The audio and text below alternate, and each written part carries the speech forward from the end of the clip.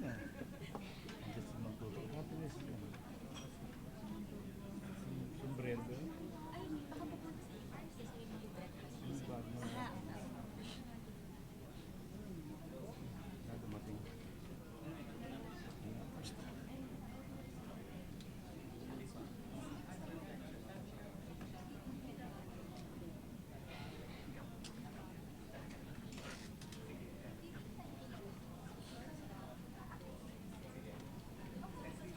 Ano mo? Wala pa naman. Ha? Wala. Puntahan mo. Wala ka po. Eh, puntahan mo nga. Bigyan mo lang buwan.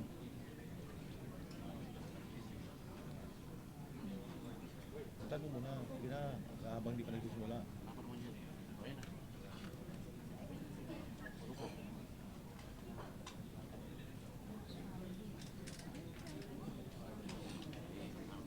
Ito ako pa rin eh. Para sinasama ko tayo.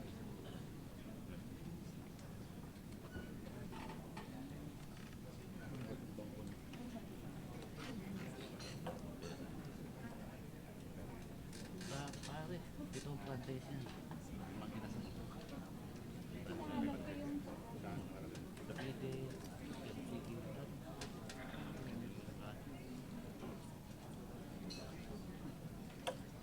sige. Hindi ka na. Wait ka.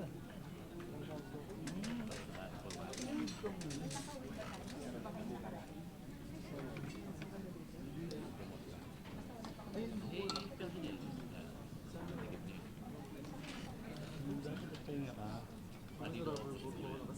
Medyo magsimula.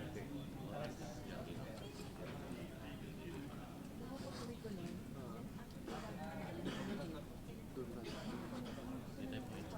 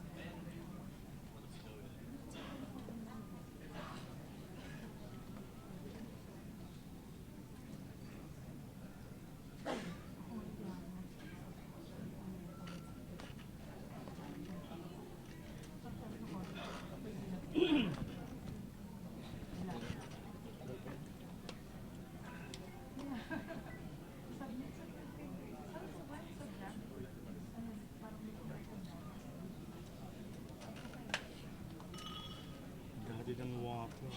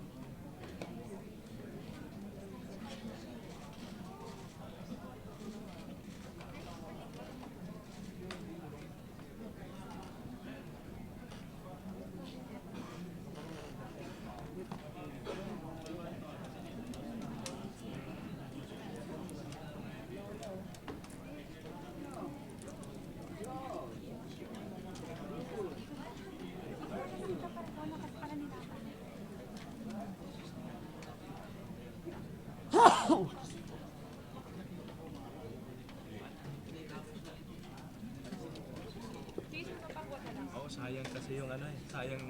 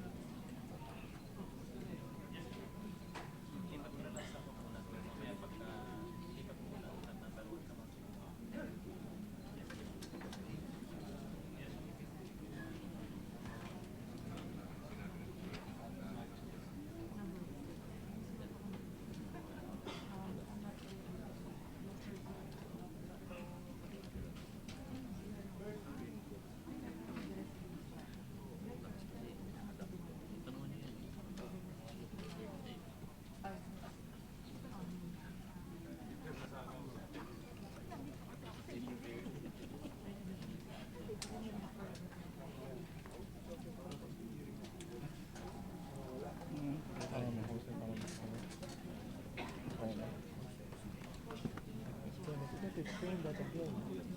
I'm not training you to have your damage. Saan yun nakarinig sa'yo?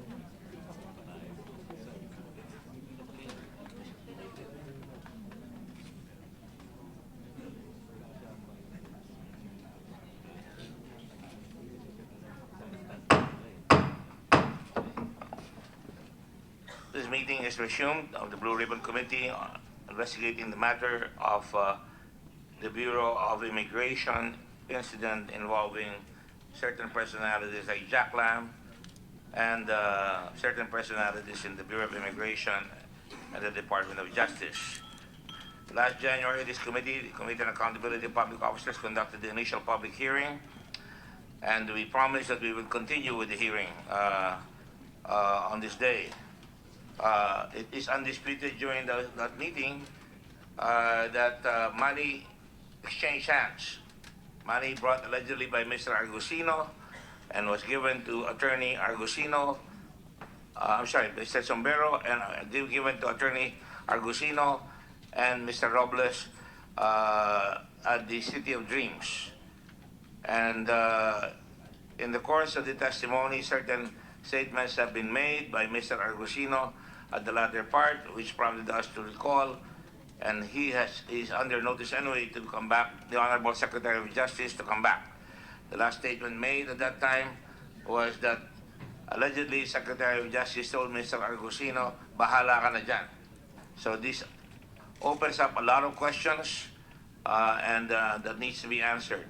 And there are many more things that we have to undertake in order to go there to the bottom of this. Oftentimes, the public, kung magkamisan po, ay sinasabi na wala nangyayari sa mga investigasyon. Hindi po totoo yan. Ang trabaho po ng Senado ay to legislate. Kaya nga po tayo ay tinatawag na in aid of legislation.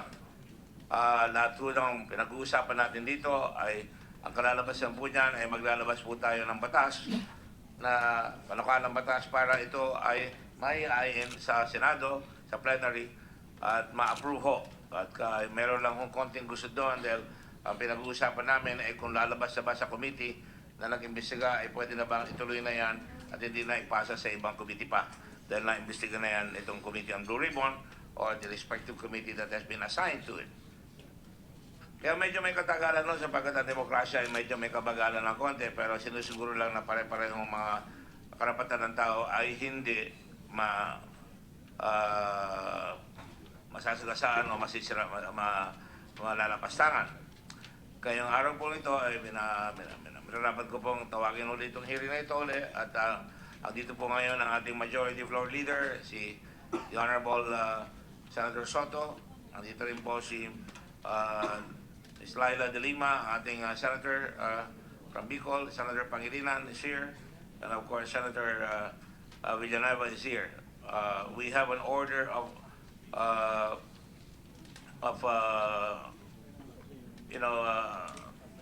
opportunities to interpolate. The rules still stand.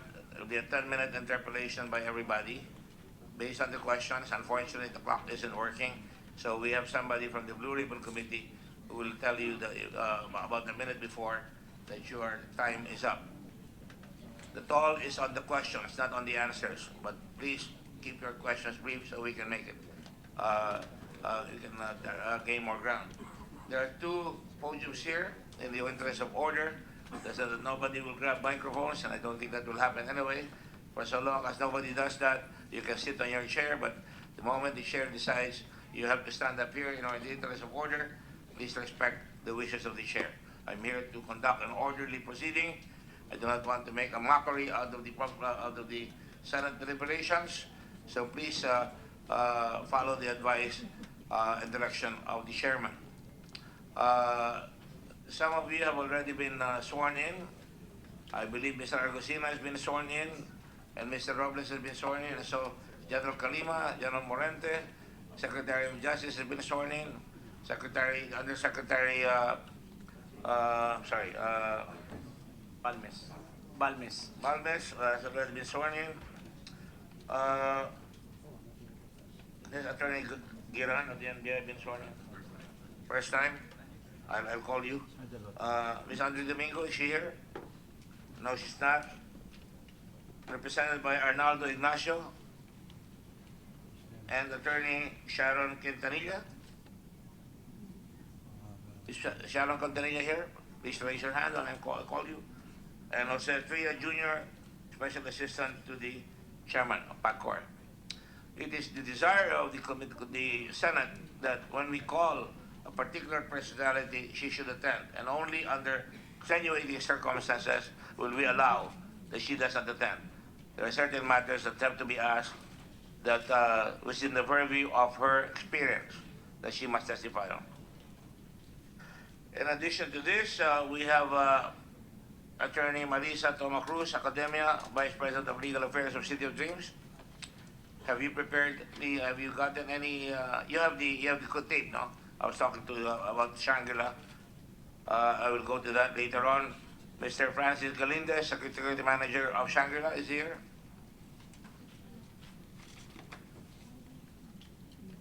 Have you gotten any tapes from the last time?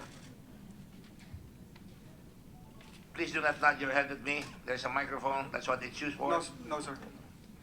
Huh? I'll talk to you later. Christian De Luna, Assistant Director of Events Management. Is she here?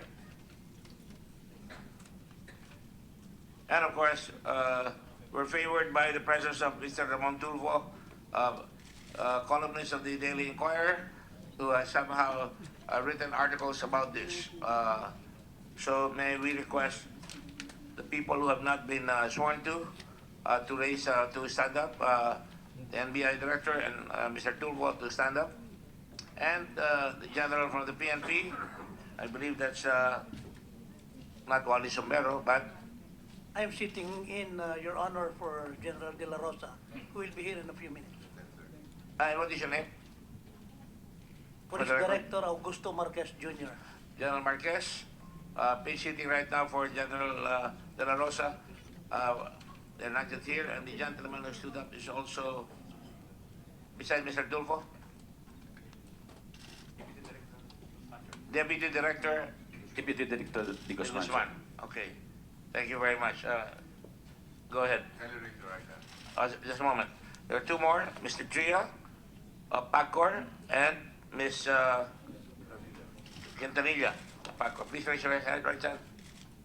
Do you swear or affirm to tell the truth, the whole truth, and nothing but the truth in this proceeding? Thank you. The gentleman in the back, what is your name, please? And the two gentlemen, just for the record.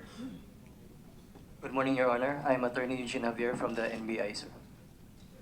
Can you state your name, please? Eugene Javier, sir. Eugene Alvier. Yes, Your Honor. And the other one? Attorney Sixto Burgos Jr. of the NBI. Attorney Burgos, assisting, and who else? Morning, sir. Attorney Gregorio Zuniga Jr., NBI. Gregorio Zuniga, Yes, Your Honor. as in the singer. Yes, sir. Yes. Thank you. So let the record say that the gentleman and lady have been sworn, and let me also state that Attorney Robles, and this is the reason why we were slightly tardy this morning. We got an affidavit from Attorney Robles. I don't know if that has been distributed. Comsec, has the affidavit of Mr. Robles been distributed? We're producing it, sir. Okay, currently under reproduction. It came in at 10 o'clock. We were about ready to start. It came in, I had to read it. So let me get Mr. Robles to read it until you get the copy so that we don't waste time. Attorney Robles, you have an affidavit? I have a copy with me. Okay. Mr. Chair. Joy, can you show this to Mr. Robles if it is the same copy that he's gonna read? Yes. Senator Pangilinan? You can stand up here. Sorry, they took away the microphone in the interest of economy and discipline. Yes. Thank you, Mr. Chairman. Mr. Chairman, I would like to, before we proceed with the testimonies of our resource persons and witnesses,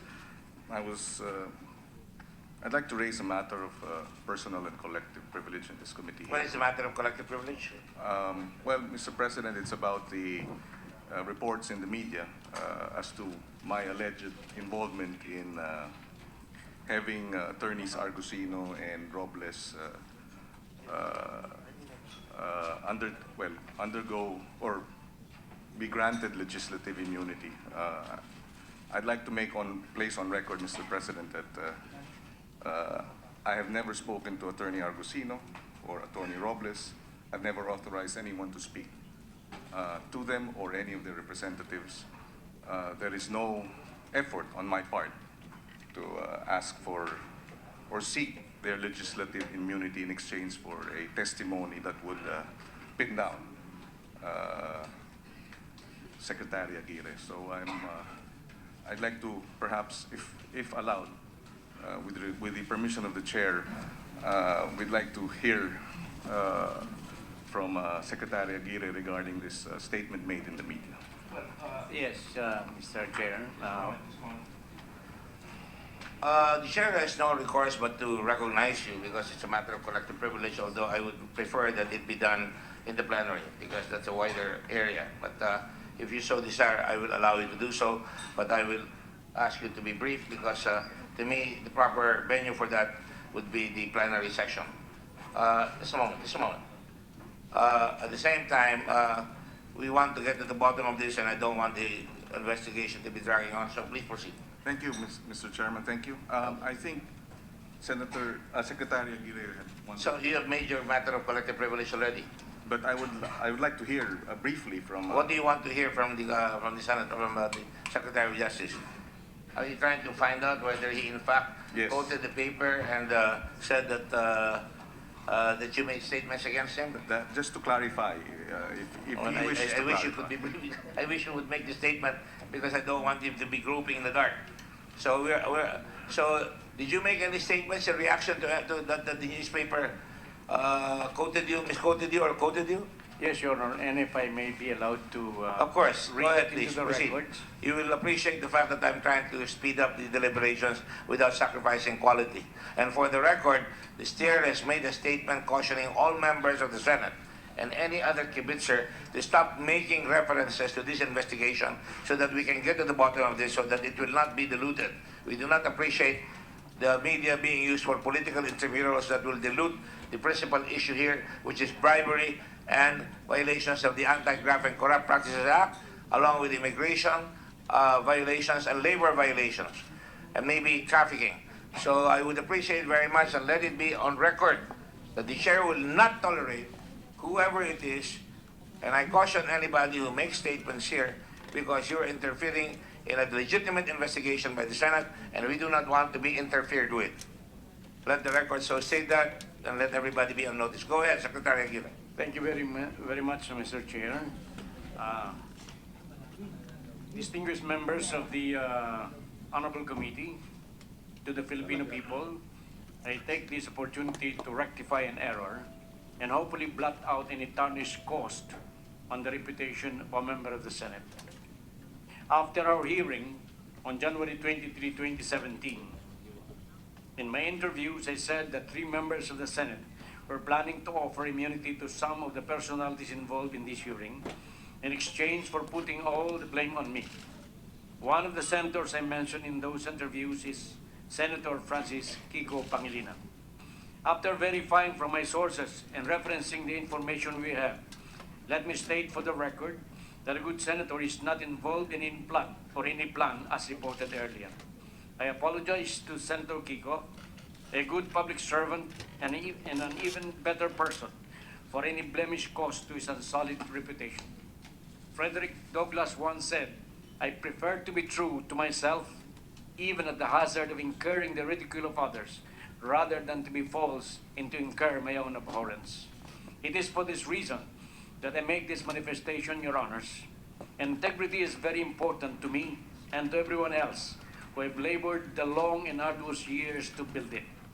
I will endeavor to correct any inadvertence which affects the reputation of any person in the same way that I will fight passionately and furiously, tooth and nail, if need be, to preserve mine. It is on this note, Mr. Chair, and to the rest of the members of this august committee, that I make my second manifestation. I've always believed that integrity is everything, It is the only thing that remains long after the dust has settled. A person's integrity and reputation, if unflawed, is immune from decay, unaffected by decomposition, and impermeable from the ravages of time. It is for this reason, Your Honor, that I've spent all my waking and working hours in preserving my reputation. What I am and who I am now is the end product of my toils, of my sweat, of my blood, and of my tears. A good name is the only real legacy that I can give to my family. In the same way that it is the only real wealth that my father and father's father have left us, I will fight to preserve this cherished legacy. Resultantly, any imputation against my reputation should not be allowed to flourish any moment longer. I should not be allowed to fester into a gangrenous wound any moment longer. Verily, a lie told 1,000 times will become the truth. I simply cannot allow it, Your Honors. It is for this account that I respectfully request that I be allowed to read into the records of this proceeding my short but point-by-point answers to the questions asked by Senator Antonio Trillanes III during the January 23, 2017 Blue Ribbon Committee hearing about the Jack Lam investigation. The first question he posed is, why did the Justice Secretary meet with suspects in the case in a hotel? My answer, I met them on November 26, 2016 at the Shangri-La BGC. The meeting was held in that hotel due to the fact that I'm also attending the awarding ceremony on the same venue and not for any malicious reasons. It was only to save time and convenience. The meeting was staged in answer to the request of Jack Lam through Wally Sombero in order to address several issues concerning the complaints of the detainees whom were placed in the Fontana Convention Center. All 1,316 of them, which only had 2 toilets. I even ordered the installation of several showers right after the said meeting. Why did Aguirre invite Argusino? This is the second question of Senator Trillanes. Why did Aguirre invite Argusino, his fraternity brother, both came from Zambeda College of Law, to the meeting with Lam instead of the BI chief Jaime Morente? Answer. This question is deceptive. To clear out things, I did not invite Commissioner Agusino for that meeting. First of all, the meeting was not set by me, but by Jack Lam through Sombero. When Commissioner Agusino came to know that I'll be meeting with a group at 5 o'clock in the same day, he asked me if he could join the meeting, and I agreed. Third question, Senator Trillanes. Why did Aguirre tell Agusino, ikaw nang bahala, after he left the meeting with Lam? Answer. The phrase, ikaw nang bahala, was understood and appreciated by Senator Trillanes with malice. In fact, I could not remember uttering that to Argusino, those words. As a matter of fact, it was only Sombero and I who were talking, and no other person participated in our conversation. And even if it's true, perhaps I uttered it casually as I was in a hurry to attend the meeting in the same hotel, and for no other reason. I may have uttered it as I was in a hurry. It was never an instruction to do illegal things. An overseer of all agencies of the Department of Justice, I have the prerogative to give direction respecting my function. The statement might have been uttered in relation to the inconvenience or plight of the illegal aliens in Fontana. Why did I meet in that hotel? I know myself. I could not be bribed. I believe in my integrity. And so I have nothing to fear that I will be corrupted. Why did Argusino ask for 100 million pesos from Sombero if his frat brother and boss Aguirre did not approve of it? Sombero could simply validate this directly with Aguirre. Answer, I am completely ignorant of this amount of 100 million. He could ask Associate Commissioner or General Sombero about this. The next question of Senator Trillanes. If Aguirre wasn't part of the extortion, bribery, why would Sombero give 50 million to Argusino when he knew that Argusino didn't have the authority or power to release the Chinese workers? Answer, I repeat, I know nothing about this. If he wanted to know the reason why Sombero gave 50 million to Argusino, then he should ask General Sombero or perhaps Associate Commissioner Agusino. He should have asked me. Next question of Senator Trillanes. Okay, Kaya ako tinanong kanina kung meron bang nagsabi kay Secretary Aguirre nung 50 to 100 million dahil noong December 1 na press ko ni Secretary Aguirre, sinabi niya noon sa kay Mr. Ted Filon na kung umuo sana siya doon sa transaction, meron siya sanang 50 to 100 million. Yun ngayon ang malaking milagro dito. Sabi ni General Calima, nalaman niya yan through kay Wally Sombero. Sabi ninyo, hindi niya sinabi. Saan nalaman ni Secretary Aguirre yung figure na yon noong December 1? Answer, I was interviewed by Ted Filon on December 1, 2016 on DZMM Teleradio in his program Filon Ngayon. In the said interview with Mr. Filon, I said, okay na, sige, General, ayos na sa akin yan. Ay siguro batang-bata yan, 50 to 100 million bibigay sa akin. I mean, kung ako ay pumayag o kung ako ay nagpatuloy yung pagsuol sa akin, batang-bata ang 50 to 100 million. As from whom I got the information about the 50 to 100 million, I got the same from no one. It was only my own estimate of the minimum bribe that would be given to me had I agreed to be bribed or corrupted. Next question. Ngayon, sinibihan ka na huwag mag-coordinate kay General Calima.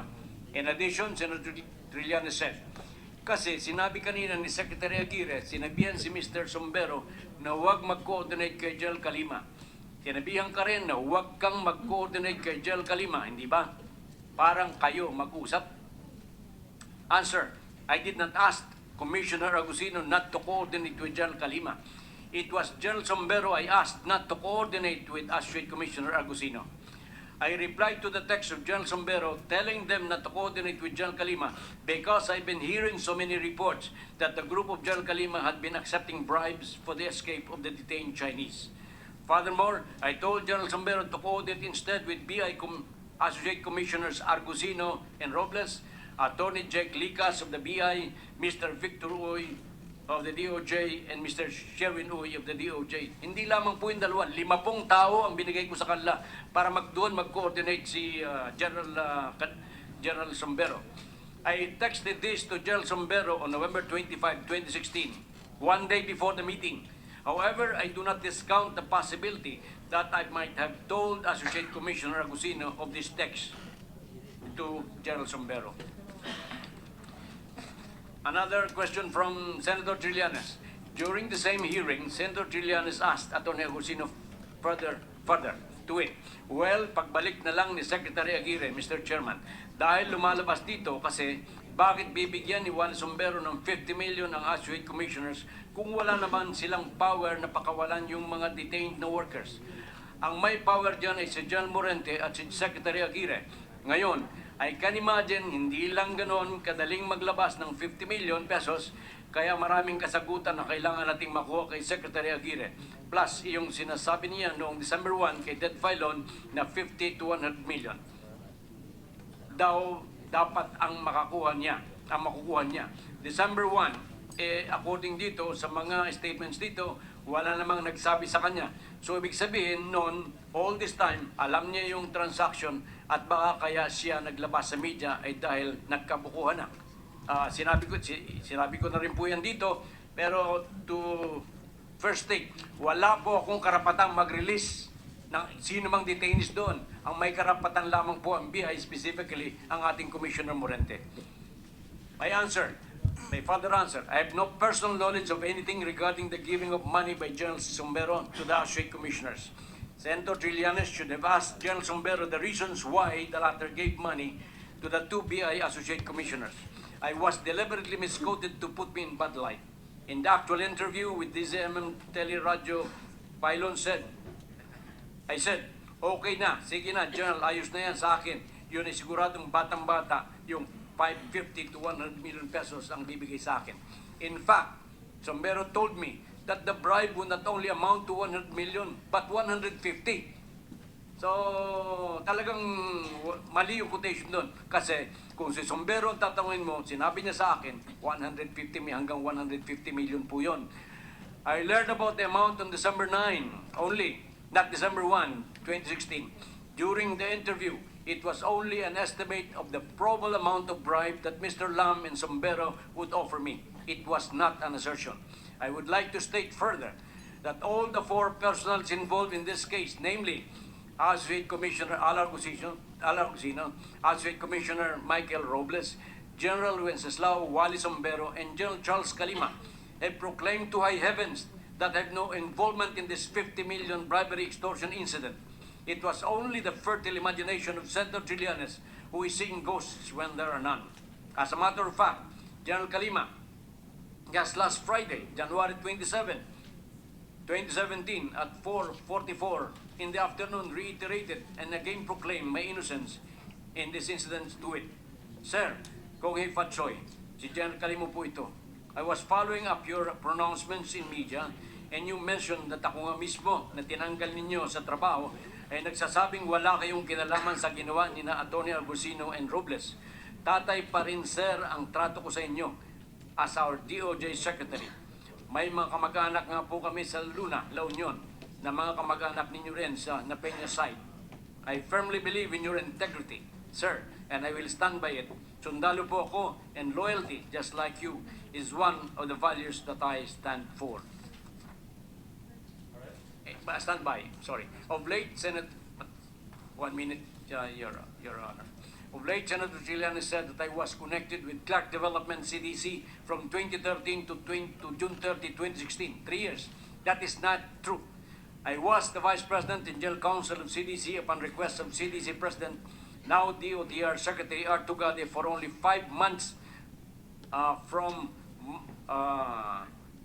to help streamline the CDC legal department. For the record, I was only with CDC from the 3rd week of March to August 31, 2013. 5 buwan lamang po ito. This is contrary to what Senator Trillanes said in the papers. I found out that perhaps he got this fact from my Wikipedia. In my Wikipedia, you will note that in my Wikipedia nakalagay doon, noon lamang daw po akong June 30, 2016 nag-resign sa CDC. That is not true. It is common knowledge that I campaigned for President Rodrigo Duterte and served as his chief legal counsel in the disqualification cases in the COMELEC and during the canvass of votes in the 2016 elections. Thus, I cannot have done all these things if I was still in the CDC. Otherwise, I'll be liable for electioneering and many other criminal offenses. Mr. Chair, Your Honors, we will actively support any investigation of this honorable committee in the aid of legislation. Under my stewardships of the DOJ, we will be your partner in the service of the people. We just pray that no unguided soul be allowed to use this hallowed proceeding as a venue to tarnish or leap untruths and upon reputation of anybody. We fully trust in the fairness of the Honorable Chairman as we thank him for this opportunity. Gandhi once said, "There is no happiness like truth. There is no misery like untruth. Truth nourishes the soul, untruth corrodes it." The best pillow is a clear conscience, and I thank God that I still sleep soundly every night. Although maiksi nga lang po dahil sa daming trabaho sa DOJ. Once again, Mr. Chair, to the honorable members of this committee, fellow public servants, and to the Filipino people, thank you for this opportunity to set the record straight. Thank you, Mr. Secretary. Are you satisfied, Senator Pangilinan? Yes, for the record.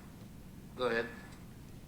Yes, for the record, we'd like to thank the good secretary for that clarification. Thank you. Welcome. Yes, is this about an interpellation? On the same matter, Just a moment. Let me just do some housekeeping.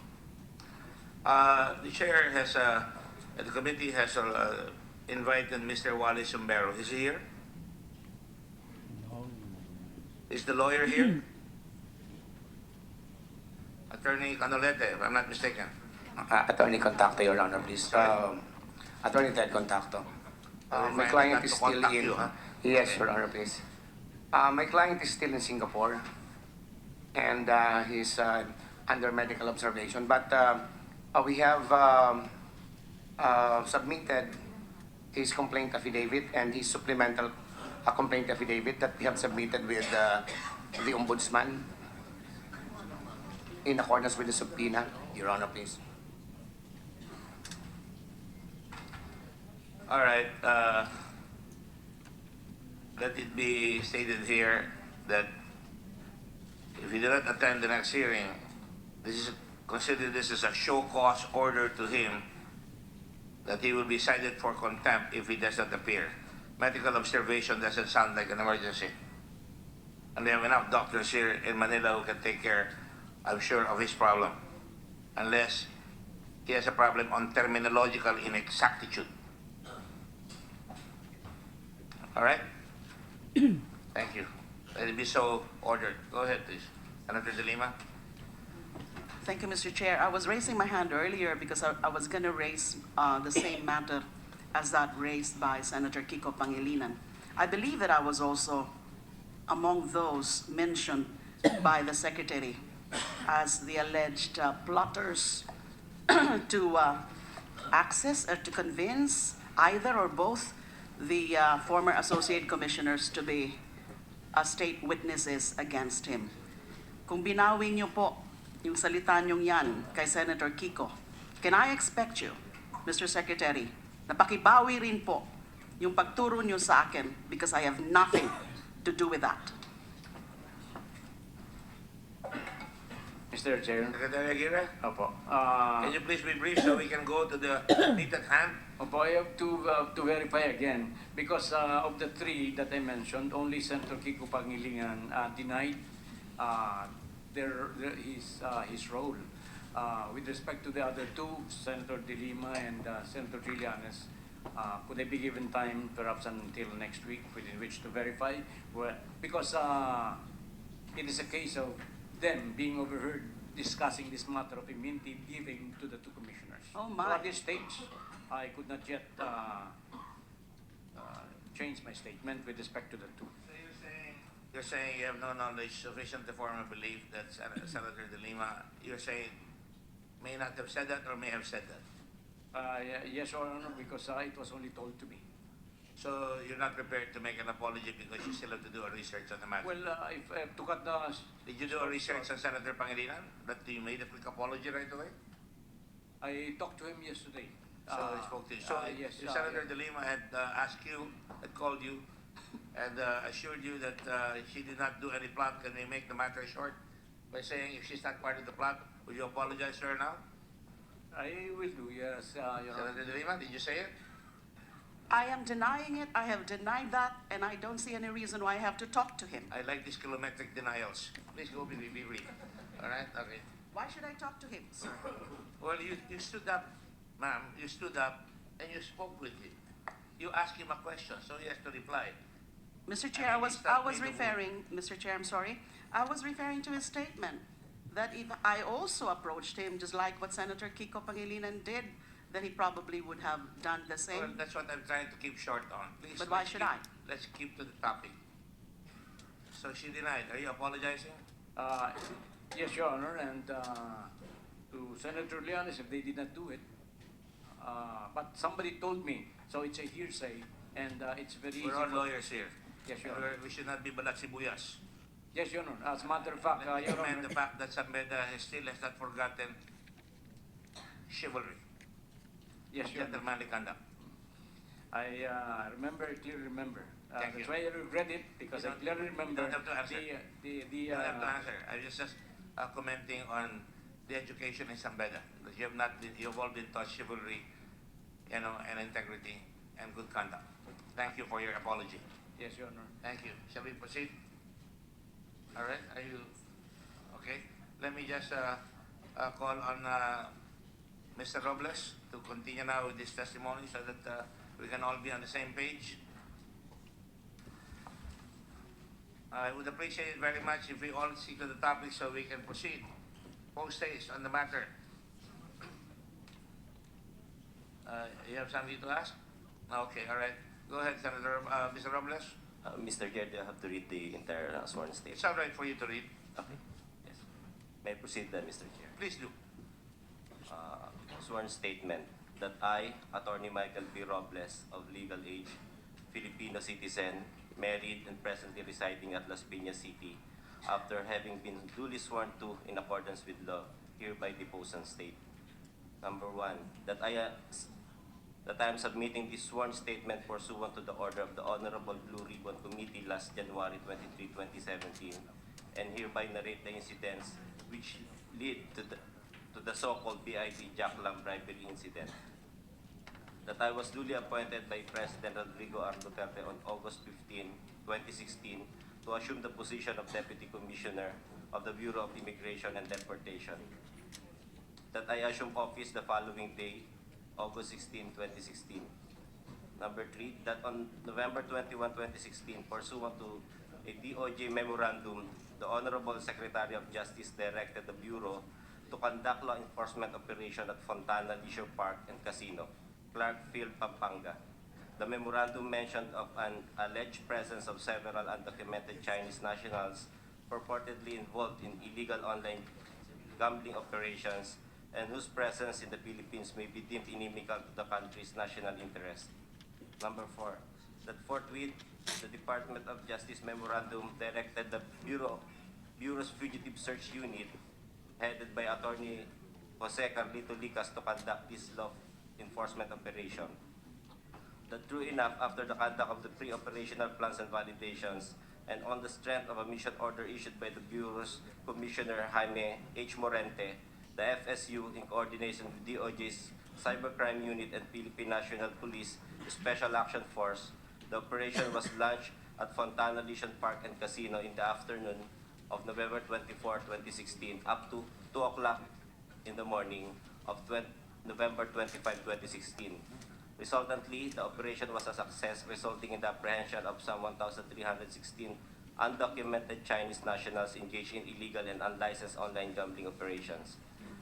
That in the afternoon of November 25, 2016, I, together with Attorney Argusino and some other employees of the Bureau, proceeded to the Fontana Leisure Park and Casino, arriving on site at around 5 p.m.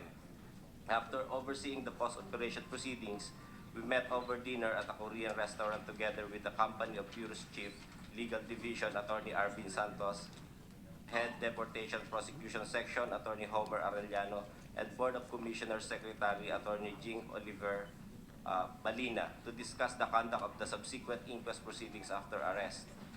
That on November 26, 2016, I woke up early in the morning at around 4 o'clock a.m. to attend to a commissioner's camp in Camp Karingal, Quezon City, to represent Commissioner Morente, who was not available during that time. That after that tedious activities, I fell asleep as early as 8 p.m. on that day, and I was awakened by a call from Attorney Argusino requesting me to accompany him to the City of Dreams and meet a certain person named Wally Sombero. Attorney Argusino also told me that we will discuss the inquest proceedings and ongoing inventory of illegal Chinese arrested in Fontana. At first, I was hesitant because I was tired and I hardly remember Mr. Sombero, and I just told Attorney Argusino to proceed without me. That according to Attorney Argusino, Mr. Sombero was the one who furnished us with a copy of a letter he wrote to Commissioner Morente through General Calima on November 22, 2016. Wondering why it was sent in City of Dreams, I still acceded to the request of Attorney Argusino because at any rate it is near our place in Las Piñas. I changed clothes and went directly to meet Attorney Argusino at City of Dreams, wherein I arrived at around 9:15 p.m. That when I arrived at the City of Dreams, Attorney Argusino was already there. Attorney Argusino and I then stayed in a restaurant for more than 1 hour, and we were discussing the inquest proceedings that were ongoing in Fontana, as well as the temporary custody and physical inventory of the 1,316 arrested Chinese aliens. That around past 11:30 a.m., we decided to leave the restaurant and to walk around the City of Dreams. We looked for a restaurant and found Irwin's Gastro Restaurant. We went inside Irwin's around 12:30 a.m. and we continue our discussion about the inquest proceedings and the custody of the arrested Chinese aliens. That around 2 o'clock in the morning, General Sombero carrying 2 bags arrived, and he started talking about his advocacy on online gaming. That most of the time I was standing and leaving them to smoke. That after some time, the waiter approached us to inform that Irwin's was closing already. We transferred to Ginger Restaurant, which was very near Irwin's Restaurant, around 3:20 a.m. already. That even when we were at Irwin's Gastro Restaurant, I was already exhausted and sleepy, while Mr. Sombero was still energetic and was talking about his advocacy to Attorney Argusino. That after transferring to Ginger Restaurant, Mr. Sombero decided to leave the place and asked us to wait for him while leaving 2 paper bags near the table. I already wanted to go home, but I don't know how to tell Atty. Argusino how uncomfortable it was to wait for Mr. Sombero for a few more minutes. I requested him to call Mr. Sombero to tell him that we have to go home. Atty. Argusino called Mr. Sombero and told the latter if we could talk on another day, but Mr. Sombero asked to wait for him. Thus, we had no other choice but to wait. That after Mr. Sombero left, I was told by Atty. Argusino that Mr. Sombero told him that the 2 bags contained the money. That I was surprised and I asked him if he asked for the money and what is the purpose of the money. Atty. Argusino told me that he still does not know the purpose of the money and he did not ask for it. He also told me that he is conducting an investigation for violation of the immigration laws and anti-human trafficking against Jaclam. That I asked Atty. Argusino what he will do if the money will be given to him. He said he will use it as evidence. That after less than an hour of waiting, or around 5:45 a.m., Mr. Sombero returned. That upon his arrival, we told him that we will be going home. Mr. Sombero also told Atty. Argusino to get the bags, but Atty. Argusino told Mr. Sombero that we will go home and he does not need it. Mr. Sombero was insisting to Atty. Argusino to bring the bags. We then stood up and left, but Mr. Sombero followed us and his assistant carrying the bags. That as we were walking towards the elevator, Atty. Argusino told me that he will use the bags as evidence and asked me to take 2 bags for security reasons. Atty. Argusino and I met during the party of our common friend in the night of November 27, 2016 in Dasmariñas, Cavite. At this party, we met in the parking area to consolidate the evidence, where I took out the 20 million from my car and put it in Atty. Argusino's car. That on November 28, 2016, Atty. Argusino called me up and told me to accompany him because Mr. Sombero arranged for a meeting at Diamond Hotel. I was reluctant to go, but I still went to the place. That during the meeting, I used to stand and leave them talking to each other and just smoke outside the hotel. After the meeting with Mr. Sombero, I asked Atty.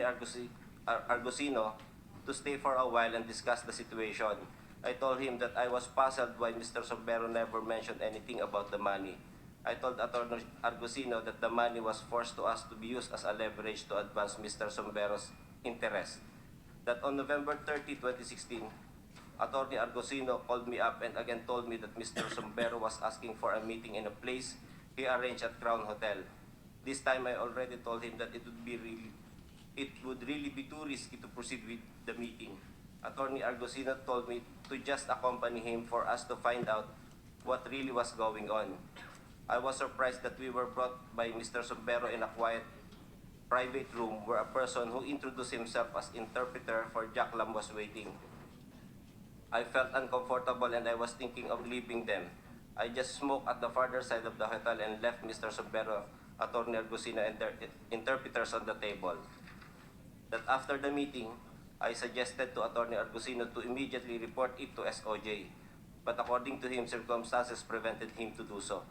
That on December 2, 2016, I was surprised when General Calima, the acting Intel chief, informed me that he was in close coordination with Mr. Sombero from day one and that they have evidence of what had transpired in City of Dreams. It strengthened my suspicion that we were framed up because an acting Intel chief of BI, instead of warning us about Mr. Sombero, had connived with the latter in plotting a frame-up operation on us, despite the fact that we have no history of wrongdoing and that there was no complaint against us by anyone. The General Calima even told me, "Kayo kasi, hindi nyo kami isinasama," and burst into laughter about it. He started mentioning about this case being leaked out in the media as if he was saying that he can stop this in exchange for something. With what General Calima was doing, we decided to seek audience with Commissioner Morente to inform him about General Calima, about what General Calima was doing, and if he has knowledge of it. The meeting happened in the afternoon of December 8, 2016. General Calima pulled out his laptop and showed the recorded conversation. He called also Mr. Sombero and Mr. Montulfo on speakerphone to let us hear their voices. That I heard Montulfo utter that he will publish an article that states that the 2 BID commissioners are extorting money from Jaclam. that I was surprised to hear that as I do not know Jack Lam, and I have not demanded any money from Mr. Sombero or from Jack Lam. With the revelation, I became afraid as my life and my family might be in danger, and we will also be portrayed in the public as having extorted money when in fact we never demanded anything from any person, and the money in possession of Attorney Argusino will be used as evidence to expose the syndicate in the Bureau. That on that night, I was informed by Attorney Argusino that General Kalima is really connected with Mr. Sombero and Jack Lam, and General Kalima is asking for the amount of 18 million. According to General Kalima, the amount of 18 million will be shared by some people. Attorney Argusino told me that he decided to give the amount as the money was theirs anyway, and that this will be the evidence which is needed in his investigation to establish the link between Mr. Sombero and General Kalima.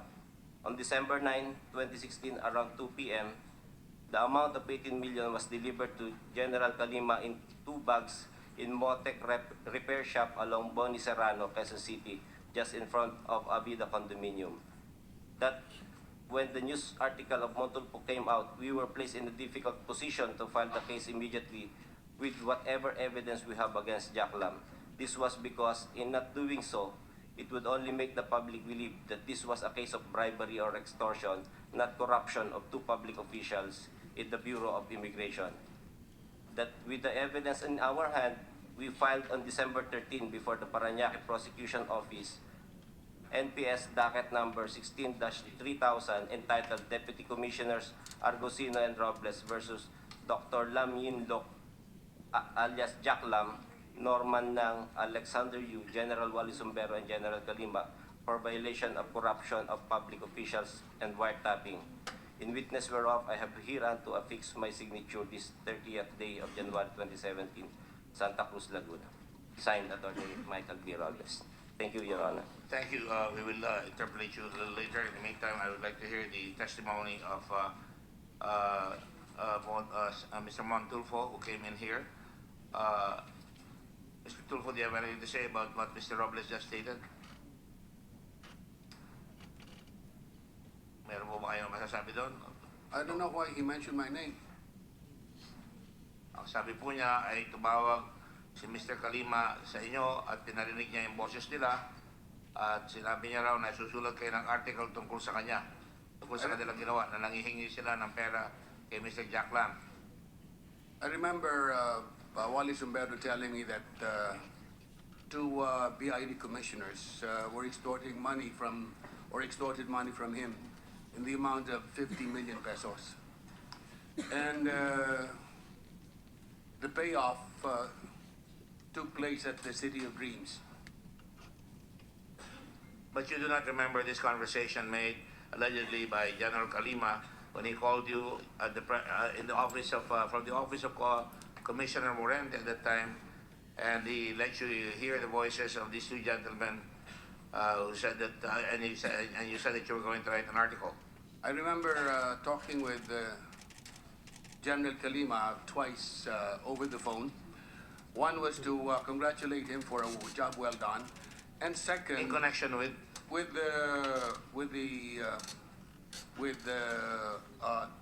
exposing the extortion, and the second was to ask why he didn't arrest on the spot the 2 commissioners after they received the 50 million pesos.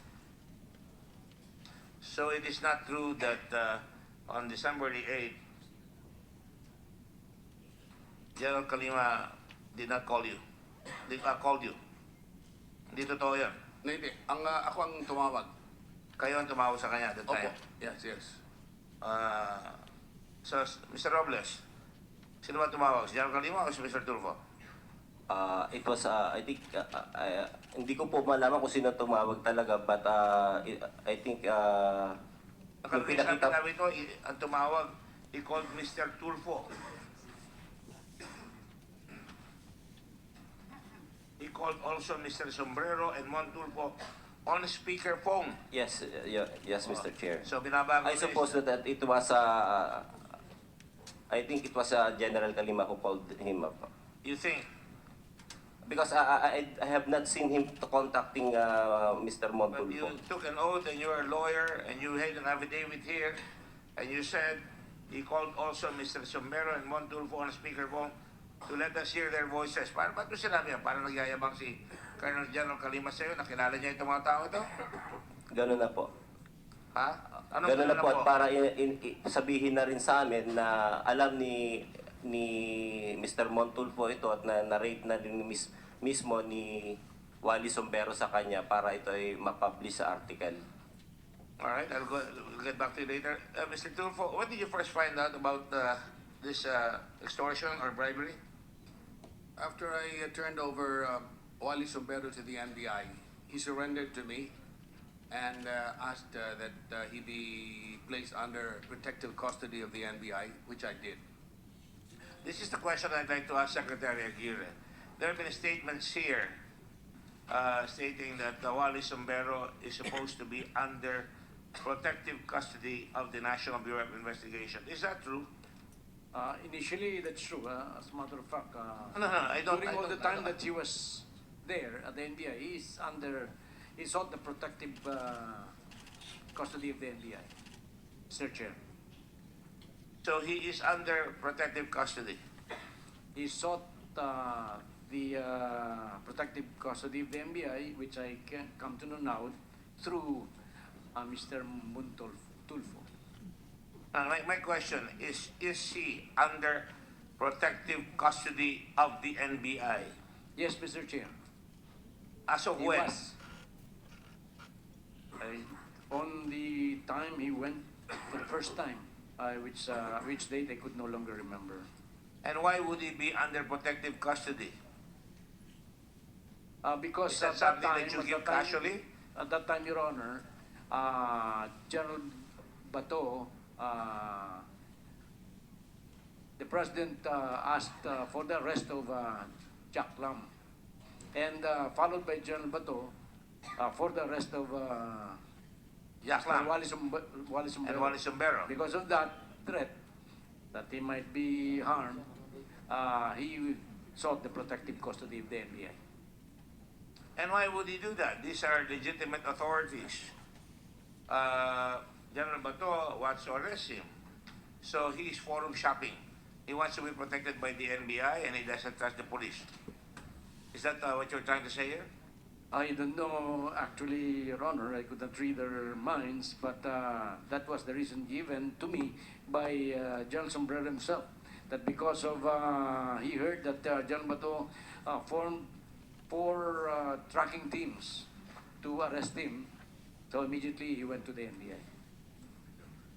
That was December 3 when General De La Rosa ordered the arrest of Jack Lam and Mr. Sombrero. Is that General Sombrero? Is that correct? If that's the date, that's correct, Your Honor. Well, that's the date we got here under our own investigation.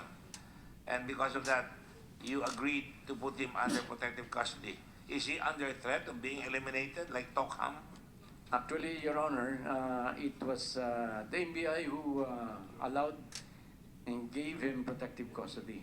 It was I was only informed as Secretary of Justice. So it was not you.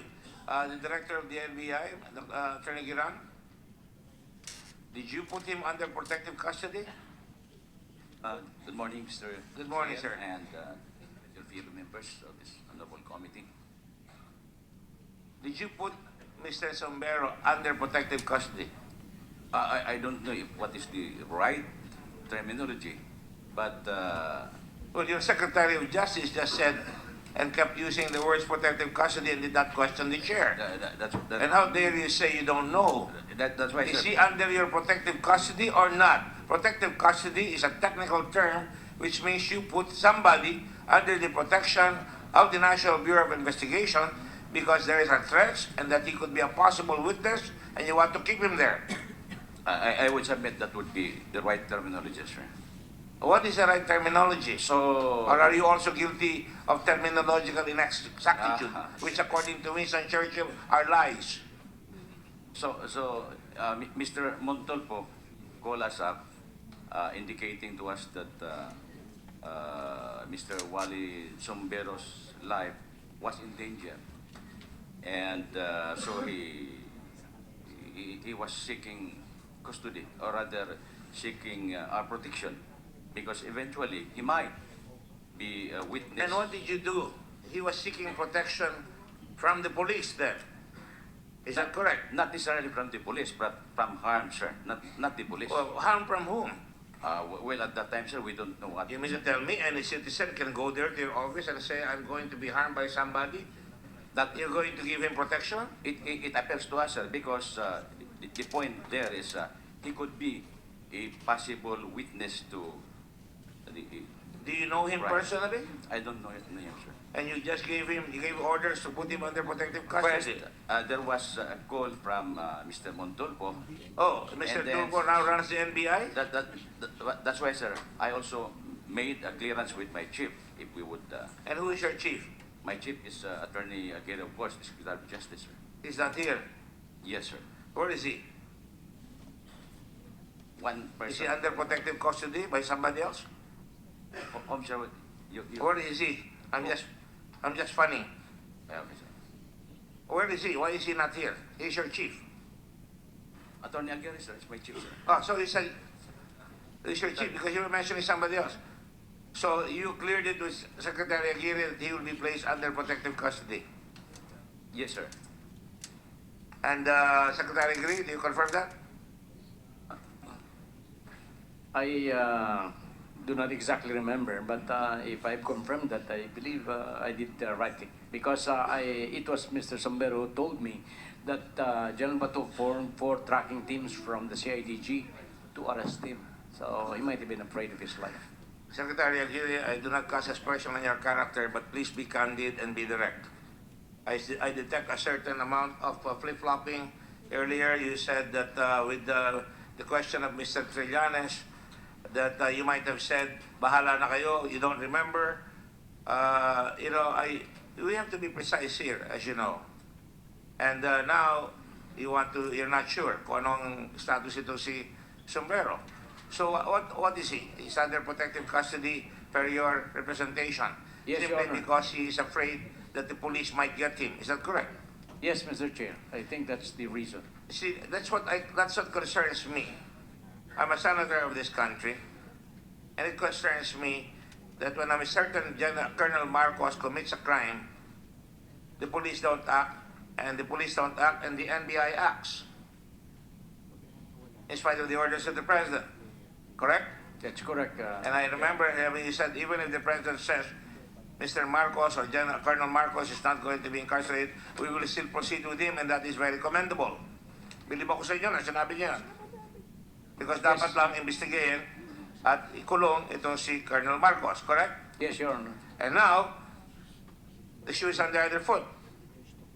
General Bato says 4 teams are tracking this elusive Mr. Sombero or General Sombero. At ngayon, binigyan niyo siya ngayon ng custody ng NBI. Don't you bother to call General De La Rosa and say, bakit ba hinuhuli mo ito? Nandito sa akin ito. Bakit nangihingi sa akin ng protected custody? Did you do that? I did not anymore do it, Mr. Chair. As a matter of fact, I think initially, the Wally Sombero was there in the NBI before I came to know about it. So if ever I gave any instruction or any approval to that, it must have been later or a few days later. Later, meaning you gave the instructions to put him under protective custody after a few days? Later, before if ever I gave the instruction to, If ever, to what does that approve, mean? that must have been done days after because. Sir, did you or did you not order that? Because if ever means if ever. It doesn't mean that you did it.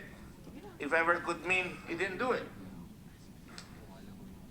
Sa Tagalog, I'm kung sorry, sakaling ginawa ko yun, I'm kung sorry. sakaling ginawa ko yun, kung sakaling ginawa ko yun, yun ang sinasabi nyo sa Tagalog.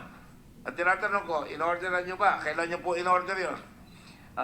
That's what I'm saying, Mr. Chair. Opo, I go ahead. could not remember exactly whether, yung sagot. whether I gave that order or not. Whether you gave that order or not. That's right. I could not remember. Because when I was told that General Wally Sombrero was there, I think it was several days after the NBI is taking custody of him, protective custody of him. But sir, you do know Mr. Sombero, or General Sombero. That's right. You testified to the fact that a few months before, you met him in the BI because he was giving a lecture. That's right. He was one of our resource persons in connection with the STL of PCS. Were you not surprised that suddenly he is now being pursued by the police?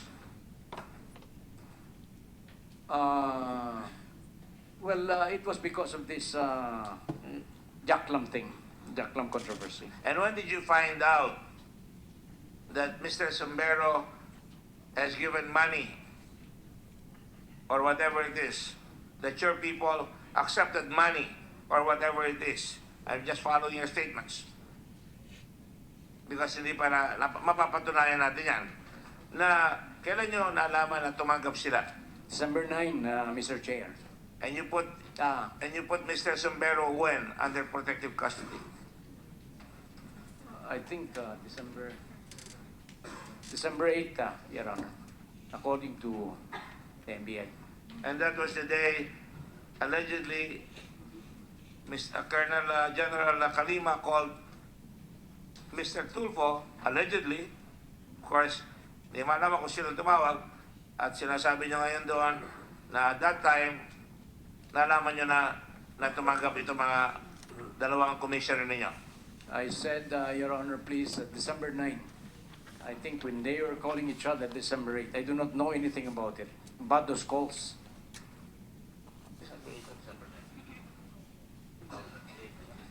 The call was made on the 8th. I do not know anything about those calls. Well, it's just coincidental then. Pardon me. On December the 8th, there's testimony na sinasabi tumawag sila kay Mr. Tulfo. On December 8th, you put him under protective custody. I don't even know that it was because through the intercession of Mr. Tulfo, Your Honor. I don't know about those things. It was only on December 9 when I was able to talk to Wally Sombero in the NBI December 9. That I came to know of these things. And you came to know about that on December 9, at tumanggap na itong dalawang ito. Do you believe, Mr. Sombero, that he planted the evidence on your two people? I would not comment on that, Your Honor, because I am the Secretary Then my of Justice. next question, and I'm forced to answer. There might be, sorry, Your Honor, there might be cases or investigations that may come to my office for review. Yes, precisely.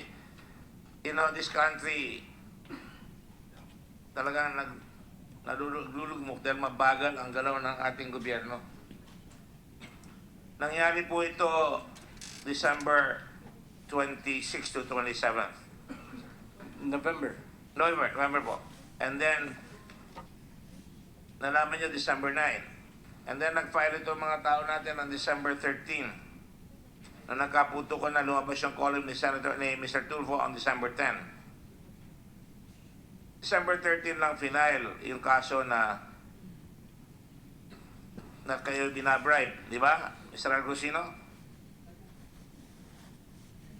Yes, Your Honor, December 13 we filed. Ang tanong ko po, Secretary, have you ordered any filing of charges upon these two people? What is their status right now? Yes, Your Honor, because I know that the two cases were already filed by the two commissioners against Wally Sombero. Ang tanong ko po, meron ba kayong final dito sa dalawang? I ordered the NBI to conduct investigation, and I believe the NBI has already filed the appropriate case before the Ombudsman. Dr. Deran, is that true? Confirm, Your Honor. You confirm. So, pinailan nyo na itong dalawang ito. Anong pinail niyo? We have copies of... No, I'm just simple asking you. Anong pinail po ninyong kaso? We filed before the office. Bribery? Did you file a case for violation of the Anti-Graft and Corrupt Practices Act? We have filed a case of direct bribery under Article 2010 of the Revised Penal Code. We have also filed cases of violation of Republic Act 31-9, otherwise known as Anti-Graft and Corrupt Practices Act, and another case for violation of Presidential Decree number 46, making it punishable So for... na-filean na sila. We have already filed. Anong status po ng kaso? It's still pending, Your Honor. I know it's pending. Where is it now? Earlier, Mr. Chairman, I was telling this committee that we filed it last January 27. January 27. Before the Ombudsman. Saan yung final? Ombudsman po. Ombudsman kayo direkto. Yes, sir. Alright. Sama-sama na yan. Opo, sir. Do you have copies of that? We have copy. Could you please, Commissioner, can you order somebody to get a copy of that? We will furnish the committee, Your Honor. Alright, Attorney Robles. Yes, Mr. Chair. Junior brand ka, di ba? If we are referring to membership of the fraternity in the Department of Justice, I'm not the junior, but in the Bureau of Immigration. Na junior brand ka sa Lex Talionis ni Attorney Argusino.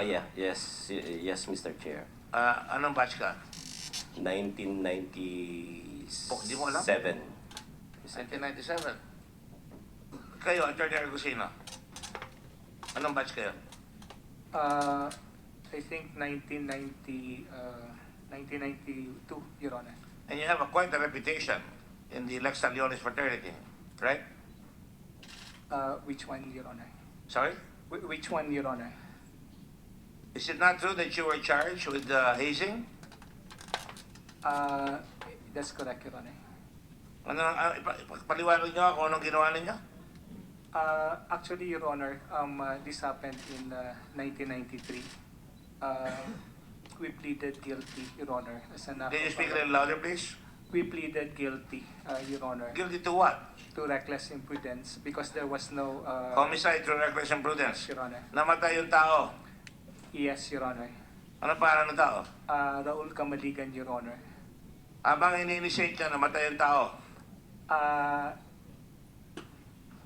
I think, Your Honor, okay, Your Honor. Ano I think? Namatay o hindi? Namatay, di ba? Your Honor, I was not there, Your Honor. But you were charged. Yes. As head of the fraternity? As one of the officers, Your Honor. So you were charged? Yes, Your Honor. And what do you plead guilty? We decided, Your Honor, to plead guilty because... And you were convicted? Yeah, that's correct, Your Honor. Then why are you acting as a commissioner of the Bureau of Immigration? Were you pardoned? Your Honor, I serve on probation. And this does not involve reckless imprudence, Your Honor. I believe that's at that time, Your Honor, because the case is reckless imprudence. What were you found guilty of? Reckless imprudence. And what was the sentence? Resulting to homicide.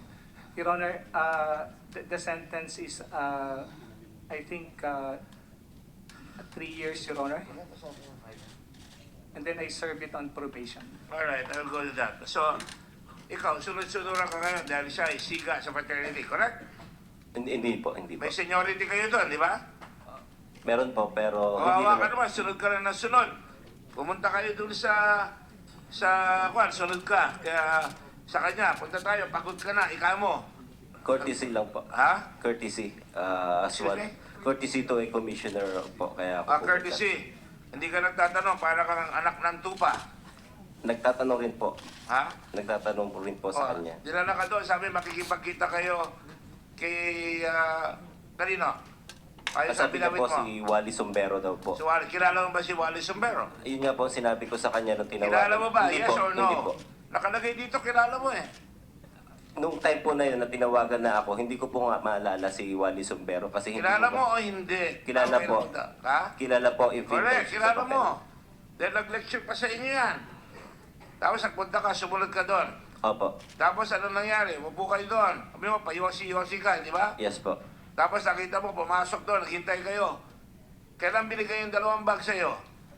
Sa akin po, nung mga inaabot po pinakuha sa akin ni Atty. Argusino nung mga 5 o'clock na while we were walking towards the parking lot. So hinawakan mo yung bag doon? Hindi ko po hinawakan. Okay, tinanong kita, kailan mo kinuha eh? Hindi ko po hinawakan. Nakuha mo? Nakuha ko po, pero hindi ko po In fact, hinawakan. nilagay mo sa kotse mo? Yes po. That's correct. So, nung dumating yung dalawang bag, una, saan nilagay yun? Sa, anong kwa? Sa pub? Gastropub?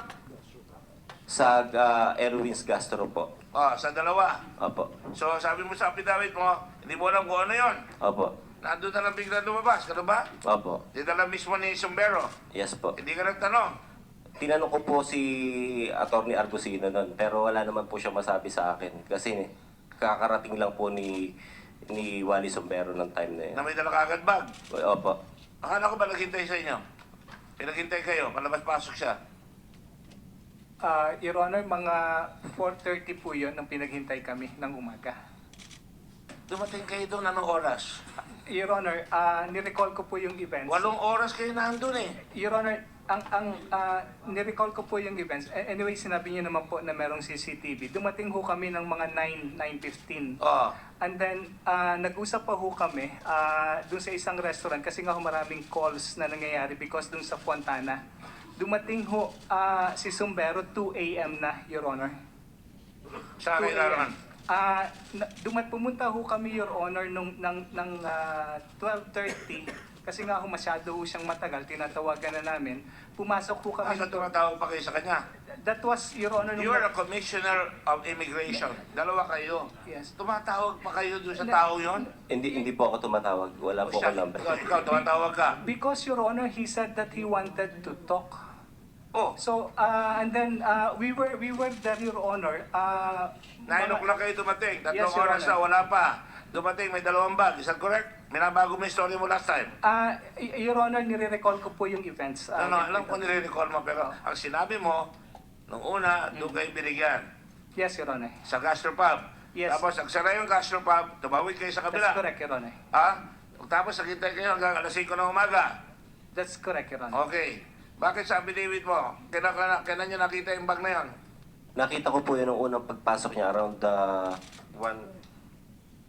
o'clock po, yung pumasok siya sa Gastropub.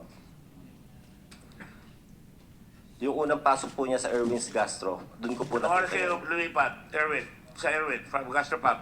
Lumipat kayo sa kabila. Mga 12:30, Your Honor, ng Oh. umaga. So, lumipat kayo ng 12:30. Sabi niya, 2 o'clock doon sa gastropub. Nandun pa kayo. Paano nangyari yun? Dumating po siya ng 2 o'clock. Pero nadala na yung bag doon sa Wala pa po, gastropub. Your Honor. Alam mo, nakikinig ako sa'yo palagi And I wish dumating yung, sabi mo nung una, dumating doon sa Erwin, 2. Tapos lumipat kayo, di ba? Totoo po yan. So dumating yung 2 bag sa Erwin's. That's correct, Your Honor. Gastropub. Mga 2 p.m. po. 2 a.m. Alam ko nagagawa kayo ng istorya. Bigla dumating ang pinabit eh. Dumating ang sabi mo nung una, sinabi mo under oath, doon binigay sa gastropub, 2. Tapos tumawid kayo, dahil sinara na kayo nung Erwin. Nagpunta kayo sa kabila, di ba? Your Honor, hindi po ibinigay nung dumating si Sombero, dala lang po niya sa Erwin's Gastro, pero hindi niya po binigay. Nasa pala kanya ginawa? po yun. Ano Opo. pala ginawa? You know, ang dami-dami namin senador yun, dami nakikinig buong Pilipinas sa kikinig sa'yo. Papakita ko na yung TV ngayon, ha? Pakita nyo nga yung TV. Ang sinasabi ko po, Ah. Mr. Chair, nung pumasok po sila, si Wally Sombero, hindi naman po niya binigay sa amin yung Wala akong tinatanong binigay. Basta may bag. Nakita mo yung bag. Paano mo nakita yung bag? dala po niya. Tapos saan niya dinala? Tapos nung lumipat po kami Saan niya dinala yung bag? Nung dala niya? dala niya po, hindi naman niya binigay sa amin sa Erwin's Hindi niya Gastro. binaba sa floor. Hindi niya binaba sa lamesa. Sa tabi po niya. Oh, tapos, Tapos nung lumipat po kami, di ba tinanong mo, ano yan? Ang sabi mo nun, tinanong mo, para sa inyo yan. Para sa atin yan, nasagot. Yes, Your Honor. Para Hindi sa ko tinatanong ang Ginger. oras. Huwag ka susunod sa script na ginawa niyo pagkatapos. Ang sinusundan ko, yung script na unang sinabi mo. Yes, Your Honor. Sa Ginger po yan. Ha? Sa Ginger Restaurant. So, sa Sa Ginger Restaurant, Your Honor. Ginger. Yes, Your Honor. Yun po yung pinaglipatan namin. Yung pangalawa. That's correct, Your Honor. So, nagbigay na doon sa 2 ng una, tapos dumating yung 3 bag sa pangalawa. Your Honor, hindi ho binigay sa amin yan nung nasa Erwin's kami. Dala-dala po niya pabalik yan, Your Honor. Pamunta ho kami sa Ginger, siya ho yung may dala. Sige na, papaliwalaan kita nang hindi ako naniniwala sa'yo dahil sinabi mo, Iwan yung bag, nagtanong ka para sa atin yan, tapos sumanggap kayo ng 3 bag later on. Sa Ginger po yun, Your Honor. So, tinanggap niya yung bag sa 3, 5 na. Bakit sa affidavit mo wala nakalagay na 3 bag? Sinabi ko po 5, nandito po.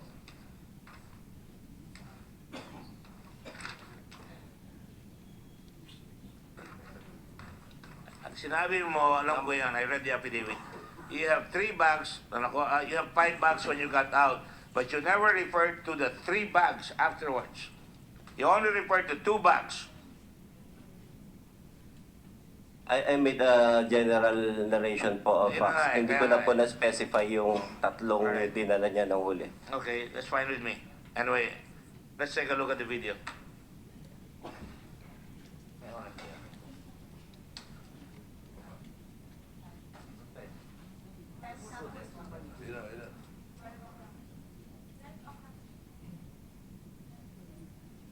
Saan yan?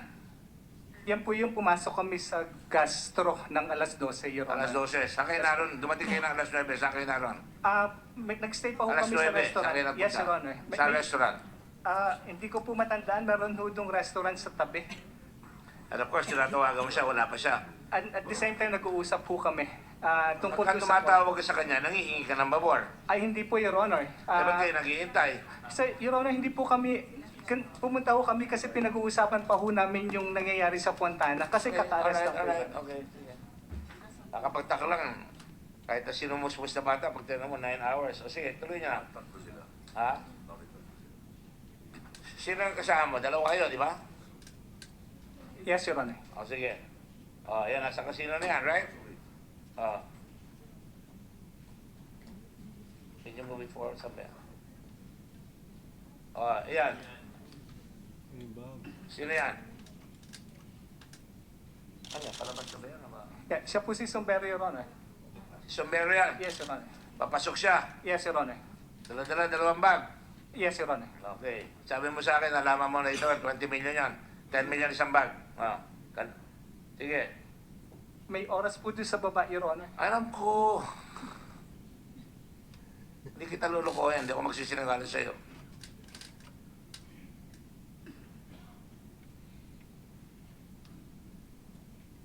Yes, Sombrero. 2. Ha? Palipat na kayo yan. Ang oras dyan ay 3:30 a.m. 3:13 a.m. Dala yung 2 bag. Lumipat kayo sa kabila.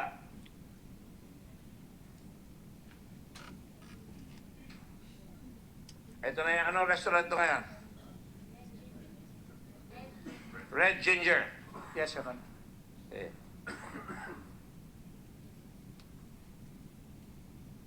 Can you turn off the lights, please?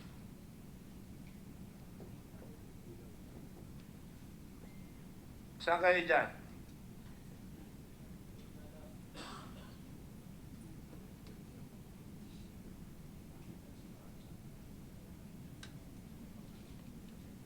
Ito, di ba? Sino yun? Nakatayo. Tao ba yun?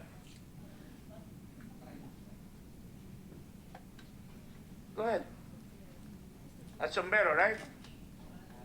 So, nilagay niya yung bag doon sa tabi, right? Tama? Must be here.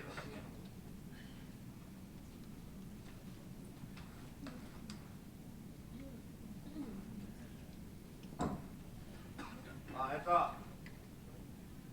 Ito ang cashier. Diyan Kalima, you were the one who presented this, right? Kinuha mo ito, di ba? Ito ba yung nakuha mo? Ha? Kami nakakuha nito doon sa hotel. Ganun ba? Yes, sir. So we got this from the hotel. Ang cashier. So we're seeing this for the first time in public.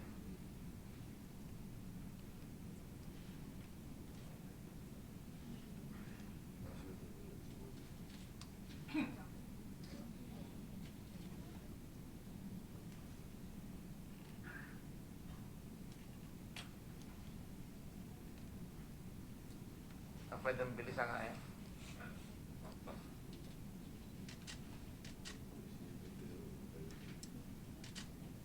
That's the cashier, sir. Yan. Ayan na. Oop, nahulog. Sumabog. Sumabog yung bag. Dalawang bag yan, ha?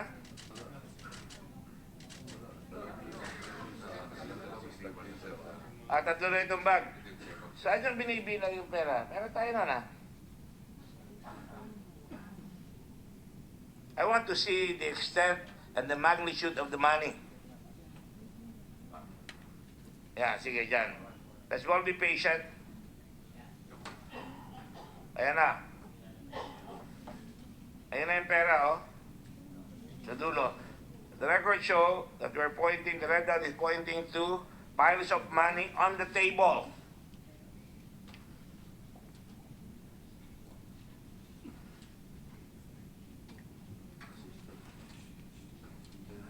Ha?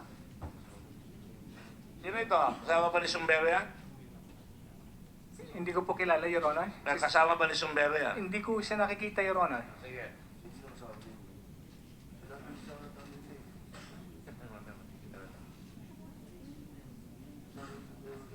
Darating Sumbero yan, di ba? Sige, siya magsasalansan yan. Dito naman, magsasalansan si Sumbero dyan mamaya. Can you move it forward, please? Ayan, kinukuha na yung bag. Pero ulit. Ayan na.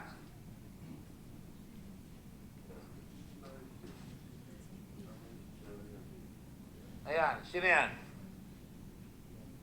Hindi ko po kilala, Your Honor. Pero nakita mo yan kasama ni Sumbero? Hindi po, Your Honor. Hindi yan. Hindi po, Your Honor. Si Sumbero lang po yung Attorney nakikita Robles ko. said, nasa number 14 mo affidavit, may kasamang assistant si Sombrero eh. Nung dumating po siya mga 4:30 nung tatlong Anyway, you can lie as much as you like. The Senate has powers of contempt and we can lock you up here. Pero hindi ko po kilala, Your Honor, yan. Anyway, lalabas na dyan. Pag hindi kayo makakilala, you know, you cannot lie. Later on, lalabas yan. Kaya, you better tell us the truth if you know already. Sige.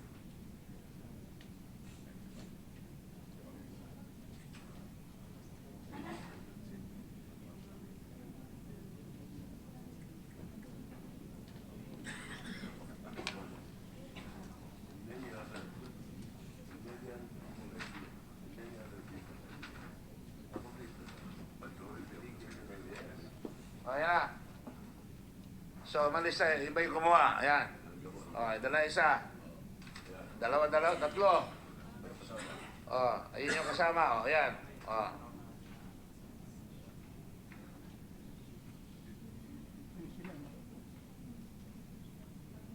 So, baka casino employee yan. Hindi nyo kasama yan. Pero lalabas mamaya yan. Hindi casino employee yan.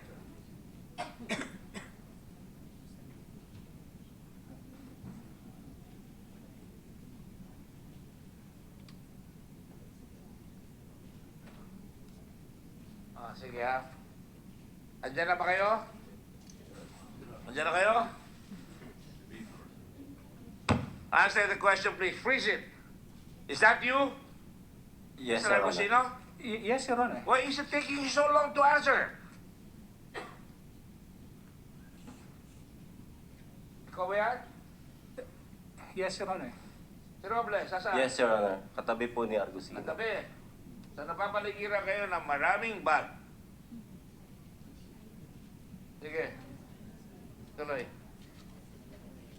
Kilala niyo yung mga tao yan? Kilala ko po. Kilala mo. Sino yan? Yung nasa likod po, actually, kapatid ko po. Kapatid mo, yung nagdadala ng bag? Opo. Okay. Kasi hindi ko naman po alam na ganyan ang pagmimitingan. Okay lang. Anong pangalan ng kapatid mo? Marlon Robles, Mr. Chair. Marlon Robles. He is already in abroad. Is that right? So itong nakaputi ang kapatid mo? O ito? Puti po. Nakaputi. Sumbero ba ito? Yes, Mr. Chair. So kilala niyo Sumbero? Mr. Argusino, kilala ni Mr. Robles Sumbero? Kasi po, Yes, Your Honor. nakatabi Kasi po namin nag-present po siya sa amin nung gabi na yon. October 5, Your Honor. Ha? Nag-present po siya sa amin nung October 5. Kaya nga. Ayan, lumabas sa sombrero, di ba? Dala-dala niya na yung bag, right? Yes, Your Honor. Sige, tuloy mo. Sino ito nasa una? Mr. Robles, sino yung nasa una? Yan po yung kasama ni Mr. Sombero. Hindi ko po kilala. Ito. Kapatid mo ito, si sombrero ito, kasama niya ito. Dalawa kayo. Partner, mag-Brad. Sige, go.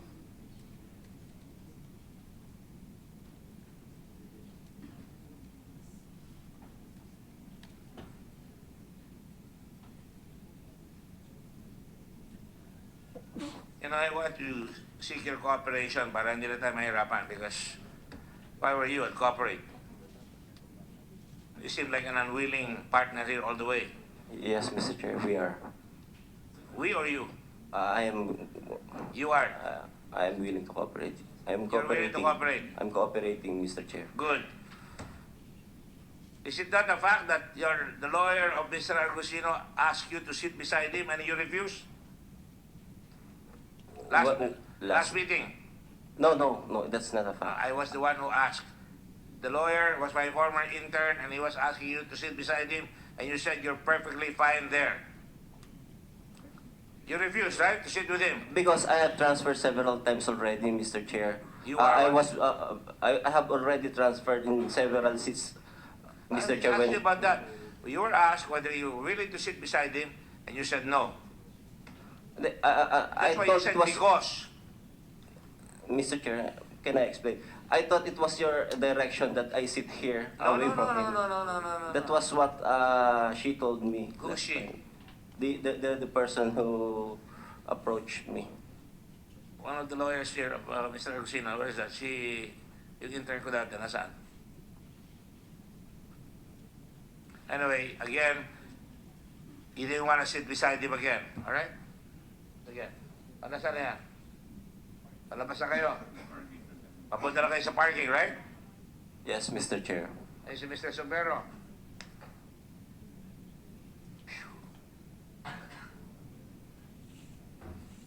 Ano sinasabi dyan ni Mr. Sombero?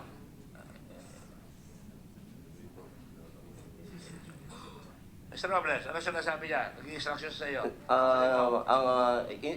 Yung exact words hindi ko po alam pero he is pointing to direction kung saan kami dapat dumaan. Sa kayo dadaan? Opo.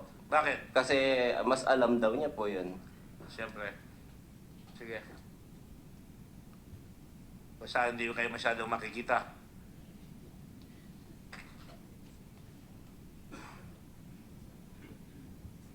Sino yung nakasul na yan?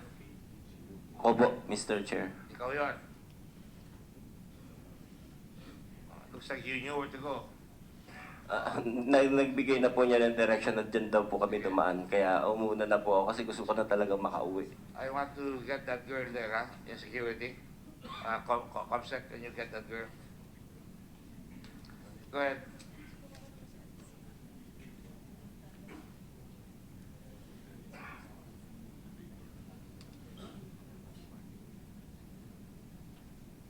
O, ba na kayo? Palabas na kayo niyan, correct?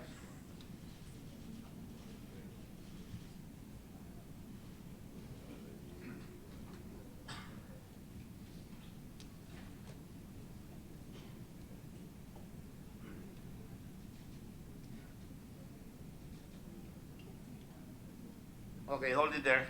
Now. Hold it. Turn on the light, please. Mr. Robles, Yes, Mr. Chair. nagpartihan na kayo dyan, di ba? Doon po sa naglalakad pa lang po kami before going to the elevator, ini-request na po sa akin ni Mr. Argusino, Attorney Argusino, na dadalhin ko yung dalawang bags. So, dadali mo yung dalawang bag. Pinadala mo sa anak mo, sa kapatid mo. Opo. Yung sa kanya, kanina niya pinadala. Siya nagdala. I do not know po kasi naghiwalay na kami. Mas So, dinala mabuti mo po sa siya kotse mo? sumagot. Magkatabi ba yung kotse niya sa paradahan? Magkalayo po. So, dilagay mo doon sa bag, yung dalawang bag sa auto mo. Yes, Mr. Chair. Mr. Argusino? Sa iyo?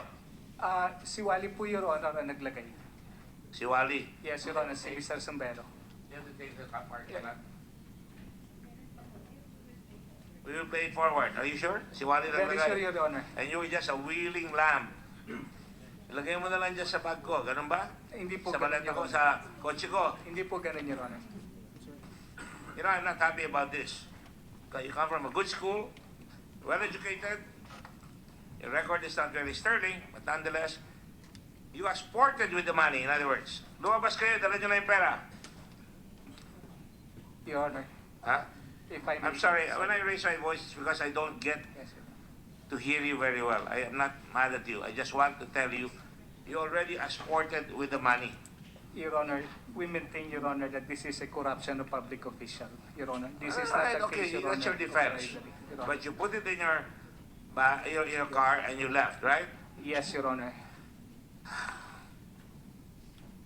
And then you kept it. And then according to Mr. Robles, after you brought it home, where did you hide it in your house? In my small office, Your Honor. So you didn't go to your home, I have a small office in my home, Your Honor. in your office, in your house. That's correct, Your Honor. Do you have a safe? There is a small place there where I put it, Your Honor, where no one can see. All right, so you put it there. And what about you, Mr. Robles? Hindi ko naman po binabayo ng sasakyan. Binigay ko rin po nung gabi sa kanya. Kay Atty. Argusino. On the same November 27. On the same day? Yes po.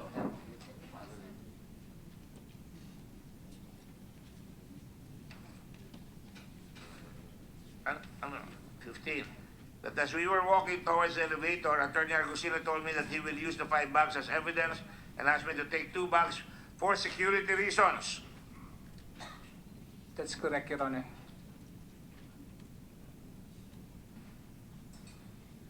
And what time was that? Po, Your Honor, yung naglalakad kami sa going to the elevator. And going to the car, sinakay niya, kailan mo binigay sa kanya yung bago ulit? Si Argusino? Noong pong... Not at the same time. Hindi You po, went home, right? Not po. Nung gabi na po. Nung November So 27. iniwan mo lang sa kotse mo yung pera? May garahe naman po sa amin sa No, bahay. answer my Yes, Mr. Chair. All the time, nasa loob ng kotse mo, iniwanan mo doon. Yes, Mr. Chair. Alright? Pagkatapos, on the evening of the 27th of the same day, alright? Pumunta kayo ni Attorney Argusino. Pinag-usapan niyo ba yun? Makikita kayo sa Dasmariñas? Magkikita po talaga kami. Pinag-usapan niyo? Yes po. Kailan niyo pinag-usapan Prior niyo? pa po yung event na yun. Prior, bago niyo tinanggap yung yung incident pera. na yun. May date Opo, kayo. meron na Makikita po. kayo sa Dasmariñas. Sa Cavite. Saan doon? Sa yung exact po na street hindi ko po alam pero parati na rin po kami nakakapunta doon kapag may mga event. Palagi kayo Or church. nakakapunta, pero hindi mo matandaan. Well, refresh your memory. Is that a public place? It's a It's a park. private place. So, kanino yan? It's I forgot the name of the Alright. You met in the parking area to consolidate the evidence. Kuno. When I took out the bag, 20 million from my car and put it in Attorney Argusino's car. Yes, Mr. Chair. Alright. And then what happened? Tuloy mo. Birthday party ng common friend, di ba kamo? Yes po. Sino yung pinag-party na yan? Yung pong fraternity brad namin. Ano? Sino? Ano po? Anong pangalan?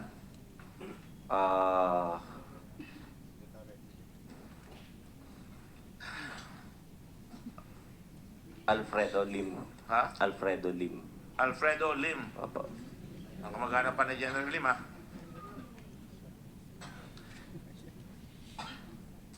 And then, he told you to accompany him because Mr. Argusino arranged for a meeting at Diamond Hotel. Yes, Mr. Chair. Ano Mr. Sumbero? Opo. Nakita ba kayo doon? Late po ako dumating, inabutan ko na lang po sila. On the 28th? Yes, O Mr. ano Chair. nangyari doon? Dumating lang, nakikain lang po. Sila naman po yung nag-uusap. Palabas-labas rin ako sa hotel to smoke. Hindi mo alam kung anong pinag-usapan. Ang mga pinag-aabutan ko lang po So is yung... indeed, you're a willing lamb. Sunod ka lang na sunod. Junior Brad. Nirequest lang niya po kasi yung... No, answer my question. Sunod ka lang na sunod. Nakikisama ka dahil senior siya sa'yo. Hindi po sa ganun. O, Gusto ko rin bakit pong... mo pumapayag? Pumupunta rin po ako kasi Tinanong nga mo ba po... sa iyo kanya na, uy, ano gagawin natin sa pera? Yes po, tinanong ko po sa O, kanya. ano sabi niya? Ang sabi niya po ay gagamitin daw niyang evidence. Tinanong ko rin po kung hiningi niya yung pera na yon eh. Ang sagot niya po, hindi naman niya daw hiningi. Ano pala?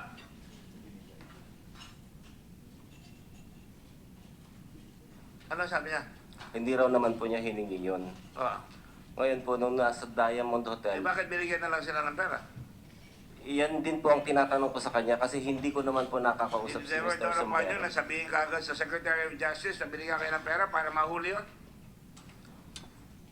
There was a moment na minention ko po sa kanya na bakit hindi mo na-mention niya kay Secretary of Justice. That was after November 30, I think. This November 28. On November 28 po, sinabi ko na sa kanya na bakit, para saan ba yung perang binigay sa'yo? Ano na? Tinanong ko na po siya, Na? para saan ba yung talagang pera na binigay sa'yo? Na-mention ba? So, nagdududa ka na? Opo. Kuno? Nagdududa na po talaga ako doon dahil hindi nga po namin, hindi ko po malaman kung bakit nagbigay ng ganong kalaking pera. You're a lawyer. You pass the bar. Hindi ka nagtanong, oy, baka bribe yan ha? Something like that. Ang ano ko po, I sense that there is Ito something sinabi mo. wrong with it. You ask Agustin to stay for, I asked Attorney Agustin to stay for a while and discuss the situation. Sabi ko sa kanya, nagtataka ako, bakit Mr. Sombrero never mentioned anything about the money? Wala siyang binanggit tungkol sa perang binigay sa inyo. I told Attorney Agustino that the money was forced to us to be used as a leverage to advance Mr. Sombero's interest. Sinabihan mo yun? Yan po Ano ang... sabihin? Sinabihan mo si Argusino na binigay sa inyo yung pera. Para mo nalaman, pinuwerso kayong tanggapin yung pera para sa kapakanan ni Mr. Sombero. Kasi naman po, hindi naman po kami nang hihingi. Hindi rin ako nang hihingi ng pera. Hindi ka rin nagsusumbong na binigay ka. Limpak-limpak na salapi yung binigay sa inyo. Hindi ka nagsusumbong sa inyong superior officers. Sinasabi ko po sa kanya, wala po kasi akong... Paliwanag mo sa akin why it took you until December 13 to file the case at ilabas niyo yung pera nung nagkabukuhan na case kay Mr. Tulfo. Alam niyo, it's just like pulling teeth. Tinatanong ko kayo, talagang lalo kayo nababaon. Hindi sa sinasabi niyo sarili, hindi ako nagbabaon sa inyo. Mr. Chair, there were several incidents that transpired and actually wala naman po kasi ako dito na control dito sa transaction na to. It was Argusino who was investigating o who talked with Wally Sombero about this. Ako po sinasamahan ko lang Hindi talaga. kaya natatakot ka dahil may nag-uutos sa inyo na malaki na huwag niyo ibibigay yung pera? Wala naman po. Bakit hindi ka magsasabi niyan? Mr. You're Chair, familiar with bribery, right? yes, I understand. Are you a yes. public official? Yes, during that time, Mr. Chair. Yes, you are, right? Yes. Hindi ka natakot na, uy, binigyan tayong pera, tumanggap tayo. Insofar Sinasabi mo, pinawar sa akin ni Argusino, huy, corruption of public officials yan. Bakit hindi natin sinumbong? But the money was received in evidence. The purpose of the receipt was for only physical possession, Mr. Chair. That was what Argusino told me about I it. would not want to think that you represent your school because I'm sure your school taught you proper law. Yes, Mr. Chair. Because kung ikaw yun, dapat sinabi mo na kagad yan. Anyway, if you could insist on this line, I will let you do that. Your affidavit speaks for itself. Your statement speaks for itself. And I'm asking, I already told you, you should cooperate because kung meron ka nalalaman na malalaking tao dito involved, dapat siguro, ang sinabi nyo lang, corruption of public officials. Anong lumabas doon sa inyong investigasyon? Nagpunta kayo doon sa Puntana. Nasa na nga pala, Commissioner Montero, yung hiningi ko sa inyong listahan. Pag may hiningi sa inyo ang Blue Ribbon, huwag nyo ibibulaga sa amin, dapat pag-aaralan namin yan. 101,319 yan. 1,316, sir. Oh, you corrected me, correct? Yes, sir. Do you have it? And we have it, sir. We were told to bring it today, sir. No, you were told to give it to us. We are submitting it now, Your Honor.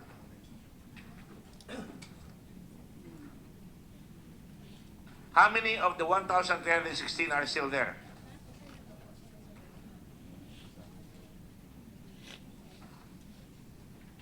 Kasi ito pinag-uusapan niya kay may lumabas sa pera para lumabas siya mga yan. Ilan pa ang natira? At the Fontana Convention Center, Your Honor, we have 71.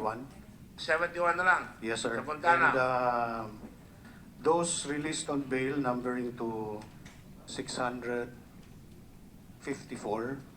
654 released yes, on bail. yes, Your Honor. 416 na lang po yung... Upon your orders yun, 654. Yes, Your Honor. Why did you release them on bail? I'm sorry, Your Honor. Why did you release them on bail? They are authorized to be released on bail, Your When Honor. did you release them on bail? December 3, Your Honor. December 3. Yes, Your Honor. That is 7 days after the incident, or 6 days after the incident, correct? Yes, Your Honor. See, And it puts the 44 government in a very bad position. 654 are released 6 days after the incident, after money changed hands, and when no case was being filed. cases Wala bang were... kaso pinafile?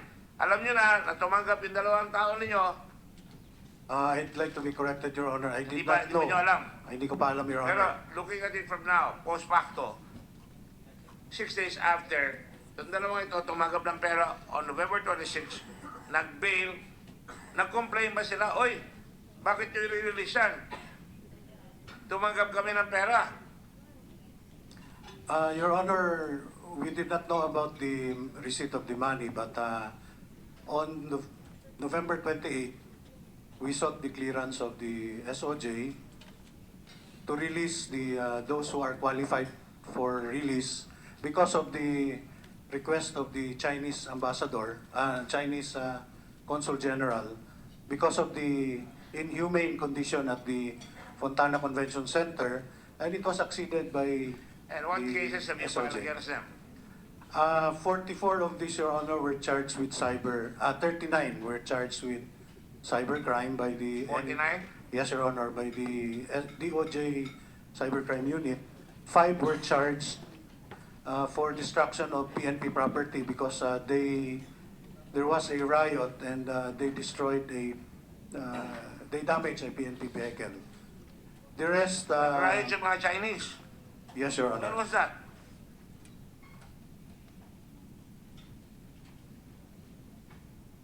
I think December 22, Your Honor. 20? 24, December 24. Christmas Eve.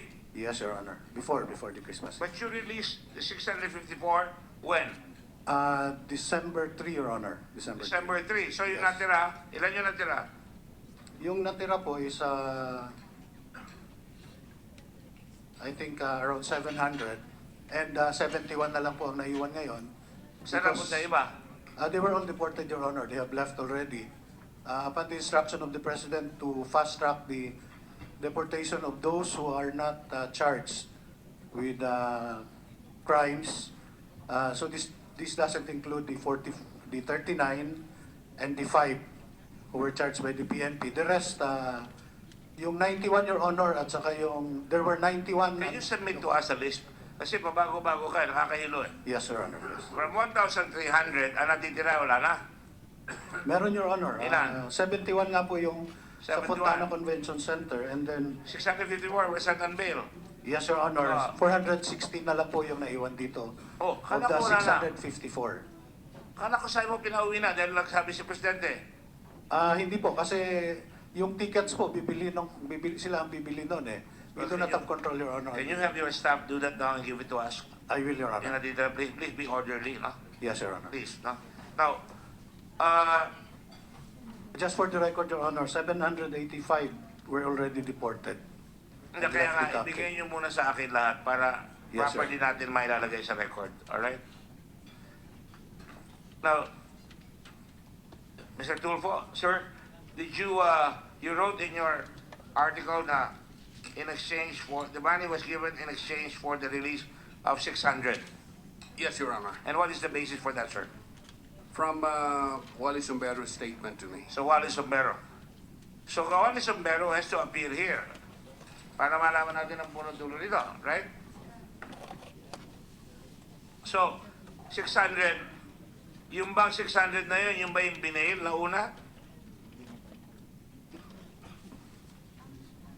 I'm sorry, Your Honor. Okay, I will rephrase. Sabihin ko lang ito, ganito na lang.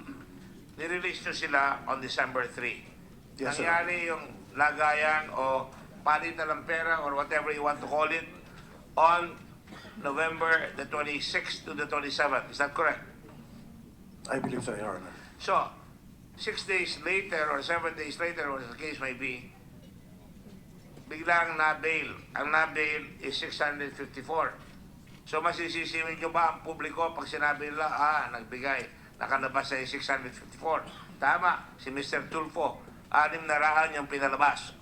Yun ang lumabas sa column ni Mr. Tulfo on December 10. So, hindi natin masisisi ang publiko na pag tinignan ito on retrospect na mukhang nag-work yung lagay dito sa dalawang kasama ninyo. Well, I respect your opinion, Your Honor, but... No, this is not opinion. Yes, sir. Di opinion ito. Kung lang ito. Hypothetical na sinasabi ng publiko na maaaring yan ang iisipin nila. I stand corrected about the figure, Your Honor. 585 were released on December 3, 66 on December 8, and Just give 16 us on December Can you 16. just give me a copy of that, please? Yes, Your Honor. Whatever, 585, whatever it is, coincidental lang na 600 na sinabi ni Mr. Tulfo December 10, of course, nililik nyo December 3, pero ang hindi may tatanggi, nangyari on November 26, 27 na nagpalitan ng pera. Tama? So hindi natin masisisi ang publiko pag pinag-uusapan ito na may nangyari talaga. Pero wala ko sinasabing alisunod doon sa bigayan niyan. Right? And then eventually, lahat nakalampas na. Ano-ano ang charge dyan? Dineport nyo sila for what? Illegal entry.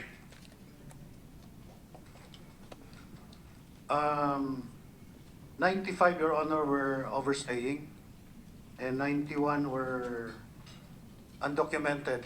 They were Ilan, subject... 91? 91, yes, sir. Undocumented, meaning? They were not able to present their passports, so they were subject to summary deportation. Question. Di ba itong mga ito, pag pumasok ang Chinese dito, pagka group tour sila, I know that the immigration kinukuha yung mga passport dyan. Hindi, Your Honor. They have possession of the passport. Paano nakapasok yung 91? Na walang passport. They were not able to present upon the arrest their passports, Your Oh, Honor. we know that, don't we? Alam natin, wala na silang passport nung inuli. Paano nakapasok yan kung walang passport? I believe they have passports, but probably, sir, nandun sa kanilang mga sponsors who invited them. But during the No, but that's inquest, the rule.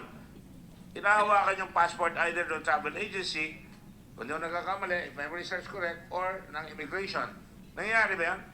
the immigration doesn't take possession Hindi of the kinuha yung passport. Pero hawak nila. Mag-stamp lang, sir, kami pagpasok nila. We'll just stamp and place kung ilang Pero days may sila. pananagutan rin yung travel agent na nagdala sila, yung group tour or yung junket, na pag uwalis siya matatabahan, di ba? Yes, Your Honor. So talaga may written arrangement dyan na pinasok ni Mr. Lee, itong grupong ito, just a hypothetical thing, pero alam niyo na hawak niya yung mga passport dyan. Isn't that dangerous? I'm talking about the native legislation now. Di ba delikado yan? It is, Your Honor. Pinababayaan nyo na hawakan yung passport ng tao na lumalakad walang passport? For several reasons. One, di mo alam kung sisibat yan o spy yan. Pangalawa, kung babae yan, she is vulnerable. Kay lalaki yan. Unless we... Pwede siyang pahirapan, pwede siyang hingan, wala kang passport, hihingan ng forever. Pwede siyang maging white slavery. Tama? Yes, Your Honor. But So unless why are we tolerating that then? unless we check the all the employees, Your Honor, doon lang namin po malalaman. No, but I'm already going into policy here. You appreciate that, don't you? I appreciate it, Your Honor. Sayang naman ang oras ng panahon ng tao dito na hindi namin makukorek yan na nakakapasok na, lalo yung big neighbor natin, ang dami-dami pumapasok dito, yung passport na may hawak, hindi hinahawakan ng mga taong dapat tumawak. Tapos nakakawala sila. Yes, Your Honor. Okay, thank you. So ano mga chinarge pa? Ang labor, chinarge ba sila? Who's responsible for this ba? Sino mag-charge? Labor or the Department of Justice? Yung sa amin, Your Honor, doon lang po sa immigration violations. Those working with another company, yung iba po, Tinanong na yan sa inyo eh. Yes, Doon Your sa Honor. committee ni Secretary ni Senator Villanueva. I was not present in the committee of Senator Villanueva, Your Honor. But to continue, Your Honor, 109 were charged for working with another company, but we're working in Clark. 239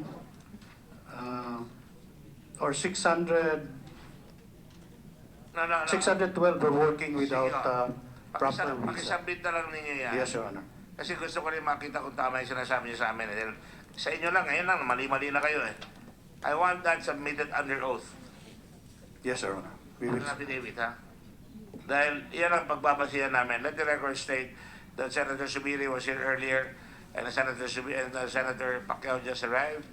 And of course, Senator Escudero just arrived as well. So sa makatwid, meron tayong kulang sa ating gobyerno. Na unang-una, hindi nyo alam kung pinailan ng labor yan for violation of labor law, right? Yes, Your Honor. Ang final nyo lang, violation of immigration law. Immigration laws, Hindi yes. pa pinatawad pa, pinauwi. Released on bail, Your Honor. Ha? They were released on bail, sir. Magkano ang bail?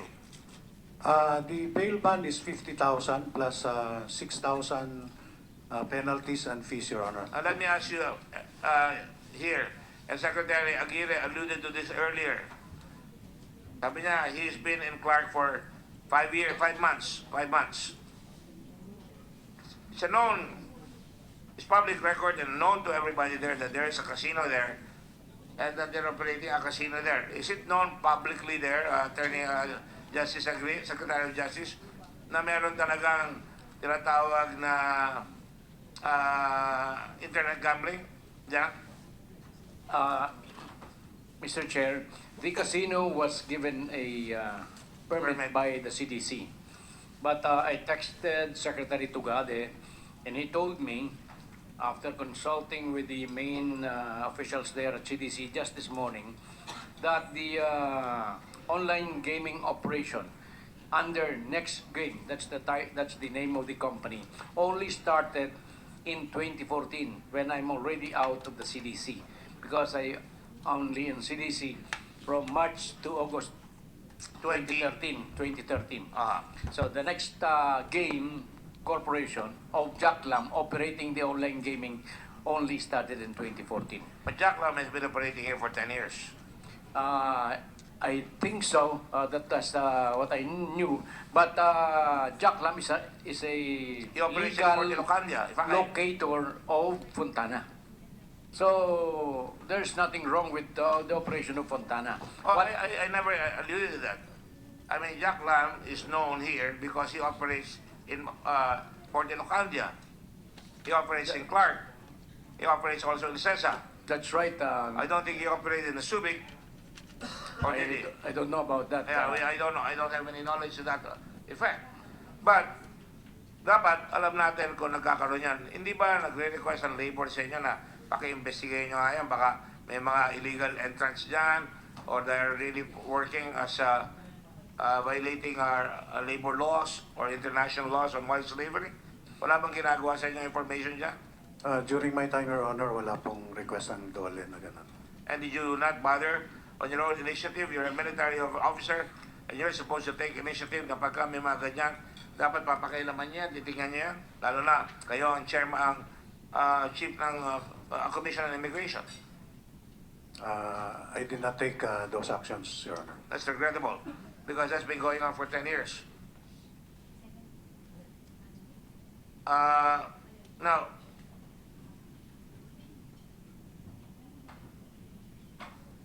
let me just ask a little question here concerning etong si Jack Lam. Secretary of Justice, is he violating any law in our country? By operating that online gaming illegally without any franchise or permit from PAGCOR, that's the prime charge that could be charged against Jack Lam. So illegal gambling practically, or operating without a license. That's right, Mr. And Chair. what would be the penalty there should he be convicted? To be truthful about it, I really don't know Quite frankly, I don't know myself. I thought you might know because you're the Secretary of Justice. Yes, go ahead, Senator Escudero. No, that's the rule here. You don't grab a microphone. Just on that point, Mr. Chairman, Secretary Gire, bawal ho yung online gaming? Because they don't have a license from PAGCOR, you said? That's what we are made aware of. That's why. That's what who made you aware of, Mr. Secretary? Well, we are told that his license is from CESA, but CESA. CESA. Mr. Chairman, I raise the point because this might be at the core of this investigation, quite frankly. Number one, you are correct. The license is from CESA. In fact, Mr. Secretary, CESA has an agreement with PAGCOR under the previous administration. Now, whether that agreement is valid or not is beside the point. But the fact that it does not have any license from PAGCOR does not automatically mean that it is automatically illegal as well. Again, Mr. Chair, I raise this point because this might be at the very core of this whole controversy. Are you aware of the CA decision, Mr. Secretary, that the Court of Appeals in the final decision said that online gaming is not under those penalized by PD number 1602? I am aware of that, and I believe that it is there is controversy surrounding the interpretation of the decision, in fact, the interpretation of the law. So is it a final decision? It must be reviewed. I believe that the laws must be reviewed, and if ever they should be amended in order that it will be made clear to all of us. Mr. Chairman, again, I raise this point because during the later part of this hearing, probably not today, I will be delving on PAGCOR's role specifically with respect to this, and perhaps it is part of a total approach to the problem that we are faced with right now, because all of them seem to have coincided. Pumasok sila laban kay Jack Lam, may question ng immigration, ang PAGCOR biglang pumasok, gustong lisensyahan lahat, ang PAGCOR nilapitan lahat ng licensees, when in fact they have an existing agreement with CESA. Any problems with that? They should have dealt with either CESA, APECO, or within PAGCOR itself instead of dealing directly already with the licensees. But we will come to that at a later point in time. Well, you are slated to ask your questions. As I promised you last time, the moment you come in, you'll be the first one to ask. But you don't want to continue now? Oh, just later on. No, I'm just waiting for any of you to ask a question. Yung kay Jack Lam, so wala pa kayong pinafile kay Jack Lam in reality. I think there's already a case filed against Jack Lam by our Cybercrime Division of the Department of Justice. And that is for the operation of internet gambling. That's correct. Then are you filing with the others? Ang dami nag-ooperate ng internet gambling. Sino ba nag-ooperate ng internet gambling? Mr. PAGCOR, si...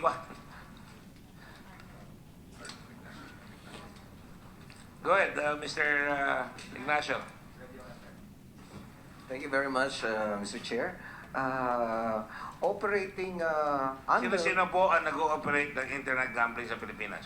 For now, under PAGCOR, Mr. Chair, wala pa po. Ang nailabas lamang po naming lisensya ay 35 and in operation ay 26.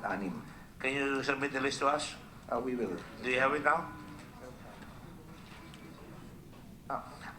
It is posted in our website, but we will be more than willing to provide the committee with a list.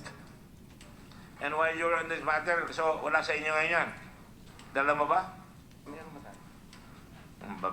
One moment, Mr. Chair. When you come here, please be prepared. Ito na po, sir. Yes. By the way, I asked you last time, net earnings of Jack Lam's gaming operations. This is a question by Senator Gatchalian. Presentation of briefing on the online gambling industry. Senator Alan Peter Cayetano asked that. All right? And sigilin ko na kayo lahat, no? Kay Commissioner Morante, information how many undocumented foreigners are arrested by the Bureau of Immigration yearly. Affidavit in connection with the questions raised during the Blue Ribbon Committee. It's ready for submission already, Your Honor. Sorry? It's for submission already, Your Honor. Dala ko po For ngayon. submission is not submission. In other Yes, sir. words, this is the classic bureaucratic response. Ginagawa na po. We're working on it. Pero hindi pa tapos. Nandito po, Your Honor. Present progressive lahat tayo.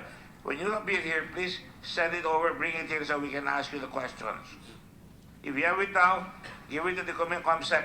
And the COMSEC is directed to make sure that the chair doesn't have to ask these questions. I mean, we should make sure that we have it here. Madami pa tayo hindi tinatanong. So, wala tayong information kay Jack Lam, Mr. Secretary?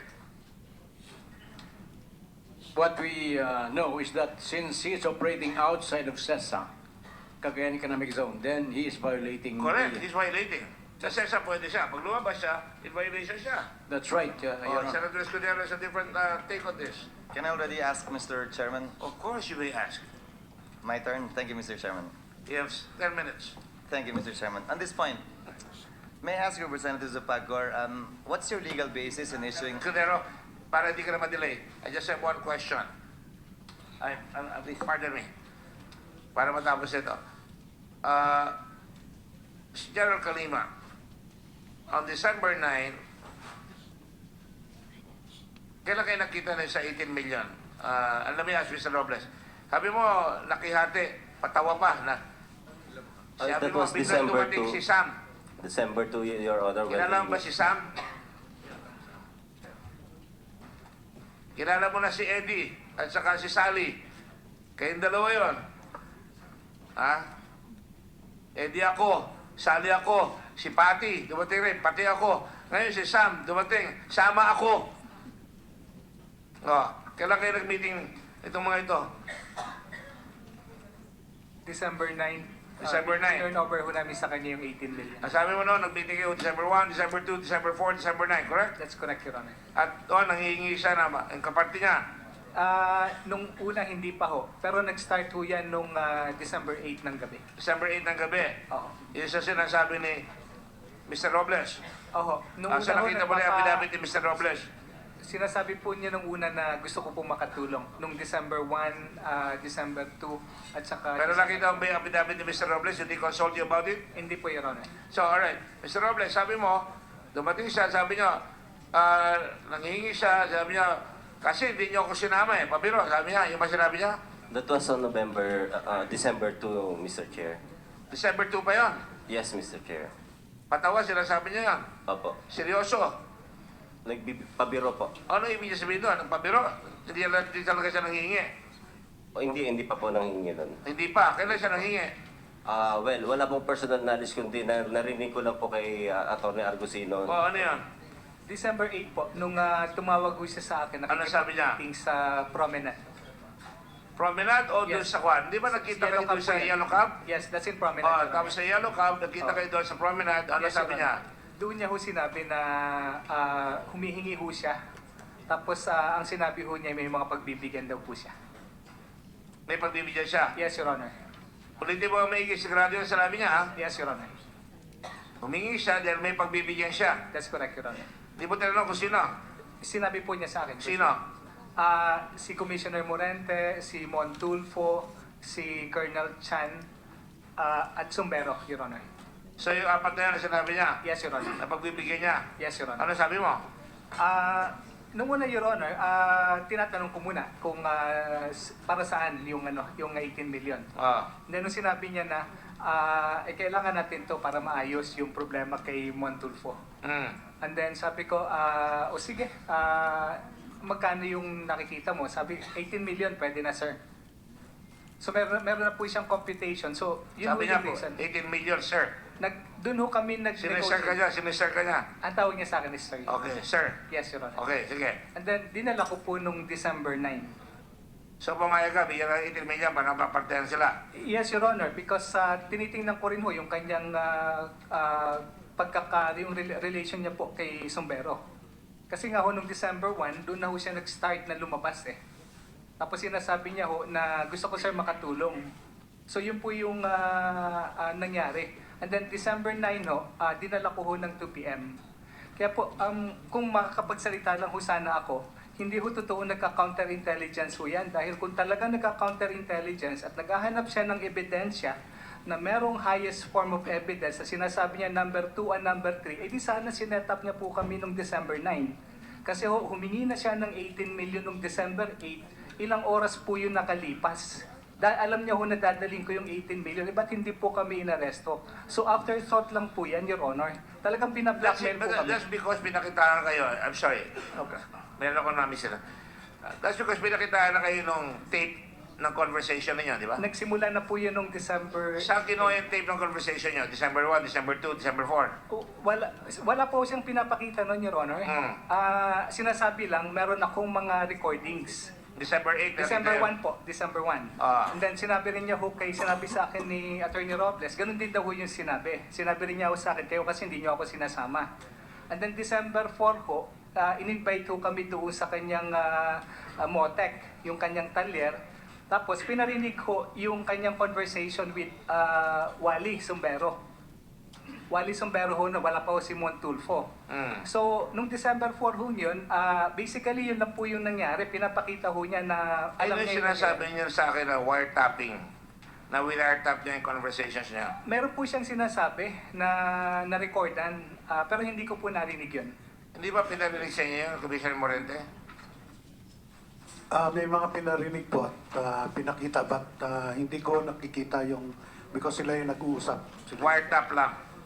I am not sure, Your Honor. But you heard it? I heard snippets of the conversation. Kasi, What did you hear? The snippets that you hear? I think conversations lang, Your Honor. I cannot recall the exact. And you were not, hindi mo pinansin?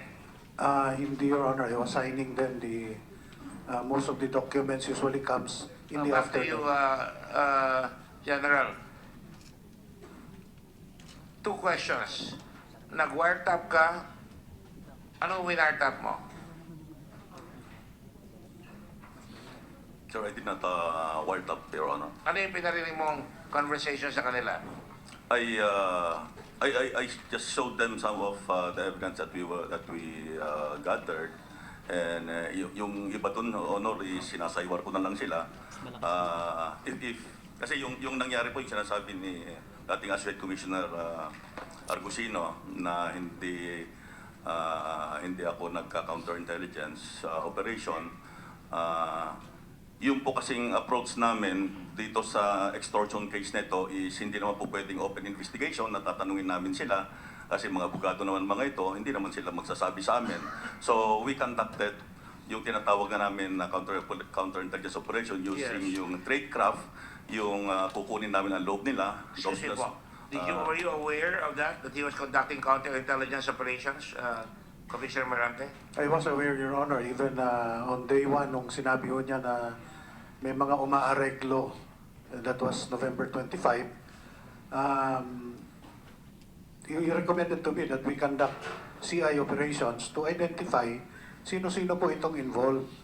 Kasi mga unidentified pa. But just to be fair, since we assumed meron ako kaming counterintelligence plan, it was part of the 3-pronged program na ginawa ko nung pumasok ako as the Yeah, of course, immigration chief. every office has a counterintelligence plan. But in this particular case, nung hinuli niya yan, lumapit siya sa inyo, sabi niya, magkakaroon siya ng counterintelligence dito sa dalawang ito. Yes, or Your Honor. some people involved. Yes, sir. Sinabi ba niya yung dalawang ito kagad? Hindi pa, Your Honor. So, hindi niya alam? Hindi pa ho. Nalaman ho namin ito. I was informed na nung, I think November 30, there was a entrapment operations. And he told me na, General Calima told me na it was against the 2 associate commissioners. Kaya lang? Kaya lang hindi daw ho natuloy. And, Dahil? I'm not sure po siya ang makapagsabi Dahil, po. General?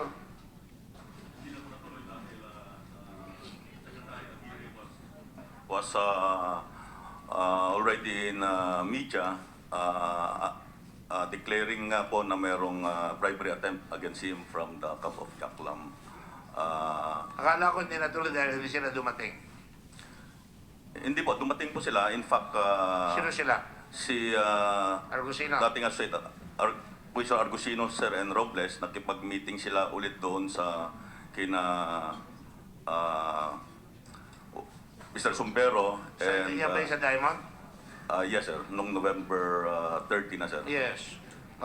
And doon po yung nagde-demand na sila ng pangalawa ulit na bigay ng 50 million.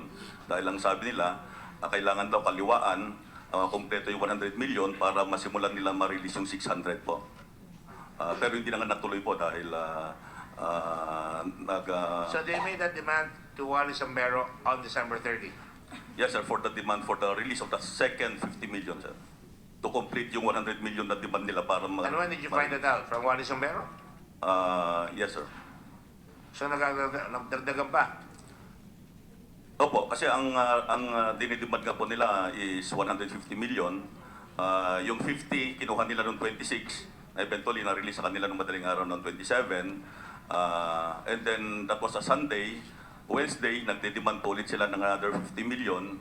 Ang sabi nga nila is, that would complete yung 100 sana para they will start releasing yung 600. And the remaining 700 out of the 1,316 ay nagde-demand po ulit sila ng another 50 million. I will get back to you. Again, I request the pardon of Senator Escudero. Very important. Mr. Robles, you said you went there sa Diamond Hotel. Hindi Yes, ka Mr. nakisama, ang nag-usap lang si Argusino. Yes, Mr. Chair. Payosi-yosi ka lang. Yes, Mr. Ka Chair. pa. Actually, lumalabas Hindi mo pa nga tinanong po kung ako. ano nangyari. Tinanong ko po nung huli, tinanong ko po siya kung ano nangyari, ano bang sinasabi ni Mr. Sombero about dun sa binigay sa kanya. Ay sabi niya po, wala raw po talaga. Tinatanong ko nga po kung para saan at kung kanino nang galing. Actually, So hindi mo alam kung nanghingi siya pa ng additional 50 million. hindi ko po alam yun. So that is why wala nangyari doon sa meeting na yon. Wala kang tinanong, ano nangyari?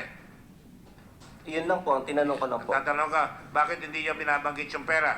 Opo. Tinanong mo yan, di ba? Tinanong ko po. Ba't hindi niya binabanggit yung pera? So sa madaling sabi, dinala ka niya doon, sinama ka niya doon, kaya lang ayaw mo makisiksik doon, ayaw mo masabot, kaya lumalabas ka, inayaan mo siya, maaaring totoo yung sinasabi ni Gerald Calima. I'm not saying it's true. Maaaring totoo. Naalin po, Mr. Na wala nangyari nga eh. I have no, wala po Sabi ako. niya, dumating kayo doon, nanghihingi kayo ng another 50 million. Hindi po totoo nanghihingi kami ng another. Uy, paano mo nalaman? Lumalabas ka nga mo eh. Hindi, ako po. Kung Kaya kasi nga. pagkakasabi niyang kami, eh hindi naman ako kasali doon. Kaya nga, paano mo malalaman? Dahil palabas-pasok ka kamo eh. Kung totoo yung sinasabi mo. Ako po, Punta hindi kayo po. sa Diamond. Ano pala nangyari sa biyahe niyo sa Diamond? Hotel. Crown Plaza po, Your Honor, yung sinasabi po ni General Calima. Crown Plaza ba yun o Sir, Diamond? this is the second demand request nila sa yung extortion demand nila sa that was on November 30. Kasi yung first meeting, sir, was on November 26 sa City of Dreams, sir. Doon, sir, yung ibinigay sa kanila yung 50 million. And then they again met with Sumbero and yung Chinese, yung representative, Sir Richard Lam, on November 30. That was the time that they were asking for the, Let me just repeat the sequence na binabago nyo eh. Kay Robles ito galing ha. December 26, 27, nagbigay ng pera. Sa 27 ng gabi, nagpunta sila sa Dasmariñas. Nilagay niya yung pera doon sa kotse. December 28, nagpunta kayo sa Diamond Hotel, correct? No, just dump it. November 28, November Mr. Chair. 28, Diamond Hotel, tama. Ano nangyari dyan? I was reluctant to go, but I still went to the place. You are the reluctant gentleman. Palagi ka reluctant. Pag nandun ka, lumalabas ka. Kaya parang napapasok ka. Kaya sabi ko, para kang Junior Brad, susunod-sunuran ka lang. Di ba? Sunod-sunuran ka lang. Di ba totoo yan? Ayaw mo naman ito mangyari, di ba? Yes. Sumusunod ka lang sa kanya, di ba? Kung anong gawin niya, sabay ka lang na sabay. Kung ganun po yung binibigay ng incident or facts. Ano? Excuse me? If that would be the impression, Mr. Chair. No, what is your testimony to that fact? Am I telling you the truth when I say, ayaw mo makihalo, sumasama ka lamang, you are an innocent passenger, sinasama mo yung senior Brad mo, At Sina- wala ka talagang, hindi ka kasama. Itinuturo mo siya talaga. Hindi po, sinasamahan ko po siya in courtesy dun sa request niya. But you knew damn well and good, you took money already. You know damn well and good, after you took the money on the following day, Argusino asked you to give him back the money. Is that correct? Yes, Mr. Chair. So stop lying. You went again to Diamond Hotel, correct? Yes, Mr. Chair. And then you went in and out. Nothing happened. And then according to General Kalima, you went again to, Crown, Yes, Mr. Chair. where there was supposed to be a request from him or a demand from him, dagdagan nyo 100 million, 50 million, para maging 100 million, kaliwaan, para mailabas yung 600. Of course, you didn't know about that again because you were the reluctant partner, weren't you? Yes, You Mr. don't want to Chair. be involved, don't you? Yes, Mr. Chair. So you really don't want to be involved, but you knew something was going on. Is that correct? Yes, Mr. Chair, but... Tama!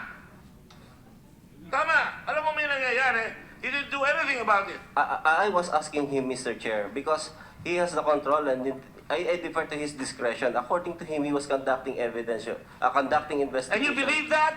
Yes, Mr. Chair, If because... you believe that, you're a lawyer. When something happens, could you not have arrested him right away that he bribed you? A crime was being perpetrated.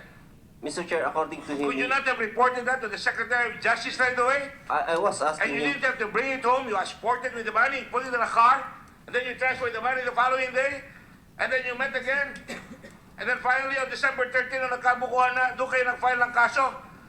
No, Mr. Are you Chair. trying to make me believe you're stupid? Are you trying to convince me you're really stupid and that you're not a reluctant passenger? Tell me! I want to say, what will I say if you're... What will you say? Tell the truth. Mr. Chair, he told me that he was conducting investigation. Then I asked him, what kind of investigation are you conducting? Oh, you're a lawyer. What kind do you think? He mentioned that he was conducting an investigation against Jack Lang for violation of human trafficking because there are several minors that were arrested and that were arrested Several during that time. minors. Yes, And Mr. you Chair. got 50 million and you're telling him he's conducting an investigation and you don't want to report it? Come on! You are a sap. You are beginning to be a sap here. I'm not insulting you. I'm trying to help you. If you know what's going on, say so. Because malinaw na sumasabay ka lang. Dapat magsalita ka na. At nagsalita ka na. Hindi ko na kailangan papahabayin to. If you were in court, you'll be part and parcel as a principal. I'm sorry. Correct? We took the same law, the same theories, the same doctrines. Yes or no? Yes, Mr. Thank Mr. you. Chair. No, so Same. I expect your cooperation. If I were you, you will go to somebody and you will tell us what had really happened. Although I really don't need it anymore. You are seen on television and you're still trying to whistle yourself out of here. You can no longer skunk out of here. I'm not. I'm just narrating my... I know. And I pity you. Maawa ko sa iyo eh. Nagpapauto ka. Tama ba yan? Napapauto ka? Answer me. If that is the impression of... No. the situation. You be honest with yourself. To thine own self, be true. I am deferring to his judgment, Your Honor. You're deferring. That is the problem. The ties that bind. You defer to somebody even if he's doing something wrong. That's how our country goes awry. I'm sorry. I don't mean to insult you, but I'm trying to help you out, and if you're smart, you will help. And I think it's already obvious na lahat na nakikinig na ikaw ay sumasabay ka lang, kunyari hindi ka sumasama, sinabi na dyan, punta kayo sa... Nakita na kayo sa TV, pumunta kayo doon, sabi mo, hindi ko alam kung anong pinag-usapan. You're a lawyer. Alam mo, kasi may gagawin siya. Ano yung gagawin niya? Di ba? I know how you feel. Believe you me, I am conscious about your future. I know how you feel. Alam ko. Now, tama ba yung sinasabi ko? Is that something that we can conclude? Pupunta ka doon, hindi mo alam ang nangyayari, pero sige lang, senior sa akin, bahala siya, tama yun? Yes, Mr. Chair. And you did not expect na may lang kalokohan nangyayari na hindi siya nangingi, hindi mo alam yun? Yes, Mr. Chair. Alam mo naghihingi? Hindi ko po alam. Hindi mo alam? Oh, Kasi sige. hindi ko po narinig at hindi ko naman alam yung You mga did not even pinag-usapan suspect niya. that? according to yung misconduct. No, I'm asking you. I might have. You Yes, might have. Yes, Mr. Chair. Thank you. You were not aware of the CCTV? I was aware, Mr. Chair. Of course. You look like a smart young man. So you should be smart and say what is in your heart, not what convention and fraternity binds are trying to force you into perdition. Papunta ka, ikaw ang kasama, and you're left with the empty bag. Pinabalik pa nga yung pera sa'yo. Di mo nakikita? Come on, you're smarter than that. Mr. Chair, I don't know. I'm just deferring to his judgment. Ayoko na pong makialam dun sa mga bagay na kung ano yung mga pinag-uusapan nila. He was just requesting more for my presence, and gusto ko rin naman pong malaman kung ano ba talaga yung, kasi nga po nandoon, nandun din po ako. So gusto ko malaman anong plano niya doon. I understand, Mr. Chair. and that's very sad. I commiserate with you, really, believe this or not, I sympathize with you. Because dapat, it's time to man up. Because it's time to man up. Now, General Kalima, my final question. Bakit mo inuwi yung pera, 18 million? Your Honor, yung unlike po yung nangyari sa kanila na noong November 27, nakuha nila yung pera and they just admitted it to the SOJ, I think December 10 or 13. Yung sa akin po pagka dala nila nung ebidensya, including yung bag na nakikita nga namin kanina na doon mismo yung nakalagay yung pera na binigay sa akin, ay inireport ko kagad po kay Jerry Morente. Where did you report it? Noon din pong 9 and then 10 po ay nag-meeting kami ulit and then ang binigay nga na instruction sa akin is to brief the Secretary of Justice at yan din naman po ang ginawa ko. So there was no lull from the time na hinawakan ko po yung ebidensya hanggang doon sa December 9. pag-report nga sana po Yeah, namin kay SOJ. December 10, report mo kay Commissioner Morante. Opo. December 10 din po. 10, salita na si Secretary Aguirre, ganun ba? That I communicated with the SOJ po na they wanted to meet him because I wanted to brief him na sana kung ano yung buong pangyayari so that I can brief him para makita ng SOJ kung ano yung ginagawa ng dalawang associate commissioners namin who are supposed to be in the forefront ng anti-corruption drive namin, tapos sila naman itong involved. But unfortunately, I was not given the chance anymore to present to the SOJ po. I have a lot more questions. I'm sorry, I apologize to everybody who's watching. Kaya lang, hinahabol po natin maigi ito. Wala akong personal ito. I just have to ask this question of Secretary Aguirre. Hindi ko mapalagay ang aking kaisipan dito. Pinag-uusapan natin kanina pa si Sombero. Sombero seems to be a very prominent figure in the Bureau of Immigration. He's able to conduct lectures. He's able to talk to you. He's able to talk to these people and make them follow him like a sheepdog. Following him like a lapdog, going to the casino, maghihintay ng 8 oras and letting him get away with it. These guys, I suppose, were still negotiating with him after 8 hours. Mukhang maluwag ang hawak natin. And that's not meant to know. I know hindi mo lang malalaman lahat yan. Alam ko hindi mo lahat malalaman kung ano nangyayari. But ang hindi ko lang maintindihan. Kanina pa tayo nag-hearing dito. Tatabihin ko na sana sa inyo kanina pa ito. Pero tatabihin ko ngayon. Bakit hindi nyo sinabi na meron kayong order, na meron kayong custodial protection na ibinigay under protective custody yang si Sombero? At hindi kaya si Sombero talaga umaalis. I will hold that guy in contempt. I will go after him because nakikinig siya dito, I know. You know why I know, sir? Because right after the last investigation, I got interviewed by Channel 2, by ABS-CBN. Ano sabi? Sumasagot si Sombero. In other words, baka hindi niya alam ko, nakikinig siya para pagdating niya rito, buo na yung kwento. Now, I ask you now, bakit ngayon nyo lang sinabi na hindi nyo sinabi sa amin na hawak na pala ng NBI itong si Sombero? At paano nakakalabas yan kung under protective custody ninyo yan? Actually po, sinabi ko na kanina yan, na hindi ko alam na pumasok na pala yan doon sa NBI. They accepted Sombero without informing me or without prior clearance from me. So, when I was So asked ano whether... galit ba kayo sa NBI ngayon? No, O ano pala? we have good relationship with NBI. O hindi kayo magagalit sa NBI, tinago sa inyo isang material witness? Kung Sombero is there? Actually po, hindi ko naman, I think it's not within my power na they could do it. In other words, they could accept Sombero without informing me, without getting permission from me. So, when I came to know that Sombero was there in the protective custody, I went to the NBI and talked to Sombero. You know, sir, I was also Secretary of Tourism and I had attached agencies with me. And I made sure they reported to me every day. They told me everything that is going on. Because ayoko makakasya ko na hindi ko alam ang nangyari. Up to now, in the Red Cross, I get calls every day. I can tell you, as mayor, I do the same thing every day when I was mayor. And that is why I'm surprised why something as material as that was not told to us in candor. That's why I asked you earlier. I already hinted, please talk to us in candor. Because I respect you a lot. I have no reason to suspect you. I just want you to explain this particular scenario. Bakit nandun na pala siya, hindi niyo pa sinasabi sa amin? I was very candid about this committee, Your Honor.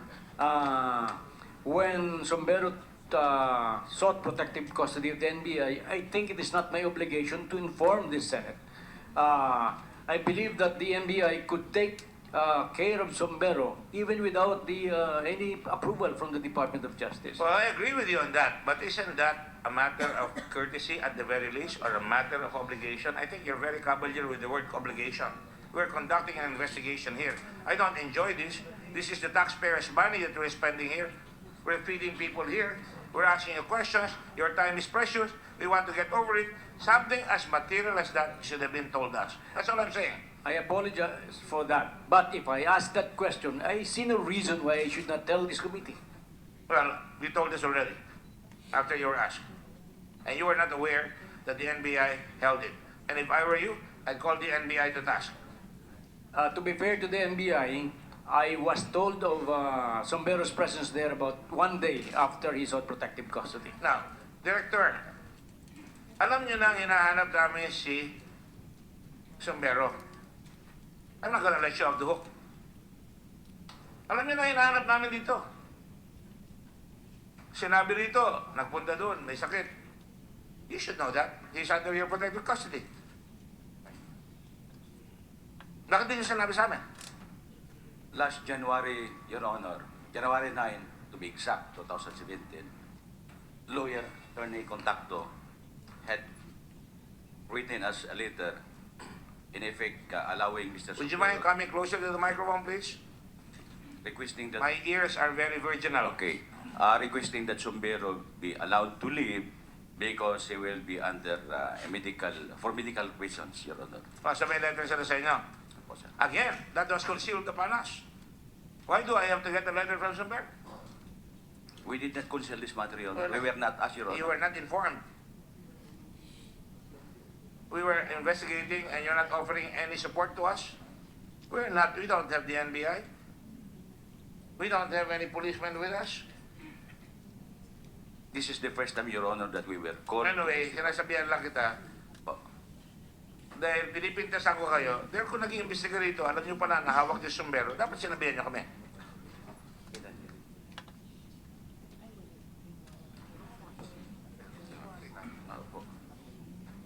Are you getting this second hand and the gentleman beside you knows everything? Yes, sir.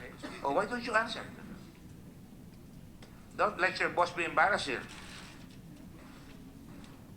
Good afternoon, Mr. Chair, honorable members. Can you speak a little louder, please? Mr. Sombero sought the protective custody of the NBI last November. Be careful. December 8. December 8. December 8. For reason that, according to him, he is being hunted by General Bato. So, considering that we received an order from the Department of Justice ordering the NBI to conduct investigation on the alleged bribery in the Immigration Commission, so we deem it proper to accept Sombero's request so that we can get information from him. And out of departmental courtesy, did you not come to your mind to tell General Bato, boss, testigo namin yan. Bakit yun naman huli yan? Testigo namin yan. Kailangan pa namin protective custody yan. Your Honor, please, I am not in a position to do that to Well, you the know, General. I have my boss. you are not an ordinary citizen, sir. Maybe I can believe that from a citizen that is oppressed every day by all the kalokohan appearing to us na natatakot sa pulis kung magkamisan, natatakot sa drug pusher. You are not helpless. So do not tell me about that. I will not take that. Sorry for that, Your Honor. It is your duty to have told your boss to tell General De La Rosa, Sir, meron kaming hawak dito. Testigo namin yan. May bribery kaming iniimbestiga. Huwag yun ang huntingin. Ngayon, umalis pa. Nanonood dyan, nakikinig sa atin yan doon sa Singapore. Baka hindi sa Singapore yan, baka nandiyan lang sa tabi-tabi yan. By the way, can you give me the date when Mr. Sombero departed from the Philippines?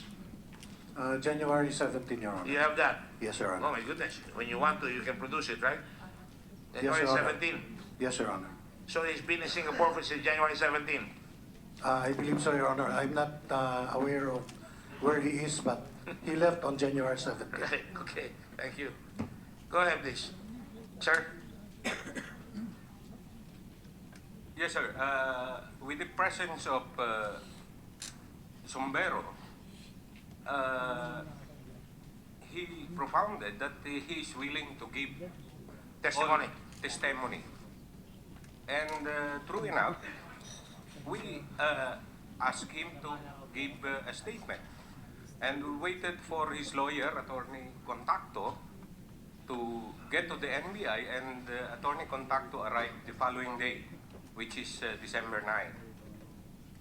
His statement took us 3 days. Do you have his affidavit already?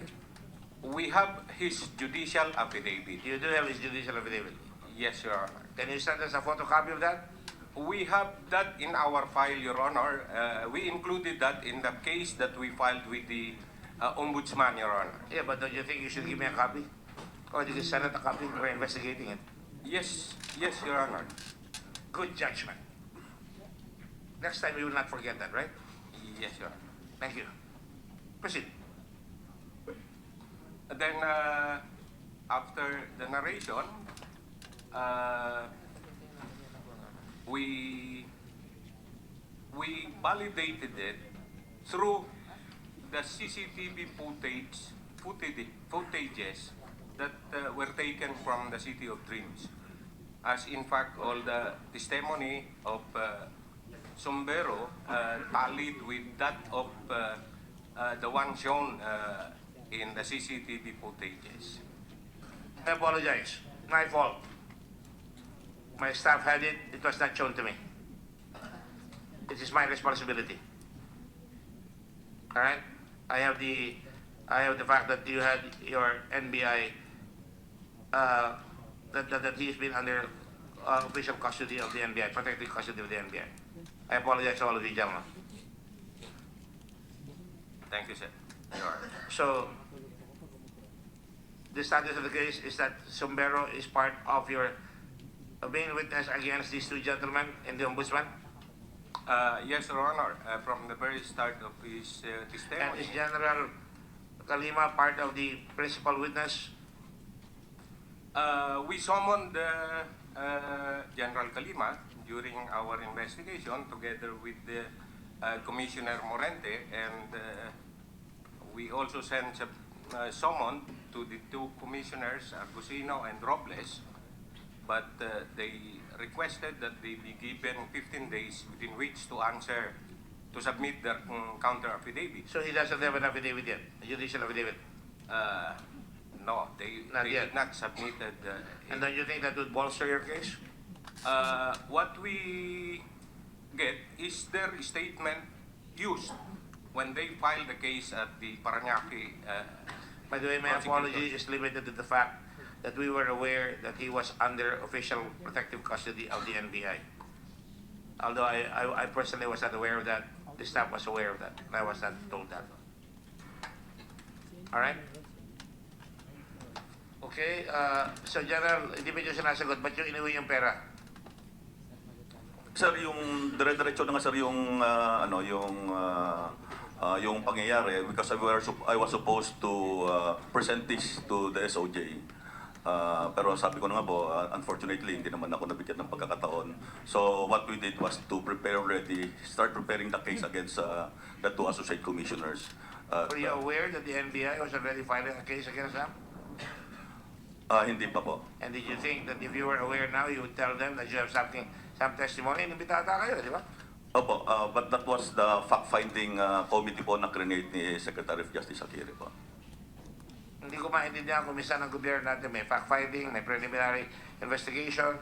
Ang dami-daming para sa polis, pero ang dami kaya matagal ang proseso, kaya naiinip ang tao sa atin eh. So, are you going to testify against them?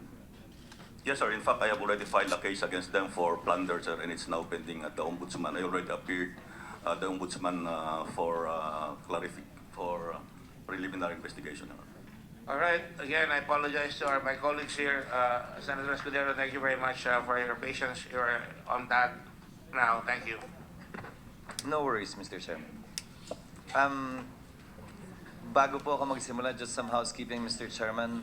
Dahil nasa protective custody ng NBI si Ginoong Sombero, and I understand you already issued a show cause order, may we ask that the subpoena be now addressed to the NBI as well, so that they have the obligation to produce Mr. Sombero, given that he is under their protective custody still.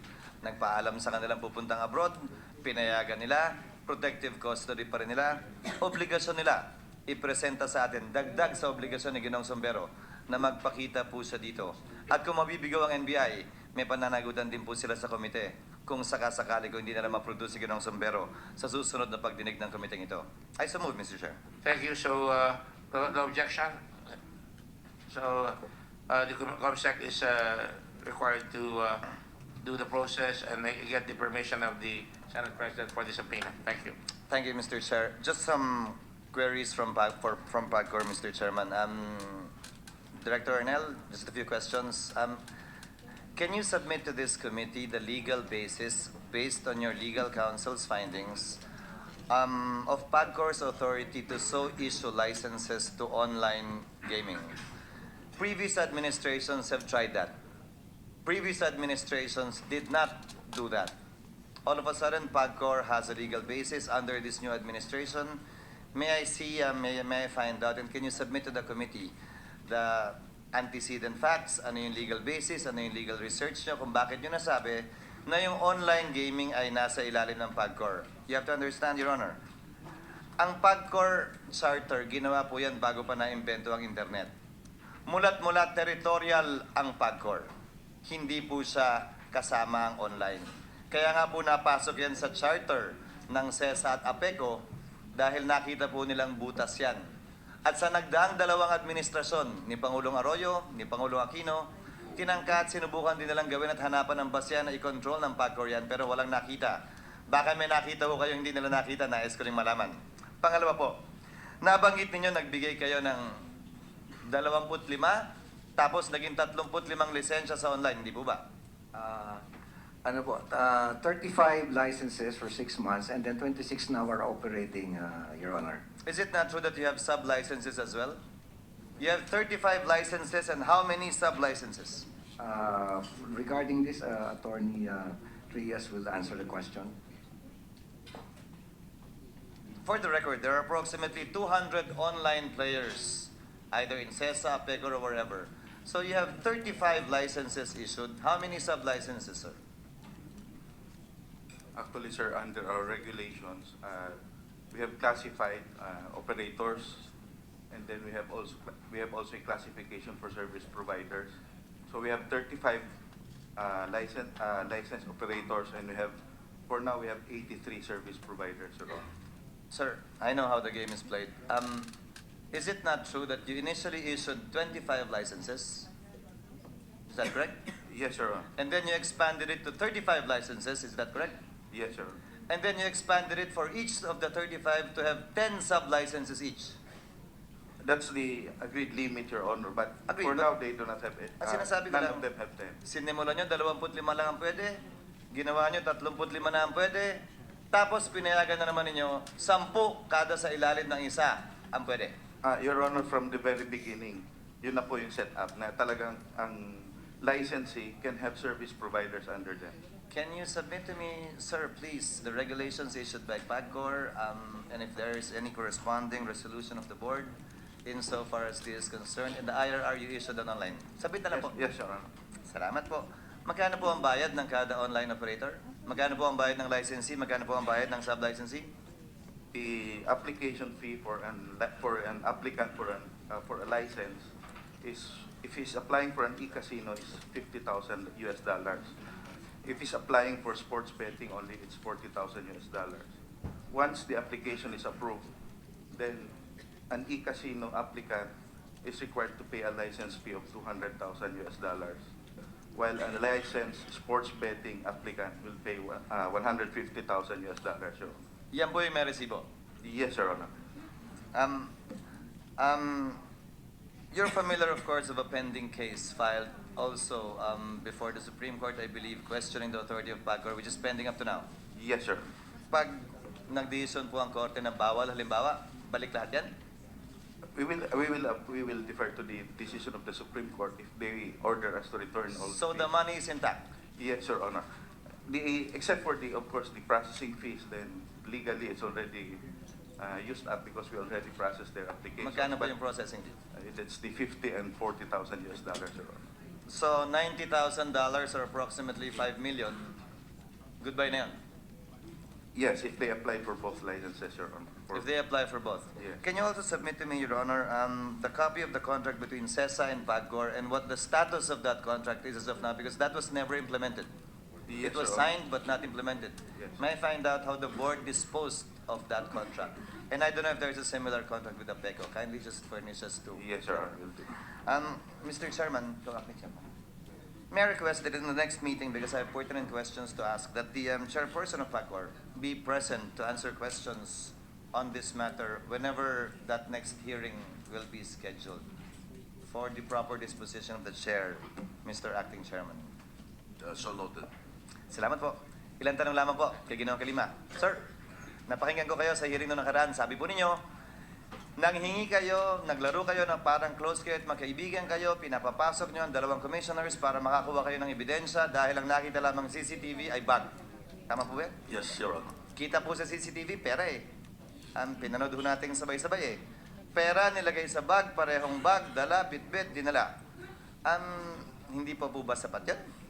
Yung una po kasi nalopas, Your Honor, is only yung ipinakita na bitbit lang po nila yung bag, Your Honor. Hindi yung kumpleto na video, Your Honor. Hindi ho kompleto yung binigay sa inyo ni Ginoong Sumbero?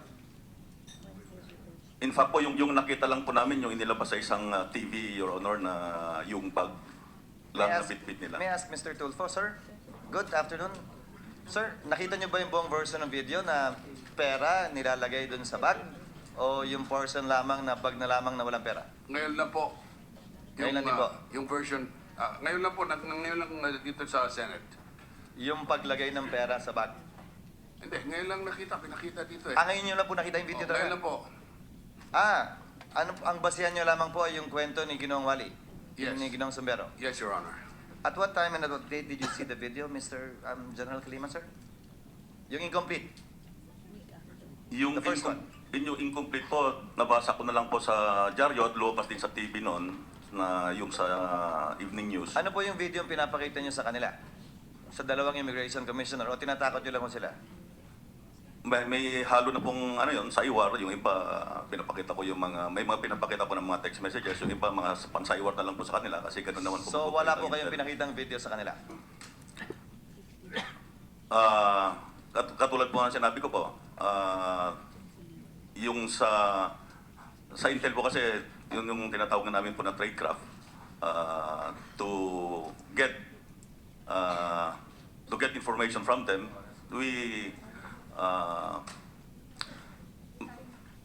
hinahaluan po namin ng saywar nga po yung Ang tanong ko lamang po, General Kalima, may video po ba kayong pinakita sa dalawang commissioner nung sinasaywar, ika nga ninyo sila? Well, Your Honor, they have filed a case against us for wiretapping, so I would request that I just answer it in the proper forum, Your Honor. Sir, forgive me, this is not wiretapping. This is a regular CCTV of a hotel that you were given a copy of, or someone got a copy of. You did not participate in any manner in the wiretapping, and that is clear. Wala naman kayong poder mag-wiretap sa hotel eh. So again, tanungin ko na lang po, Ginoong Robles, may pinakita po bang CCTV sa inyo? Attorney Robles, may pinakita po bang CCTV sa inyo sa General Kalima? Meron daw siya sa laptop niya. Pinakita po niya, pareho po ba yan? Hindi ko po ma-compare kung pareho yun, Mr. Chair.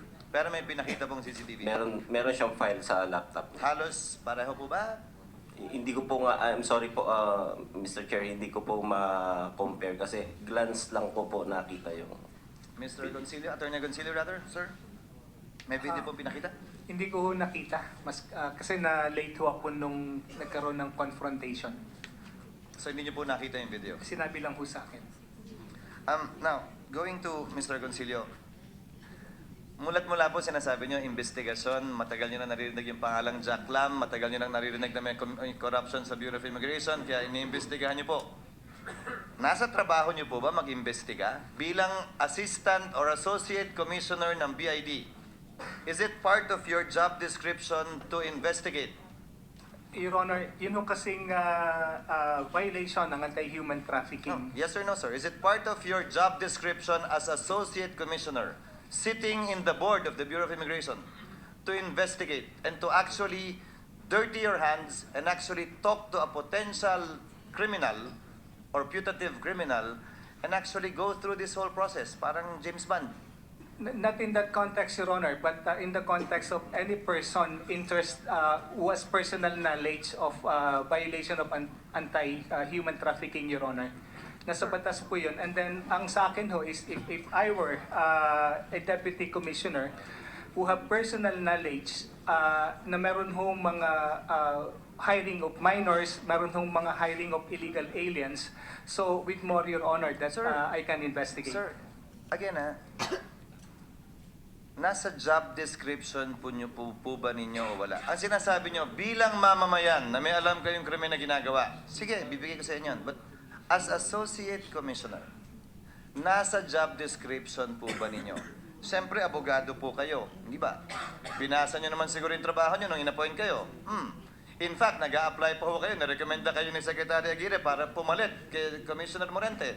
Siguro naman alam nyo dapat yung trabaho ng isang Associate Commissioner.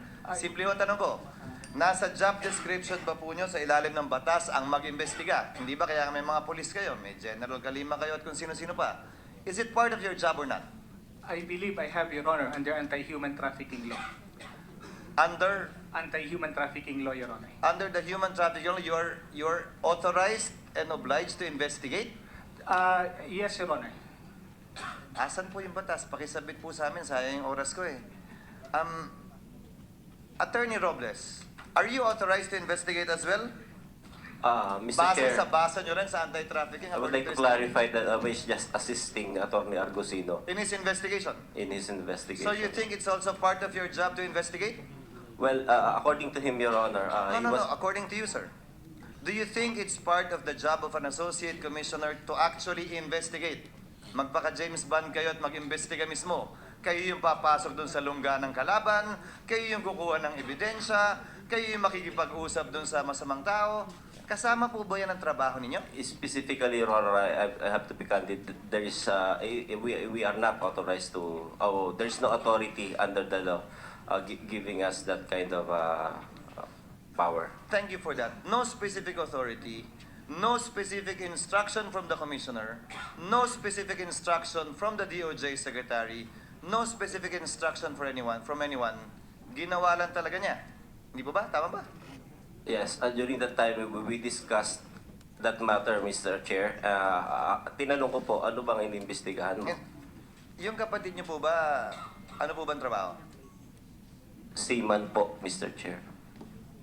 Sumasama po ba siya sa inyo sa mga lakad niyo talaga o nagkataon lang? Yun lang po ang isang lakad na niya na kasi wala po ako driver that time dahil Saturday po yun. Nung gabi po na yon, actually papaalis na rin nga po siya kasi pasakay na rin siya ng barko. A few days after, umalis na rin nga po siya. So siya po ang nag-drive sa inyo at tigabit-bit? Hindi po.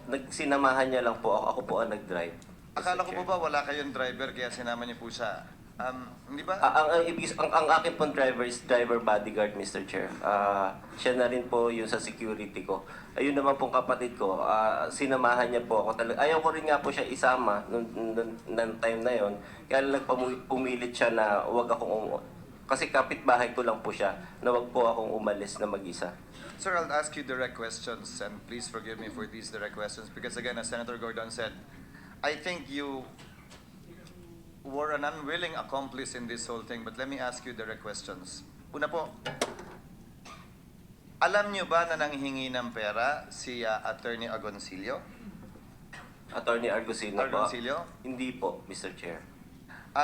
May narinig po ba kayo nanghingi siya ng pera? Wala po, Mr. Chair. At all?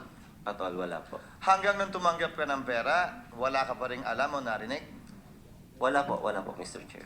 So hindi ka kasabwat o kakumplot sa kung ano man na ginawa o ginagawa ni Attorney Agoncillo? Sa kanya mga transactions, Mr. Chair, and doon sa sinasabi niya investigation, hindi po ako participant, Mr. Chair. At naniniwala ka kay Attorney Agoncillo na investigasyon lang yon at wala itong panghingi, panghuthot, pang-shakedown na ginawa kay Jack Lam o kanina pa man? Kagaya po na nasabi ko, wala po akong alam kung nanghingi siya o nanghingi siya ng pera kay Jack Lam. At kung naniniwala po ako sa investigation, I have asked him, Mr. Chair, at tinanong ko po siya, ano ba iniimbestigahan mo? And according to him, he was inquiring about the possible violations of anti-human trafficking because there are several minors. Last question, Mr. Chair. Sa ngayon, matapos mong marinig lahat, pati yung paliwanag niya, pati yung mga sinabi ni General Kalima, pati marahil yung affidavit ni Ginoong Sombrero, naniniwala ka pa ba sa sinabi sa iyo ni Attorney former Associate Commissioner Agoncillo na nag-iimbestiga siya at hindi siya nanghingi ng pera? Yung pa rin ba yung tatayuan mong panig hanggang ngayon?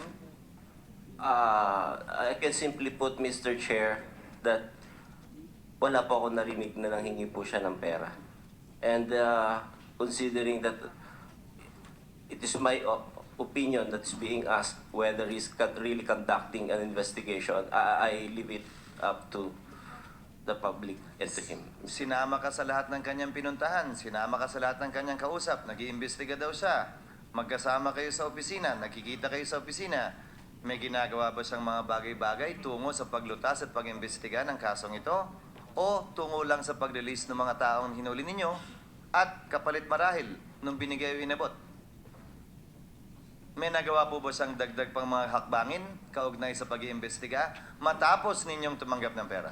I do not have any personal knowledge on that matters. So pagkatapos yung Mr. tumanggap Chair. ng pera, wala nang investigasyon, hindi ka na sinama? Wala nang sinabi sa'yo, hindi na hiningi ang tulong mo, tapos na yun? He was just asking for my legal opinion on the matters. That's the only participation that I can give and my presence during those meetings, Mr. Chair. I know my time is up, Mr. Chairman. I'd like to thank... Okay lang. Again, what was the answer?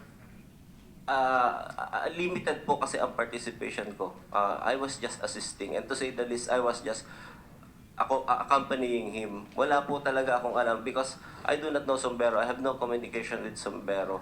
The affidavit of Sombrero says, yung sinubmit po niya sa ombudsman yata o sa NBI, ang sabi po niya, kayong dalawa ang nanghihingi. Kayong dalawa ang nag-i-insist. Hindi lamang po si Attorney Agoncillo. Kayong dalawa. Yun po ang sinabi niya sa kanyang affidavit.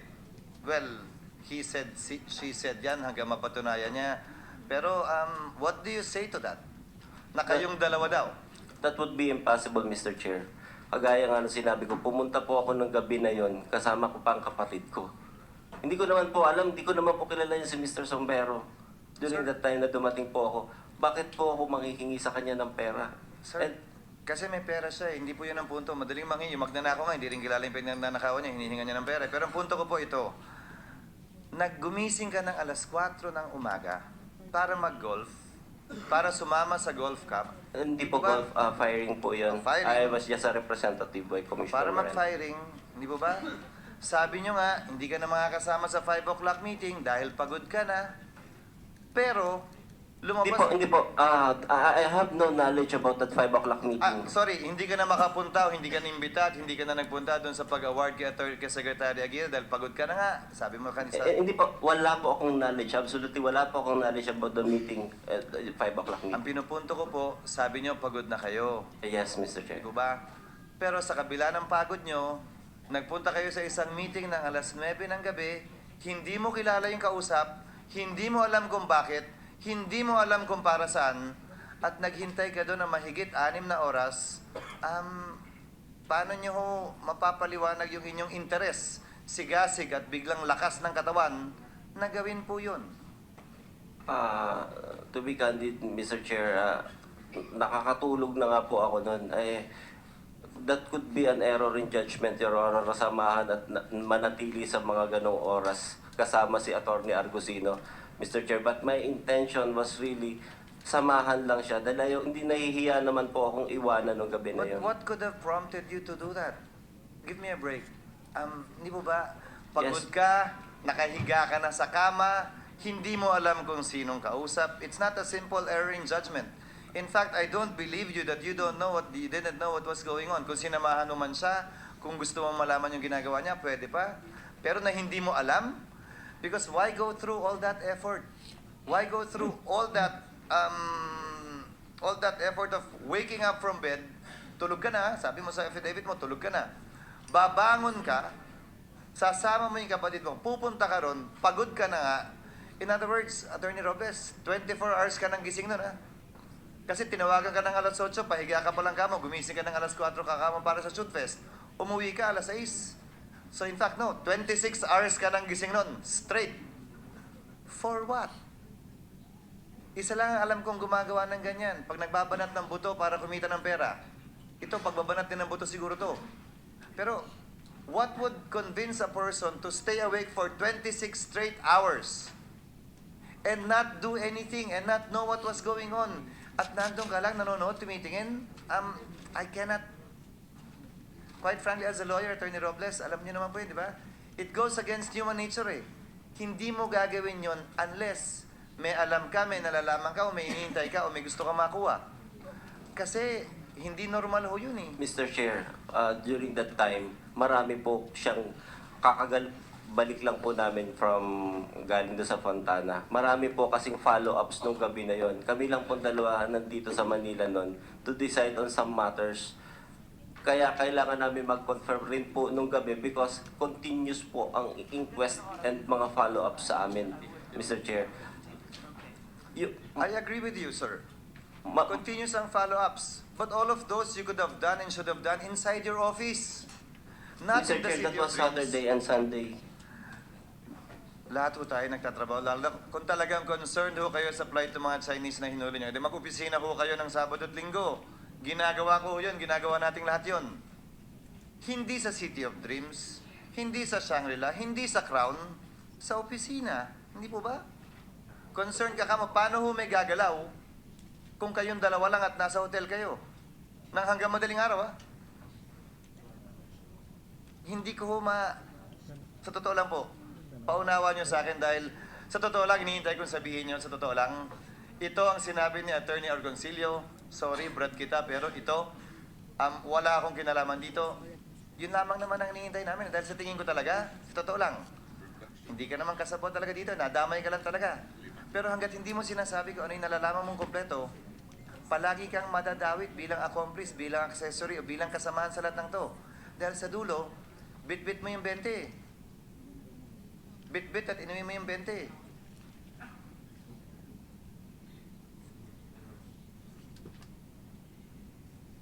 Attorney Argoncillo, sabi niyo ebidensya yung 50 million kaya niyo tinago. Hindi po ba? Yes, Your Honor. Ba't niyo binigay kay Kalima yung 18? Kasi yun yung confirmation ko na involved po siya dito sa corruption na public official. Ano kanyo? Kasi yung pumasok ko siya nung December 1, hindi pa ho siya nagsasalita. Ang sabi niya gusto niya tumulong. December 2, pumunta ho siya kay Attorney Robles. Ganun din ho yung sinabi niya. Gusto niya makatulong. December 4, ganun din ho yung sinabi niya. And then, nung December 8 lang ho, nung nagkaroon ng confrontation, bigla niya ho akong tinawagan. Mag-usap nga tayo, Teka po. sir. Bilang abogado, sabi nyo, inintay nyo na hanggang madaling araw dahil inintay nyo si Jack Lam mag-appeal. Bilang abogado, hindi nyo tinatanong kung anong laman, alam nyo naman ang pera bandang dulo, iniwi ninyo bilang ebidensya, tinago na ninyo. Natanong ni Senator Pacquiao yung chain of custody yung tinatawag na na-break na ho ninyo yun. Bilang abogado rin, binigay niyo yung 18 million. O tapos, wala rin nakakaalam. Kailan nakakaalam? Kailan nyo balak lahat to buuin at sampahan ng kaso yung mga taong nagbigay at binigyan nyo? Nag-file nga po ako ng corruption of public official. Kailan po? December 13, Your Honor. December 13, matapos na nga pong pumutok lahat. Hindi po, dahil hinihintay ko nga hong tanggapin ni General Kalima yung evidence po. Iniintay mong tanggapin ni General Kalima yung evidence. Tama po yun, Your Honor. Tapos, ano naman ngayon ang ebidensya mong tinanggap niya, yung 18 million? Actually, Your Honor, may yung pong aking security nag-execute po ng affidavit. Nag-execute po ng affidavit yung Yes, Your security Honor. nyo. Yung po yung ebidensya ninyo na tumanggap sa ng 18 million. Yes, Your Honor. Sarili nyo pong security. Yes, Your Honor. Sino naman po ang testigo niya na tumanggap kayo ng 50 million? Yung si Attorney Robles. Yes, Your Honor. At yung kapatid niya. Yes, Your Honor. At security niya. Security nyo. Wala pa akong security nung Sunday na yan, Your Honor. Wala po kayong security nun. Yes, Your Honor. Bakit po? Sunday po nun, Your Honor. Pero lumabas po kayo ng madaling araw, hindi ba delikado yun? Wala pa akong security. May dala pang pera, doon pa walang security? Hindi ko nga ho ine-expect, Your Honor, na magbibigay ng, magto-turn over po ito si Sombrero, Your Honor. One last Honestly, point. Your Honor, hindi ko talaga ine-expect ito, Your Honor. One last point, Mr. Chairman. Sorry for belaboring the point. Just to make a manifestation. Attorney Agoncillo, Argosino. My apologies for not being able to pronounce your name properly. Sa totoo lang po, naghintay kayo hanggang madaling araw. Hindi nyo alam kung anong hinihintay ninyo. Your Honor, kaya po kami... Kakausapin nyo si Wally Sombero sa hotel. It's not a question really, but just a manifestation. Kakausapin nyo si Ginoong Sombero sa hotel hanggang madaling araw. Ihintayin nyo ng napakatagal. Nabasa ko yung affidavit ni attorney ni Ginoong Sombero. Tanungin ko rin po kayo ng diretso. Sabi niya nang hingi kayo, under oath. Sabi niya nang hingi kayo ng pera, under oath. Nang hingi ba kayo ng pera sa kanya at any point in time that you were meeting? Whether at City of Dreams, whether at Shangri-La, whether at Crown Plaza, at any point, nang hingi po ba kayo ng pera sa kanya? Hindi po, Your Honor. Si Attorney Robles, nang hingi ba ng pera sa kanya? Hindi po, Your Honor. And Your what Honor, last- if I may, 2 p.m., 2 a.m. po, nakipag-meeting sa amin si Sombero. Mabuti nga ho, na nandiyan po yung CCTV. Pakicheck na lang po, Your Honor. Kasi nga ho, nag-usap ho kami between 9 to 11 tungkol, ang dami hong problema sa Fontana. Nandyan ho yung mga issues na ano ba, yung inquest proceedings po yan, Your Honor, kasi hindi ho maliit yung kaso na pinag-aaralan namin. So yun po yung reason, kaya ho hindi ho kami nagmamadali na i-meet siya. So nung dumating po siya ng 2 a.m., okay din po sa amin yun, Your Honor, pero you can check po sa CCTV dahil gusto ko nga ho ring malaman kung anong oras na doon. Hindi po ako makakapag-sinungalin kasi may CCTV. And then, at around 4:30 po ng umaga, i-check niyo mabuti. Nung dinala po niya yung 2 bags, that was the first time na sinabi niya sa akin, sir, meron ditong 2 bags, 10 million each. So, bigla po siyang umalis. That was the first time, Your Honor. Nung bigla po siyang umalis, dito ho siya nagtagal. Ito yung sinasabi ko na 45 minutes po ata ang inabot. Pagbalik ho niya, may 2 na ho siyang 3 bags. And then, tumayo ho ako. Actually, kinuha ko na nga ho yung bill. Kasi nga gusto ko nang umuwi ho. Wala ho kaming pinag-uusapan na pera. Kasi nga ho, nung kinuha ko ho yung bill, tingnan niyo ho sa CCTV, kinuha ko ho yung bill if I remember it right. Ang ibig ko sabihin yan, wala pa ho yung 3 bags, uuwi na ho ako. Uuwi na po ako. And yet, nung pagkakuha ko ng bill, tumayo po yan, ng mga 4:30 ho, sinabi, oh, meron dyan 2 bags, 10 milyon ng isa, tapos bigla po siyang umalis. Eh di hindi ko naman po maiwan dahil nga ho, nandun yung 2 bags. Tapos nung bumalik ho siya ng 5:30, seconds lang ho. Seconds lang ho, i-check niyo ho sa CCTV. Tumayo po ako. Tumayo ho ako. Dahil nga sabi ko yan, hindi na namin kailangan yan. And then anong sabi ni Sombero? Hindi sir, dalhin nyo lang, hawakan nyo lang ito. Ito po yung nangyari. Kaya nga ho, alam ko po, naiintindihan ko, meron po kaming indiscretion dito. Pero ito ho yung nangyari, 2 a.m. ko lang po na-meet yan si Sombero. And then pagdating ho ng 4:30, kinukuha ko na ho yung bill. I-check nyo ho, i-check nyo po doon sa CCTV. Pinayaran ko na ho, wala pa yung 2 bags. Pauwi na ho ako. Pauwi na ho, hindi ho magtipulaan yung CCTV. Kinuha ko ho yung bill mismo. Pauwi na ho ako dahil sabi ko, pagod na ako. Eh, nung ginawa niya, meron nung 10 bags. Sinabi ko naman ho, may 2 bags na may kakalaman 10 milyon. Sinabi ko ho kay Atty. Robles, that was the first time na sinabi ho niya.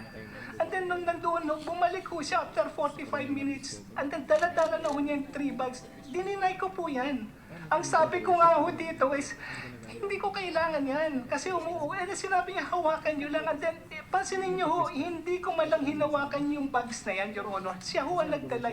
Ngayon, kung may pagkakamali ho ako, ay yung pumayag ho ako mailagay ito sa aking kotse. Pero sinabi ko nga ho sa kanya, nung nasa elevator kami, sige, nandiyan na yan, kunin nating ebidensya. Pasensya na ho kayo dahil ang feeling ho ng publiko.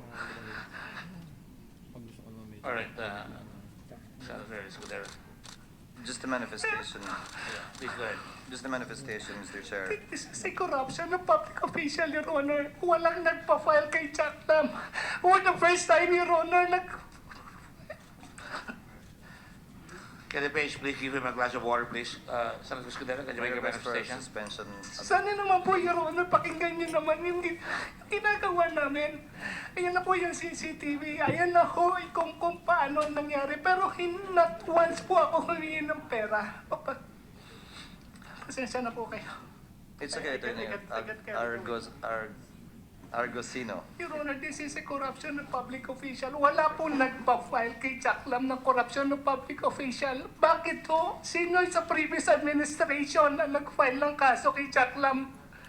Dahil ho, kung meron man ho mga anomalies, itinatanggap nila. Kami ho, final namin, binalik namin ho yung whatever evidence that we have. Sana naman ho, huwag naman yung ganitong pinapakita sa public na guilty na ho kami. Pasensya na po kayo at I got carried away. I understand where you're coming from, Attorney Argosino. Mr. Chairman, just one last point. May we request the complete CCTV that he was mentioning a while ago. Yung complete kasi may mga pina-fast forward kanina, napansin ko. Para makita lang natin at ma-confirm yung sinasabi ni po niya kanina. To be fair to Attorney Argosino. No, we have been more than fair. They came in at 9. I think you may not be aware of it. They came in at 9 in the evening. And they came in on the invitation of this guy, and they stayed there until 5 o'clock. That's more than sufficient time. I mean, one last point, Mr. Chair. May I know if Attorney Argosino has an affidavit submitted to the committee already because it wasn't given to me earlier? Well, we were... Complaint affidavit. Yeah. To the Ombudsman. Yun po ang sinabi niya, Attorney Argosino? Yes, Your Honor. Thank you, Your Honor. Thank you, Mr. Chairman. Thank you, Senator Scudero. At the request of Senator Villanueva. No, Senator De Lima is next. But I think Senator De Lima is giving way to you and Senator Pacquiao. Yes. Well, you're giving way, huh? Sige. Do you want to go ahead? Proceed? Go ahead. You asked me kanina eh. Don't be shy. You're not shy. Mr. Chairman, I just wanted to put on record that last hearing, I didn't get the chance to ask questions. So I thought I would really be given this opportunity in this hearing to ask questions. So I just wanted to put that on record. I'm not trying to, because it would appear na nauuna po ako sa iba. Ayoko lang na. There is a list, as you know, and on that list, that's last time, you were I didn't get the chance. I even got you to speak on the Yes, labor case, yeah, right? before Right, the right. hearing, Mr. So let's not belabor that point. Go ahead. Yes, thank you Ask very me much, to- we can get Mr. in. Chairman. I did. Good afternoon po sa ating lahat. At I tried to be very early this morning para mauna rin ho. Kaya I wanted to ask some questions. Una, Mr. Chairman, tatanungin ko po si Attorney Argusino at si Attorney Robles. Habang pinapanood niyo po yung video kanina, yung CCTV, by the way, is this the first time na napanood niyo po itong video at CCTV? May napakita po sa akin. Hindi po yung first But it's time. not. It's not. It's not the same. Pero first time ho Hindi ko po ma-compare, sorry po. Kasi hindi ko Ah. naman po nakita yun. Pero first time niyo nakita itong video kanina. Opo, yes. Kayo opo. po, Attorney Argusino? Yes, Your Honor. Thank you. Dun sa video po na nakita nyo, gaya ko po ba, pareho nyong naramdaman at nakita na si Wally Sombero ang nagbibigay ng instructions? Saan kayo pupunta? Saan kayo magmi-meet? Saan kayo uupo? Anong kukunin nyo? Anong ilalagay nyo sa inyong mga sasakyan? Tama po ba ako? Si Wally po lahat ang may hawak ng pera, Your Honor. Uulitin ko po yung tanong ko.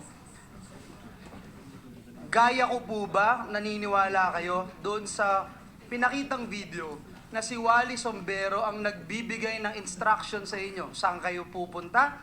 Sabi nyo nga po, meeting. Noong 27 sa City of Dreams, Diamond Hotel, 28, tawag sa inyo, huwag kayong aalis, huwag kayong uuwi, kahit na 8 oras na kayong naghihintay. Tama po ba na sabihin, gaya ko, habang pinapanood ko po yung CCTV, si Wally Sombero ang nagdidikta? Hindi naman po ganun, Your Honor, kasi ho pinag-usapan ho namin yung mga POGO license. Nag-uusap po kami nung dumarating siya. Ang hindi ho namin napapansin, Your Honor, ay dumating siya na may 2 bags. Kung hindi po totoo yun, sabi nyo kanina, uwing-uwi na kayo. Yes, Your Honor. Pero bakit hindi kayo makauwi dahil hinihintay nyo at gusto nyo magpaalam kay Wally? Your Honor, nung nawala siya ng 45 minutes, tinatawagan ko po siya. Ang sabi ko, Then you can go home kung yun ang gusto nyo. May Kung hindi mo 2 sasabihin na hindi mo siya sinusunod, aalis ka na. May 2 bags po na Who binulungan cares? kami. Who cares? Unless you care about the bag, unless you care about what's inside the bag. Hindi po, Your Mr. Honor. Chairman, alam mo, Attorney Argusino, kaya din ako ganito, hindi tayo humantong dito kung noong December 7, nung hearing natin, dinisclose mo na itong mga information na ito. Unfortunately, Mr. Argusino, hindi mo dinisclose noong hearing sa Committee on Labor, itong 50 million, meron ka na palang hawak. Hindi mo dinisclose December 1 to 4, nag-uusap kayo ni General Calima. Hindi mo dinisclose nga din, at ngayon ko lang ho nalaman, from the Bureau of Immigration na meron na palang nirelease on bail noong December 3. But anyway, Mr. Chairman, kanina sususugan ko lang yung binanggit ni Senator Escudero. For the record, inaamin nyo, walang batas, walang executive order, walang IRR o department issuance na nagbibigay sa inyo ni Attorney Robles ng kapangyarihan whatsoever para magsagawa ng sarili ninyong investigasyon nang walang pahintulot ni Secretary Aguirre, nang walang pahintulot ni Commissioner Morente. Is that correct? Honor, my opinion is different. Meron ang pagpananaw ko. Your meron opinion po is ako, Your different. Honor. Have you read the Administrative Code of 1987? Have you read the Philippine Immigration Act? Mr. Chairman, there is no provision of law that grants these guys any power to conduct these investigations. These laws only grant you adjudicatory powers to decide all deportation cases, as well as appellate jurisdiction over decisions of the Board of Special Inquiry. Mr. Chairman, I'm not a lawyer, and I'm sorry if I'm trying to give some You're doing legal well. advice. You're doing fine.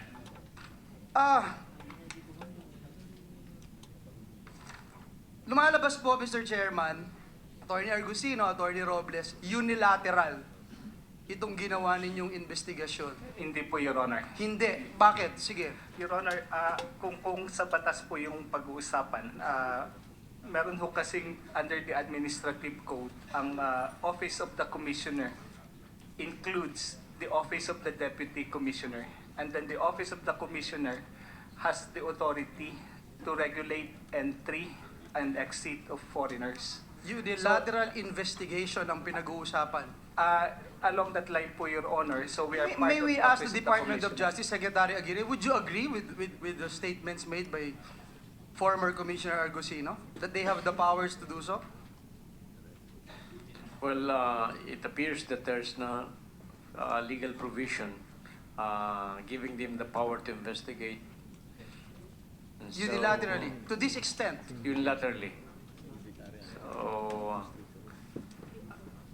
Commissioner Robles has a different opinion, Commissioner Agusino has a different opinion, but since there's no provision empowering them to investigate, then it's very hard to say that they have the power to investigate. I hope it will not... Yes, I don't Take my think time, it can be charged to you. I'm not sure if this can really help. Okay, so Attorney Argusino is insisting that as Associate BI Commissioner, he had the authority to investigate violations of the anti-human trafficking law. Yun po yung pananaw ko, Your Honor. Well, could it be that you're referring to the IACAT? Because Bureau of Immigration is under IACAT, but IACAT is chaired by the Secretary of Justice. Nakita ko rin ho yun kasi umattend din ho ako ng meeting ng IACAT, Your Honor. Yes, but in this particular so-called investigation of yours, and you are really pointing to possible violation of the anti-human trafficking law, then it must be within the aegis of IACAT. And if it's within the aegis of IACAT, then there must be a clearance, or ought to be a clearance, from the Secretary of Justice as chair, and therefore you cannot do it unilaterally? Meron po kasi provision, Your Honor, doon sa anti-human trafficking na any person who has personal knowledge of the offense being committed, nandun po yun sa anti-human trafficking. How much more po ako, nandun po ako, pumunta po ako sa site ng November 25. Nakita ko po may mga minors. Tapos so, tinignan ko ho yung mga papers. Illegal ho yung kanilang mga papers. Tapos kung makikita nyo lang po kung ano po yung nakita ko, ito ho mga passports, hindi ho hawak ng mga nahuli. Ito hong passports na ito, dinala na bultuhan. Ano po ang ibig sabihin? These are acts of anti-human trafficking, Your Honor. So, along that line po. That point has already been made. Yes, Mr. Chairman, thank you. At babanggitin ko, hindi ho ako abogado at hindi na ho makikipagtalo doon sa usapin na yun. Pero siguro napakaklaro, Mr. Chairman, na dapat mayroong abiso, mayroong permiso, at least mula sa Department of Justice Secretary, or at least to the Commissioner of the Bureau of Immigration. Kaya nga ho kayo Associate Commissioners. Mr. Chairman, Attorney Argusino, ilan lamang pong katanungan pa. Kailan nyo po pinasya na kayo ay magsasagawa nitong unilateral investigation nyo, itong tinatawag nyo pong entrapment? Kailan nyo po ito pinasya? At kailan din nagpasya si Attorney Robles na sasama siya dito?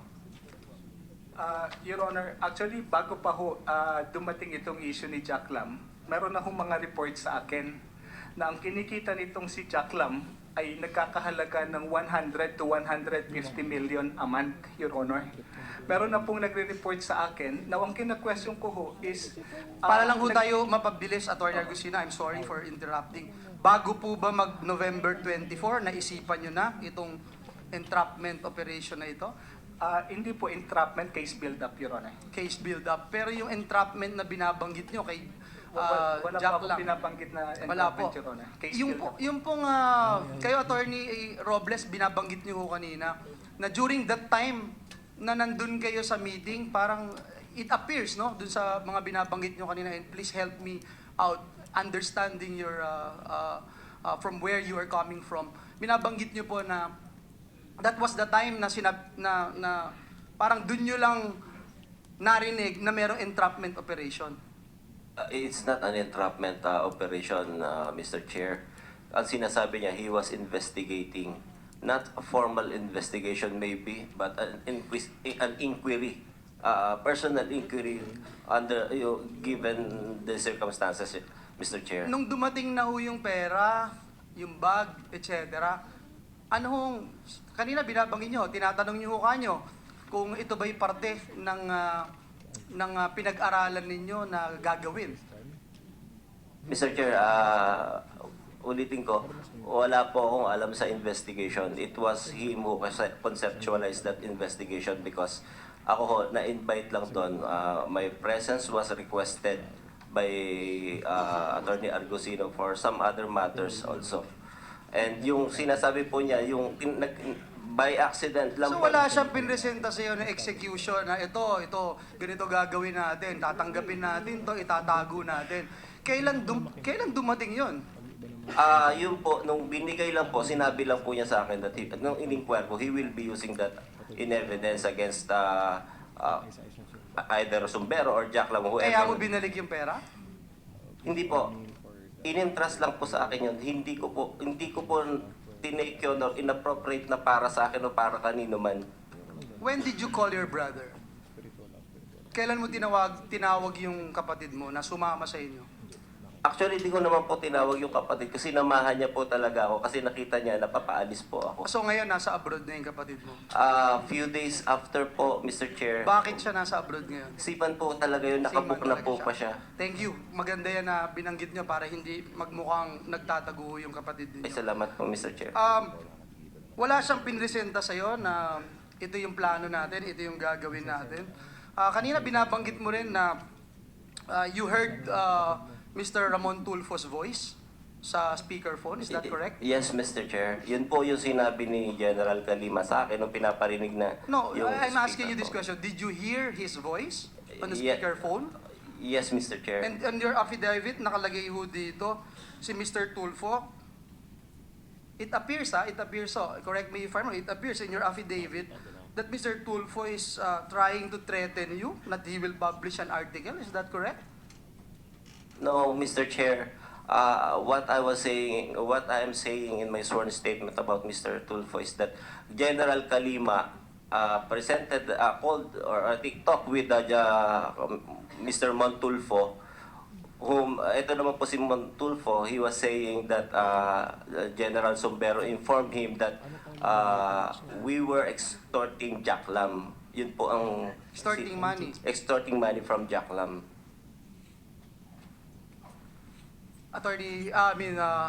Sir Montulfo, do you have any statements on that?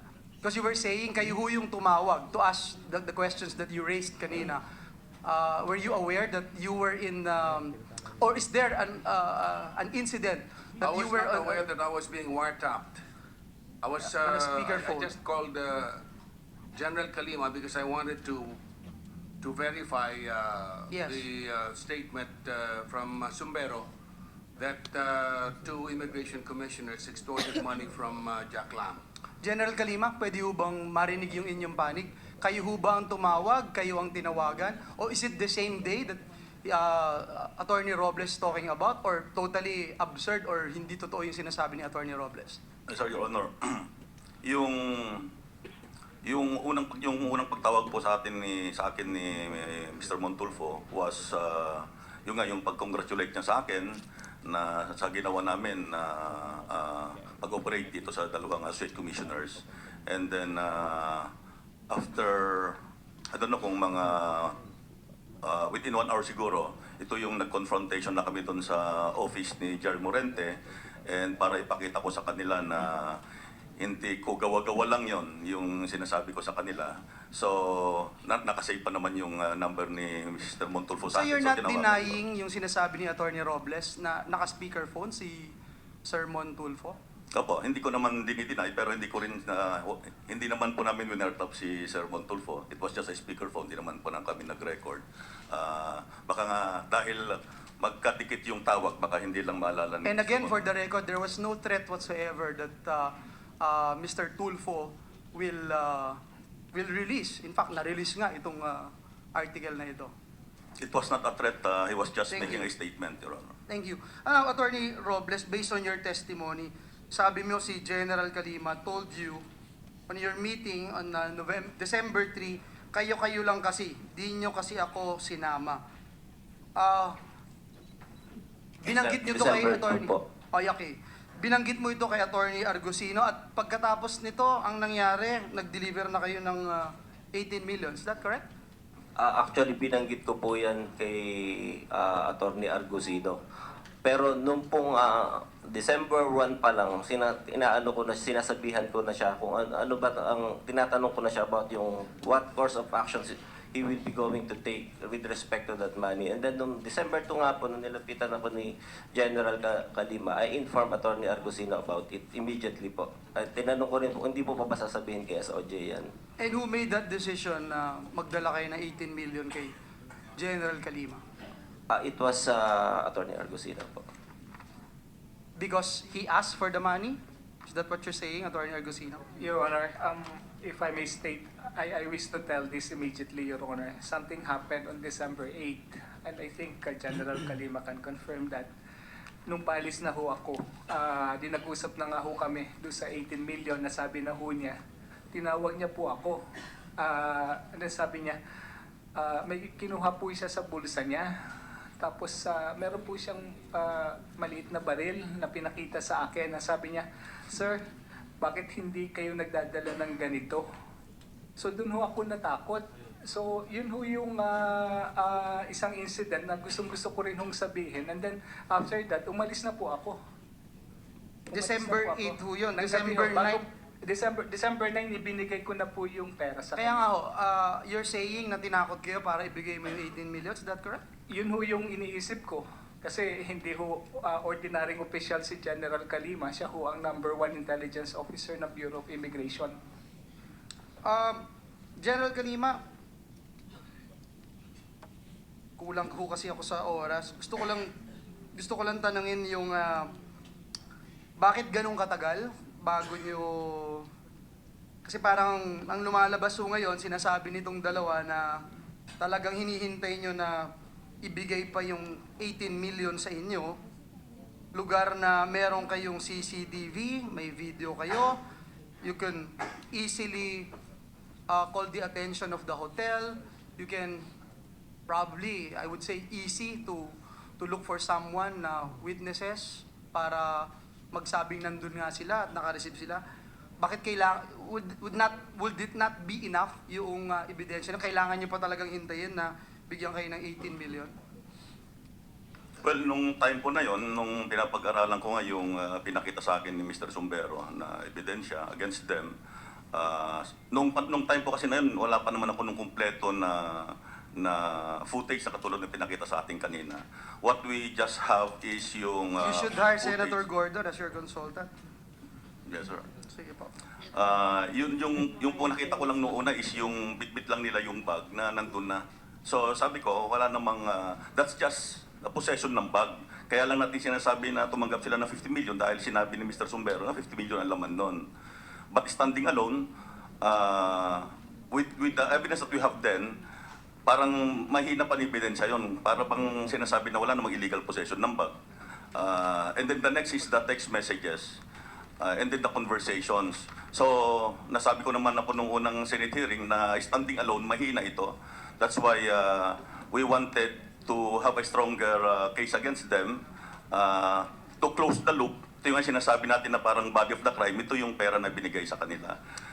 Kaya po, we decided to, yung phase na yun ng counterintelligence operation, is since we cannot also conduct an open investigation sa kanila, natanungin sila tungkol dito, dahil mga bugado naman sila, and surely hindi naman sila aamin. That's why I went into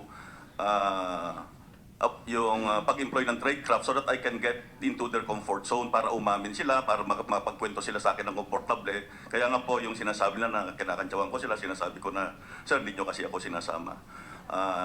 Yun pong pagkakataon na nakita ko na I can already accomplish yung objective ng counterintelligence operation namin was when I saw them si Attorney Robles was so devastated nung makita niya yung what we have on them. Narinig niya si Mr. Montulfo, narinig niya si Wally, nandun ni Wally Sumbero na sa NBI na. And then even Attorney Argusino was telling me already, may mga please na siya, natulungan ko siya. So I seized on the opportunity, kaya po naisipan ko na kinagabihan, I called for him for a meeting, tapos sinabi ko sa kanya na kasi humingi po siya ng tulong sa akin, and for me, kung baga no, yung term na nag-please na siya sa akin na subordinate niya, ibig sabihin, ripe for the na matatapos ko na yung counterintelligence operation ko. So nilaro-laro ko siya, kaya pero yung pong sinasabi niya na I demanded money, siya po yung nag-o-offer kung paano maareglo para hindi lumabas na yung article ni Mr. Montulfo. I'm sorry, Yes, sir. General Calima, no? I don't have much time here. Kaya ho kasi ganito yung pagtingin sa inyo, November 27 pa lang ito. December 20, napakadami ho nangyari, no? December 1 to 4, tapos nakatanggap na kayo ng 80 million. December 22 lang kayo nakapaghain ng complete. But anyway, yung isang tatanong ko lang ho, binanggit nyo kanina, nag-demand ulit ng another 50 million. Anong ebidensya nyo dito? Ito po yung meeting nila sa Crown Hotel. They met in a suite room doon, kasama si Attorney Argusino, Attorney Robles, si Wally Sombrero, and I don't know kung one or two Chinese na kasamahan ni Jack Lam. And it was in this meeting where they were demanding for the release of another 50 million para po mabuo yung 100 million. At ang sinasabi nga nila, klarong-klaro doon, na kaliwaan, they have to complete first yung pagbigay ng another 5 folders or sa code messages nila is 50 Pero General Calima, nakalaya na po yung karamihan dito during this time? Hindi, I think hindi pa ho. Parang December 3 po yata o 2 yung mga... Nakapag-bail na yun? Hindi po, wala pa pong nakakapag-bail nung time na yun. Okay, Mari po ba akong sumagot, Mr. Senator, doon sa clarification? If the chair would allow. Okay. Make it brief. Mr. Chair, palagi ko po naririnig na humihingi ako ng additional 150, 100 doon sa Crown Plaza. Actually, nagugulat nga ho ako dahil nung November 29 ho, naka-file na yung petition for bail.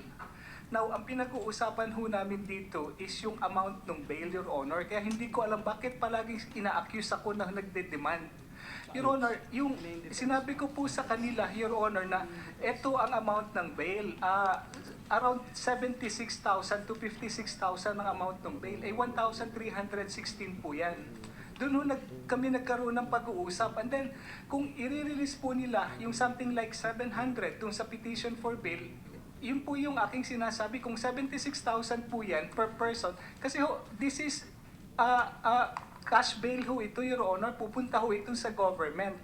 And then kung i-release naman yung 1,316, yun ho yung computation. Pero later nga ho, narinig ko kay Commissioner Morante, hindi ho pala 76 million, it's 56 million. So yun po yung sinasabi ko sa kanila. So, Your Honor, yun po yung nire-request niya kung paano po mag-grant yung, kasi alam na ho niya by November 28 na mag-grant ho kami ng bail. Dahil nga ho, nagre-reklamo po yung mga Chinese embassy as early as November 28. And then, gusto na rin ho namin silang i-release dahil wala po kami paglalagyan ng 1,316.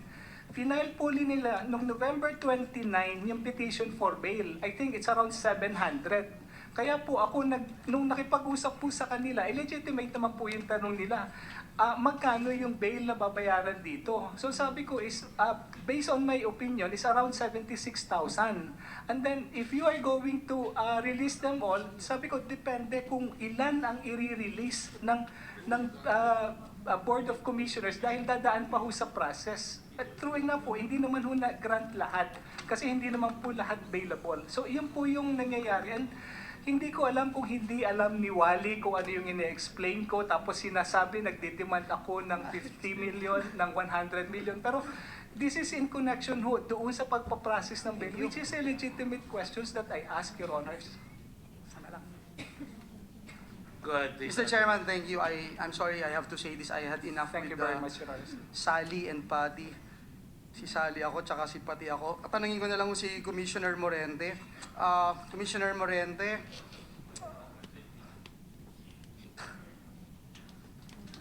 base ko dito sa mga information na nakuha natin, naririnig natin of how your bureau's officers have conducted, ayaw pa nila ngayong tawaging entrapment nung nakaraang hearing, puro entrapment, ngayon ayaw na. Hindi ko alam kung bakit. And what they call counterintelligence operations, Mr. Morente, not against illegal immigration, but against each other. Mukhang napaka-challenging ng inyong posisyon. Just one question lang ho. Kung naalala nyo po nung nakaraang pagdinig, at binanggit ko rin po ito noong Committee on Labor hearing, taon-taon nagbibigay po ang DOLE ng humigit kumulang 23,000 alien employment permits o yung AEPs na tinatawag. DOLE lang po supposed to be nagbibigay nito. Mula 2011 hanggang 2015, nasa 113,000 foreign nationals na ang nabigyan ng AEPs. Mahalaga din po na maalala na kahit DOLE lamang ang pwedeng magbigay ng alien employment permit, ang Bureau of Immigration naman nagbibigay ng special working permit. Tama po ako doon, no? Liban po dyan, ang economic zones, maaari ding magbigay ng kani-kanilang permit o visa para magtrabaho sa loob ng Pilipinas. Is there any way on the part of the Bureau of Immigration to monitor, or do you have the master list nitong mga nabibigyan ng mga economic zones, o ang inyong impormasyon ay dun lamang sa binigyan ng Bureau of Immigration? Kasi Mr. Chairman, I'm just worried about the figures that came out during our hearings, and this hearing, 91 undocumented. Kahapon lang dun sa news, merong foreign national na nandito sa Pilipinas, gumagawa ng karumal-dumal na krimen, child pornography. Eto, 91, undocumented, walang passport, walang kahit na ano, pero nakapasok dito. Kinanong nyo kanina, Mr. Chairman, paano nakapasok? Wala akong makasagot. Sino may hawak ng passports nila? Hindi rin masagot. What are they doing? Are they running or going after them? Wala din hong makasagot. Pagka ganyan, we are doomed, Mr. Chairman. Those are excellent points. The immigration, please react, or the Department of Justice, please react. Yes, Your Because these Honor. are very serious matters. On the issue of the alien employment permit, ang nag-i-issue po nito is yung DOLE. The main intention is to ensure that wala hong Pilipino na pwedeng makagawa ng trabaho. Yes, ng because mga under iba. Article 7, Section 10, Paragraph 2 of the 1987 Constitution, and I quote, "In the grants of rights, privileges, and concessions covering the national economy and patrimony, the state shall give preference to qualified Filipinos." Kaya nga, Mr. Chairman, masama yung loob natin dahil dun sa next games na binabanggit, and I hope the DOJ will look into this, 1,000 plus ang kanilang empleyado, 11 lamang dito ang Pilipino. So sana tignan ho natin yan. Sige po, please continue. On the case of CESA and APECO, Your Honor, ang participation lang ho ng Bureau of Immigration is the derogatory check. Dahil nasa kanilang charter po na they will be the ones to issue the CESA license, CESA working permits, and the APECO permits. Now that gives me my question. What's the difference between AEPs and working permits? Can someone answer the question? I don't know if Commissioner can answer that question. Yung pong working permit is issued by either the CESA, APECO, or the Bureau of Immigration. The requirement for the issuance of the working permit is the AEP, sir, for those aliens who are applying for work. That is, Mr. Chairman, ito yung nakakagulat dito, Mr. Chairman, because during our hearing in the Committee on Labor, mismong DOLE, hindi nila alam kung sino yung nabigyan ng working permits. In fact, marami ho dun sa na nasa Clark, wala din silang listahan. But nonetheless, they are recorded by the specific zone and by immigration. Yes, sir. We And have what is- records. We have records for the working Correct. permits that we issued. Not So the we have never AEPs. relinquished at any time our oversight. The immigration has not relinquished that. They still have the records of these people. Yes, Your Honor. It's only for purposes of doing business and employment that the CESA and the other special economic zones are allowed as an incentive. Okay, go ahead, Another, please. another worrisome issue here, Mr. Chairman, is that yung mga nahuli sa Clark, if I'm correct, ang hawak nila ay CESA working permit. Is that correct, Commissioner? Yes, Your Honor. There were 140 CESA visa working permits. I hope and, that's clear, Mr. Chairman. And then Meron pong 13 from the Yeah. Freeport I hope- area of Bataan, Your I just Honor. wanted to be on record, Mr. Chair, na CESA yung working permit nandun sa Clark at marami pa hong iba. Siguro dun sa second round, I will try to ask more questions. Dun lang ho sa PAGCOR, last na lang ho. Other than Jack Lam, sino pa po ba yung may utang sa inyo at meron po ba kayong listahan nito? Dito ho mga licensees and operators. Kung po pwede na lang ho, baka pwedeng i-submit na lang po dito sa committee. They have just submitted the list, no? But there will be more forthcoming, and we want to know whether these people are paying, these corporations are paying taxes. And how much... And we want to consolidate this with the immigration. How many people are they actually employing in these operations, all right? Because we should not be taken for a ride. And siguro, Mr. Chairman, hihilingin ko rin po dito sa committee na ito, tanungin din natin ng BIR. Magkano ba ang utang ni Jack Lam sa BIR? That is the point. Magkano ba ang utang sa LGU? Kasi yung binabanggit last hearing ng PAGCOR lang po yun. No, that's the point. The BIR will have to be involved in this, and they are. They must be. Thank you. Thank you very much, Mr. Chair. At the proper time, doon na lang po ulit tayo magtatanong. Thank you. Salamat Just a po. caveat. I keep hearing from different persons from the BI that the Embassy of China is trying to, it's understandable that every embassy will try to protect their citizens. But it's still our decision. I don't give a damn, as far as I'm concerned, when our immigration laws are violated, that is your call, not the embassy's call. That must be made clear.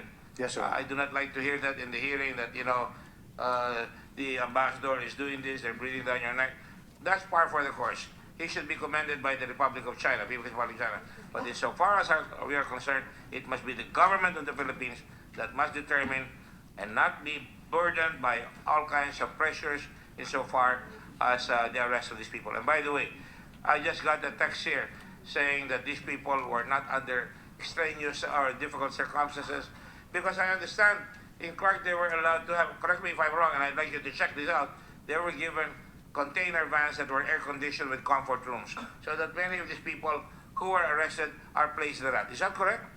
That's wrong information, Your Honor. Well, They were housed at Fontana Convention Center. In the early phase of the arrest, we even organized a shower operations for groups to go back to their villas to take a shower, because most of them hindi na po nakaligo ng 3 to 4 days. Don't worry about that. That's a sweet smell of success insofar as you're concerned. Yes, Your Honor.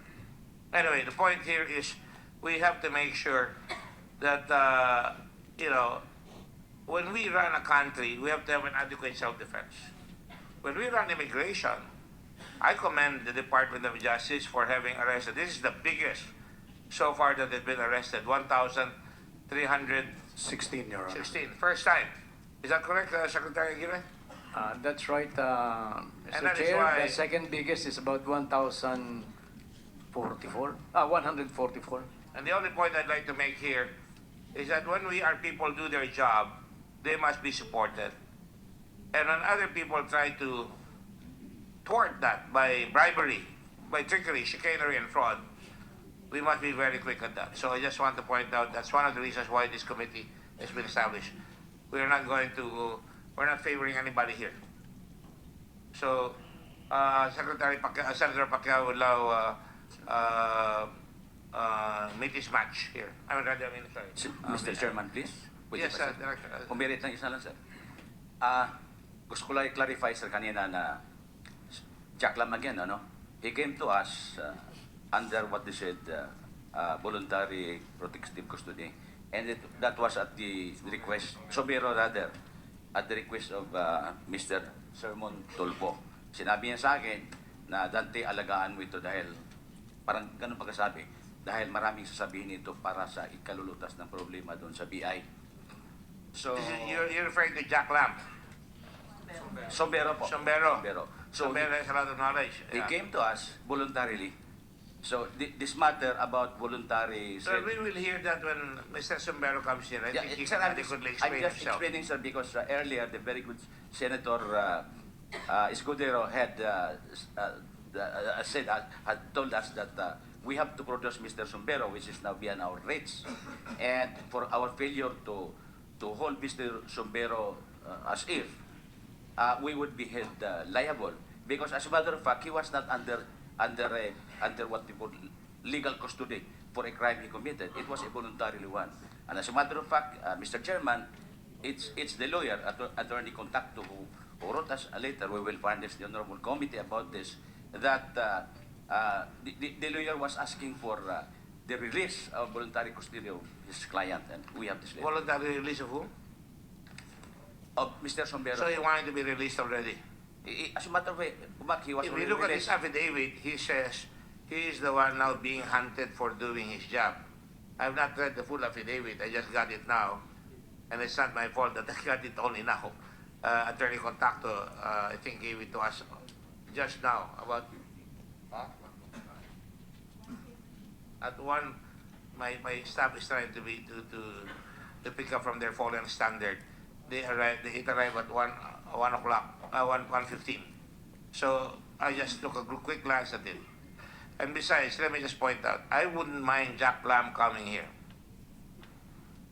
I mean, I think if he's willing to come here, I wouldn't mind him coming here.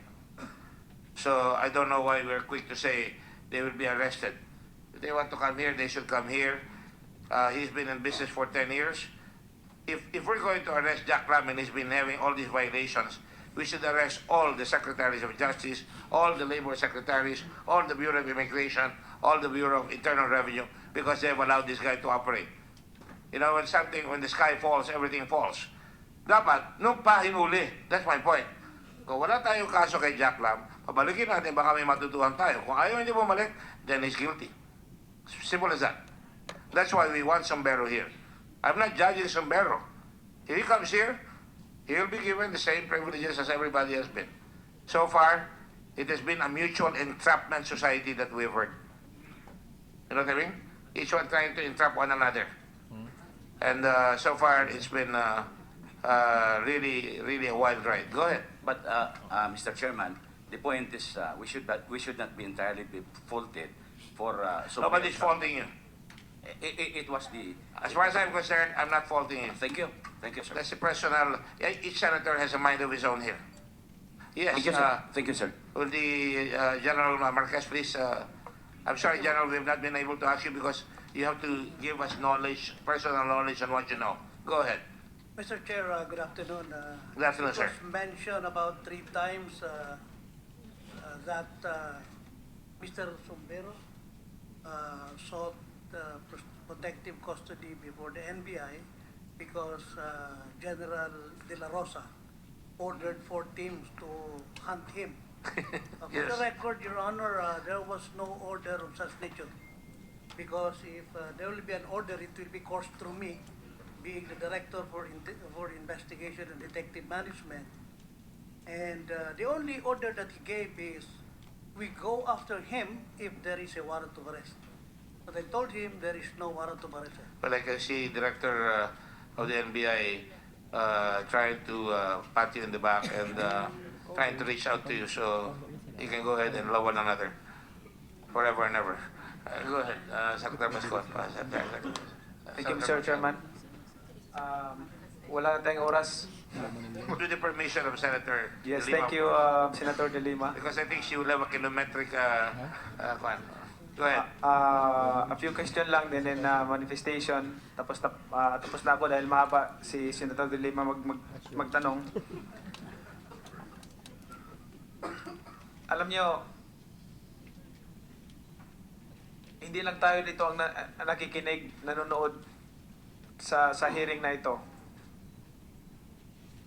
Milyon-milyong mga Pilipino nanonood ngayon mula kaninang umaga kahit nung unang hearing dito, napapanood yung mga testimony ng bawat isa. Ngayon, sa tingin nyo, doon sa mga testimony ninyo, mapapaniwala ninyo ang taong bayan? Mapapaniwala ninyo na kayo ay inosente?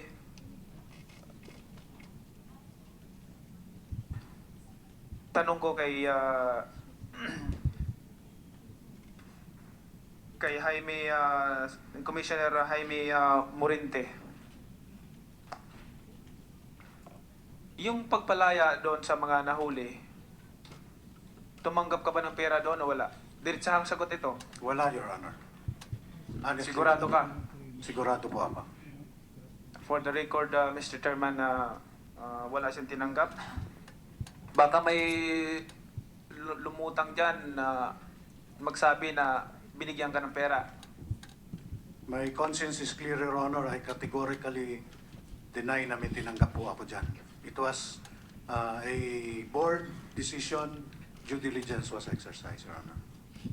Okay, dito naman sa kay Attorney Argosino. I know Attorney Argosino. Working with the President on time of election. That's correct, Your Honor. Tama? Tama po yun, Your Honor. Okay. Tumanggap kayo ng pera. 20 million kay Robles. Sa'yo, 30 million? 48 million po yung tinurnover sa amin ni Sumbero. 48 million. Magkano ang dinala mo? 48 million po, Your Honor. Ang nasa position mo?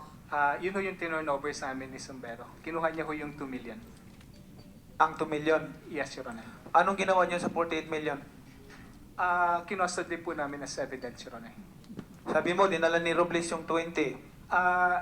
Inuwi niya ho temporarily yung 20. Pero nung 27 ho ng gabi, kinonsolidate po namin. Kasi inuwi niya ho for security reason. Pero nung pong 27 ng gabi, tinurnover din niya po sa akin. So I have with me 48 million, Your Honor. So, ganun ba ngayon ang part ng pag-iimbestiga?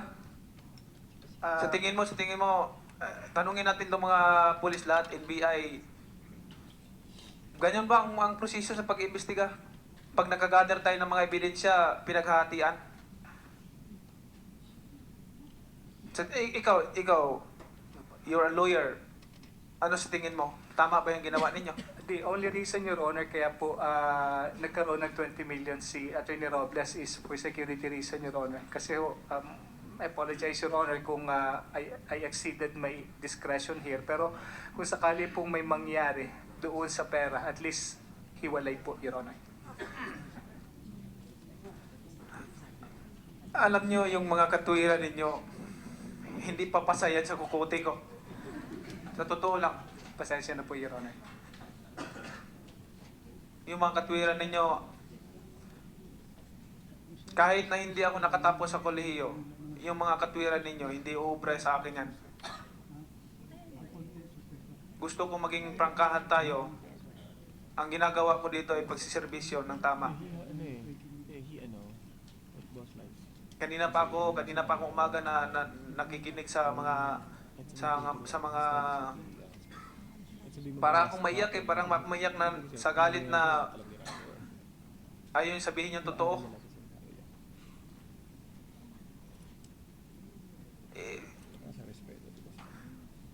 Anong gagawin mo sa amin? Anong tingin sa amin? Isasarado namin yung mata namin, isasarado namin yung tenga namin para maniwala kami doon sa mga testimony ninyo.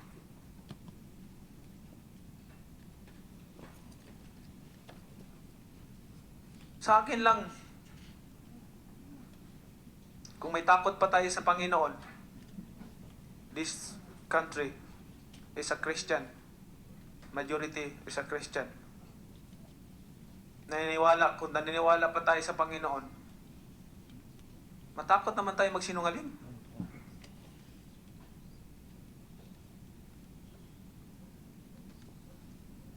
Magawa pa natin pumunta sa simbahan ng linggo. Tapos gumagawa tayo ng kasalanan. Laban sa gobyerno, laban sa Panginoon. Hindi ko alam kung Atty. Robles, parang may sasabihin ka kanina na Yes, Mr. Chair. yung mga kinalaman mo na gusto mo pang manghugas ng kamay, na wala kang alam, hindi mo alam, that's impossible. Na hindi mo alam yung transaction, hindi mo alam yung ano, nakikita ko sa video, sinasama-sama ka lang, pwede ba yun? Like the chair said, you're a lawyer. And sabihin mo na, ay, hindi ko alam, nagsumasama lang ako doon. Hindi. Pwede ba yun? Mapapaniwala mo ba ako doon kahit na hindi ako college graduate? Hindi mo ako mapapaniwala sa mga ganong katwiran. I want to hear what you have to say about that. Gusto kong marinig ko ano sasabihin yung dalawa. Yes, Mr. Chair. Regarding the fact Yeah. that Paano kami mapapaliwanag? Unang-una, pagka kayo nakahuli ng ebidensya, dapat nire-record yun. Sapagkat pag nawala, pananagot lahat. Pangalawa, nag-ooperate kayo. Wala naman kayong mission order. Hindi naman kayo investigador. Mga commissioner kayo. Ang desisyon nyo ay kung maninirahan dito o hindi. Yung nag-a-apply ng immigration. Paano nyo kami mapapaliwanag? Tama yung sinasabi ni Manny. He speaks for the people here. Na yung simpleng tao, kayo nag-aaral, papapaniwalaan nyo kami na kinuha niya yung pera, nakita na kayo sa TV, siyam na oras kayo doon, naghihintay para kayong susunod-sunod kayo doon, na hinihintay niyo dumating yung 5 bag, at kailan nabuksan yung 48 million? Binilang niyo ba doon? Actually, nabilang niyo lang yung later, binigay niyo. Kailan niyo binigay yung 2 million kay Sumbero? Siya ho ang kumuha doon sa sasakyan, Your Honor. So, hindi niyo sinasabi yan? Pumasok pa sa sasakyan? Siya po ang nag-ano. Kanino sa sasakyan siya pumasok? Sa'yo? Sa akin po, Your Honor. Oh. Kinuha niya. Hindi niyo sinasabi lahat yan. Nasa affidavit. Binuksan niya? Yes, Your Honor. Ang ano ko lang, ganito na ba tayo mag-imbestiga? Ganito na ba ang prosesyo ng government natin, ng gobyerno natin? Eh kung ganun, hindi tayo nararapat dyan. Hindi po pwede yan.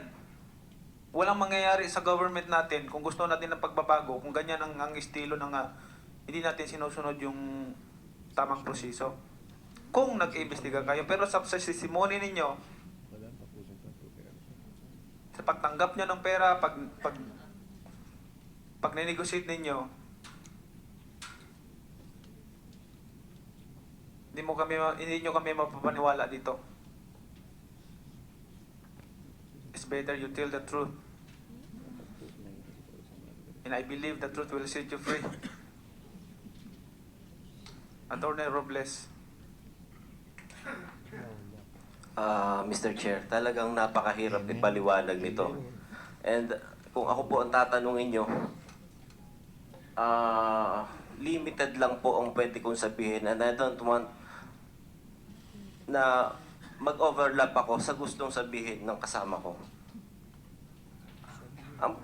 Paulit-ulit nga po sinasabi na ganyan, pahirap papaniwalaan. Pero napakahirap din naman sa parte ko na sabihin na kahit yun ang opinion niya, kahit yun po ang opinion nyo, ay pilitin ko kayo. Kundi sabihin ko lang po ano yung nalalaman ko. Kung hindi man ko paniwala na wala akong alam, napakahirap po naman sabihin sa inyo na alam ko to para lang masatisfy ko mga gusto ng mga makarinig. Ang gusto lang namin, sabihin nyo yung totoo dahil hindi totoo yung mga sinasabi ninyo.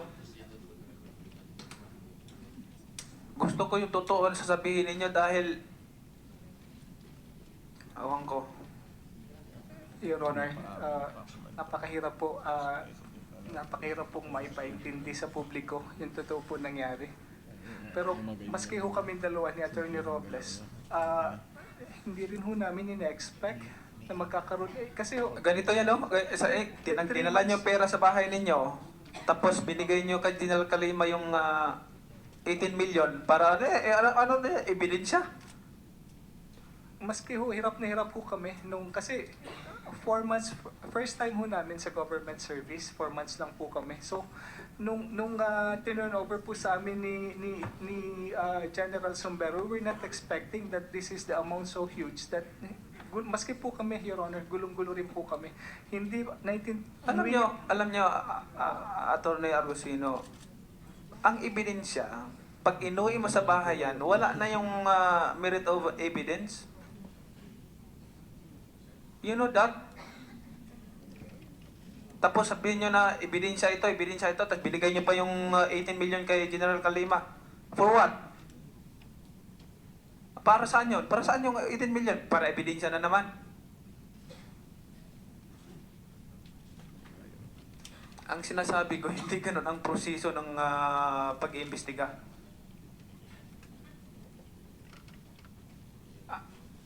I'm sorry to tell you this, but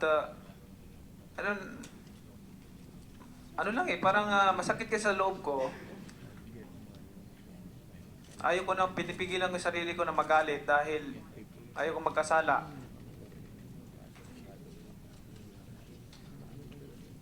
Ang taong bayan ang pinagsiservisyohan natin dito, hindi sarili natin.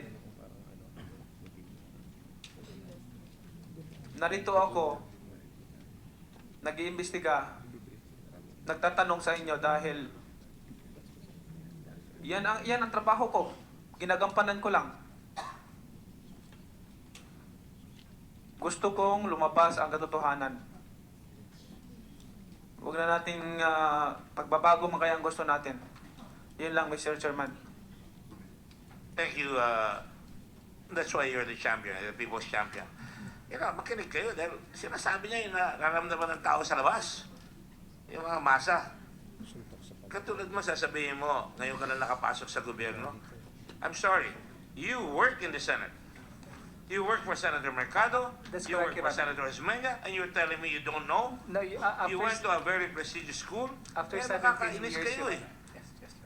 My God, ano ba kayo? Can we have the senator from San Beda also? Who's going to make the question again? Everybody's from San Beda here today. Secretary of Justice from San Beda. No offense, man. It's a good school. Go ahead. Thank you, Mr. Chair. How much time do we have? We are supposed to adjourn I to will suspend. tell you what time. Thank you. Thank you, Go ahead. Mr. Chair. Tama ho yun. Marami po akong tanong.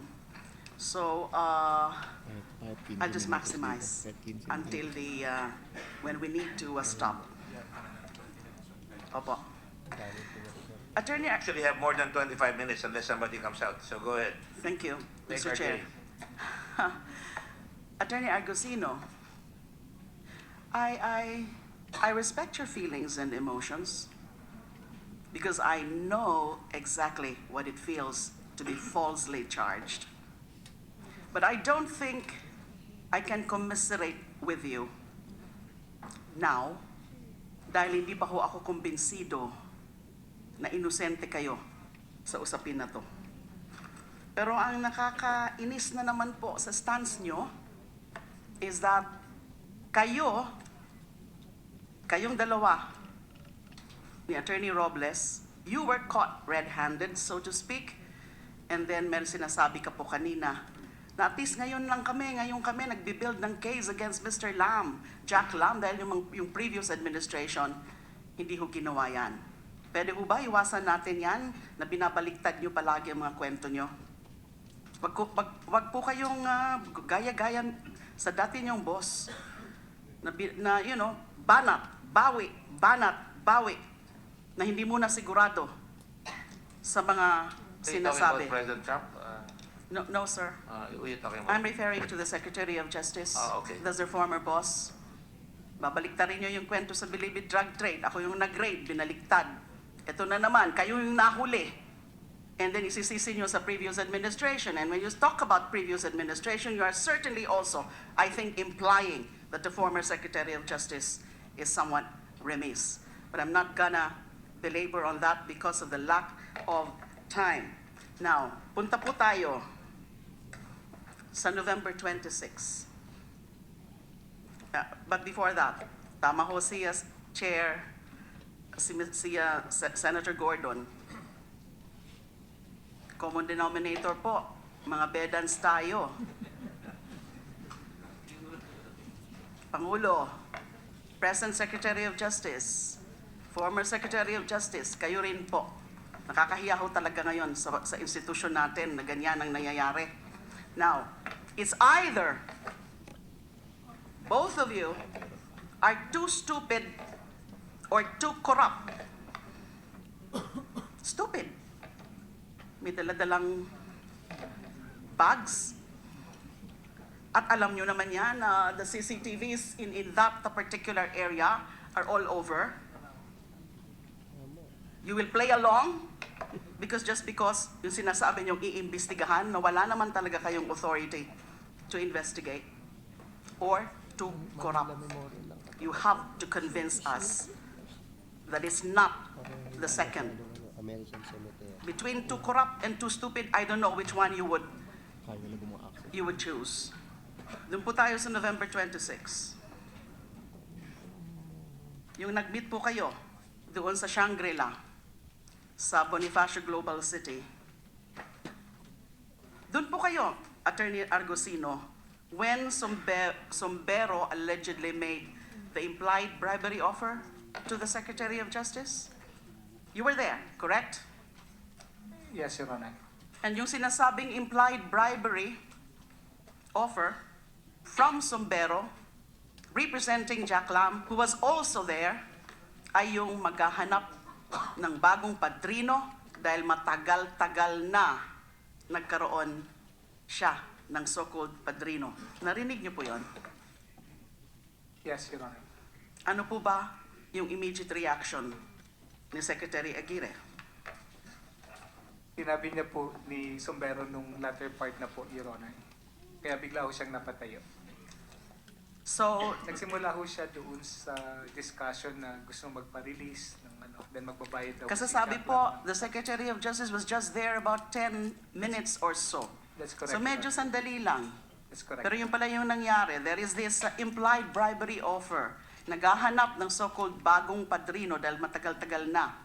So sa tingin niyo po, based sa reaction ni Secretary Aguirre, he felt insulted? Did he manifest his displeasure in front of you, in front of Sombero, in front of Jack Lam? Yun ho yung tingin ko po sa kanya nung panahon na yan, Your Honor. Na-offend po siya. Na-offend siya? Yet. And certainly that was your exact feeling, Secretary Aguirre, correct? You felt insulted. Yes, Mr. Chair. I know where the conversation is going, so this is against my principle, so I stood up. Sabi ko sa kanilang ganyan, wala tayong pinag-usapan. As a matter of fact, before I left, I said very clearly, do not corrupt my people. Narinig po nila yan. If you want to continue this conversation, narinig po ng lahat yan. Narinig po nila yan. Narinig po nila lahat yan. Yung nandun sa loob ng kwarto. At sinabi nyo nga po, makulit daw po itong si Mr. Mr. Sombero. Totoo ba yun? Sinundan pa kayo sa elevator? Hanggang paglabas po ng function room, sinundan po kami sa elevator. The ground floor was teeming with bedans. At hanggang hindi kami nakakating ng elevator, ay paulit-ulit po niyang sinasabi na pumayag na ako magninong bilang Secretary of Justice. Kasi matagal-tagal na raw walang ninong si Jack Lam, siguro. Because at that time, we were only 4 months in the office. So siguro yung kanyang 4 months matagal-tagal na. Meron na naman ho ba kayong ini-imply niyan? Ingat po kayo dyan. But I will not gonna ask you that because of lack of time. Maybe next time. Ganon kayo eh. Binabaliktad nyo palagi eh. Hindi po. Kasi yun ang sabi sa akin, matagal na. Matagal-tagal na. Oh, matagal-tagal na. 4 months.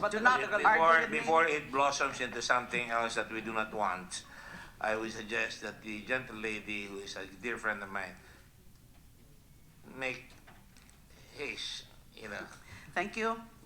Thank you.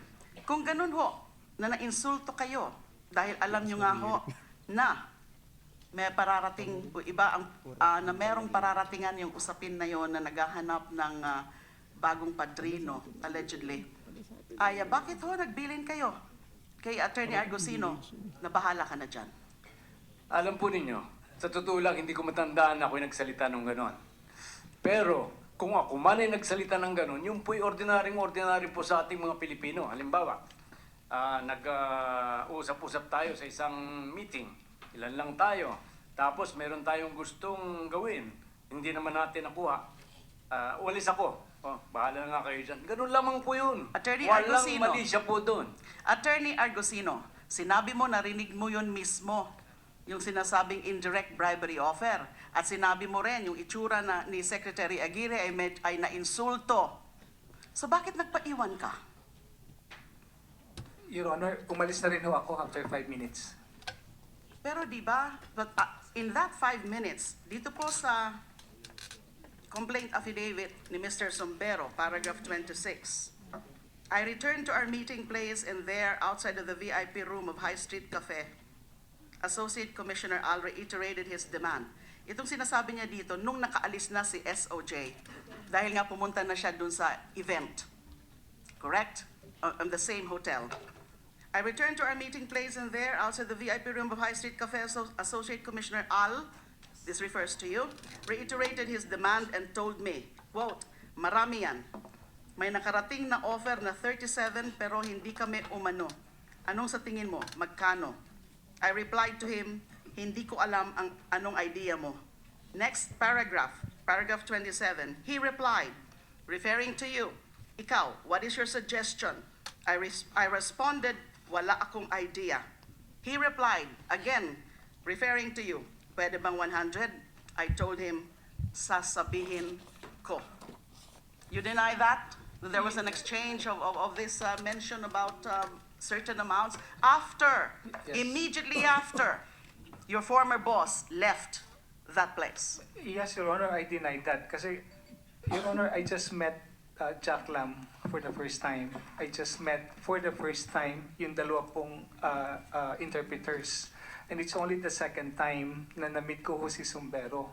So, coming from that 10-minute conversation, hindi ko maisip na the first words that would come into my mind is, magkano ang meron dito. Hindi ko po masasabi yun, Your Honor. 10 minutes lang po yun. And then parating nga po si Secretary Aguirre.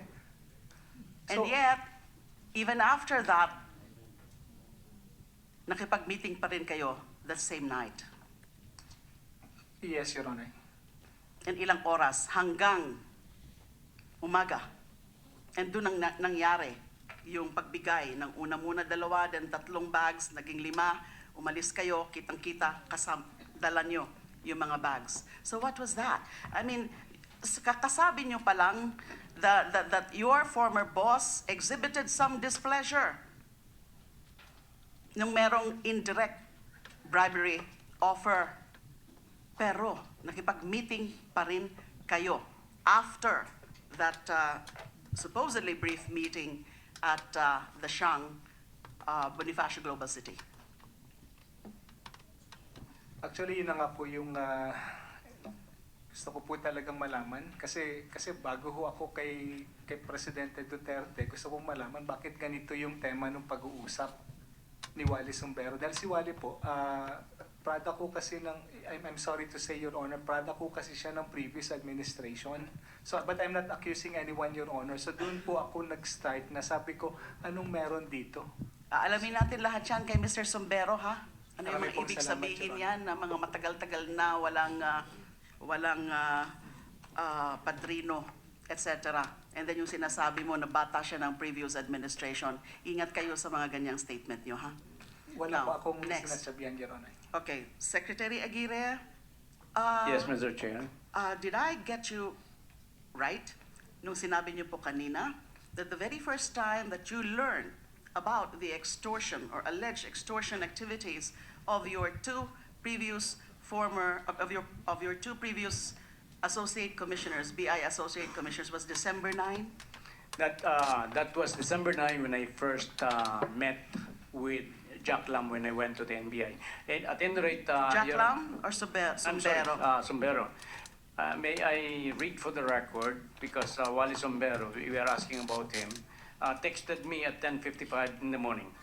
And may I read for the record with the That is contribution? today? That's today. Today. May I Go ahead, please. Sir, for the record, I'm watching the hearing. I have the same words as General Kalima texted you. I'm clearing you of any knowledge on this extortion scandal. I will be working on my best to attend the hearing. I already sent letter to Senator Gordon today. TY po. Noted, but we will ask him again. As Secretary Aguirre, so September 9 nyo po, I'm sorry, December 9 nyo, first time ever na meron ngang extortion activities yung dalawang BI Associate Commissioner. Kasi yung una nyo pong siniwalat sa media ay yung tungkol nga dun sa indirect or yung implied bribery offer. Correct? That's right po. And therefore, wala kayong kaalam-alam dun sa yung supposedly nangyayari na mga whatever negotiation between them and Wally Sombero Mayroon na until po. December 9. At meron na po, before December 9. Kumakalat na po ang balitang mayroong nga nangyaring ganun.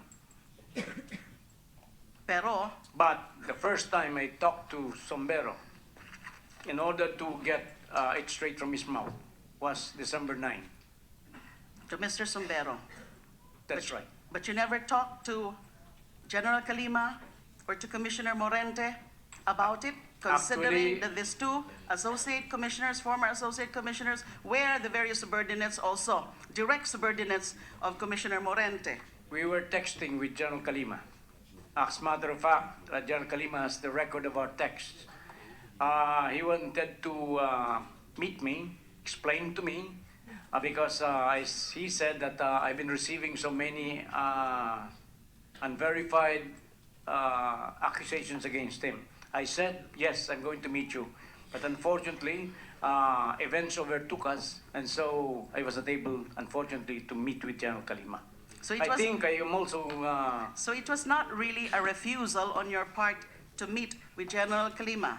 It's just that probably you did not have the opportunity to meet with him. That's what I wanted to say, that it is not, as a matter of fact, the text, the phone records of General Kalima would show that I agreed to meet him, but events overtook us. And we were not fortunate to I'll meet.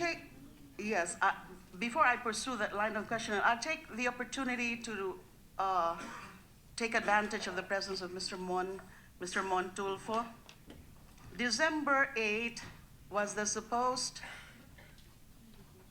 grant of the protective custody to Mr. Sombero. There was a request, of course through you, that Mr. Sombero be placed under NBI's protective custody.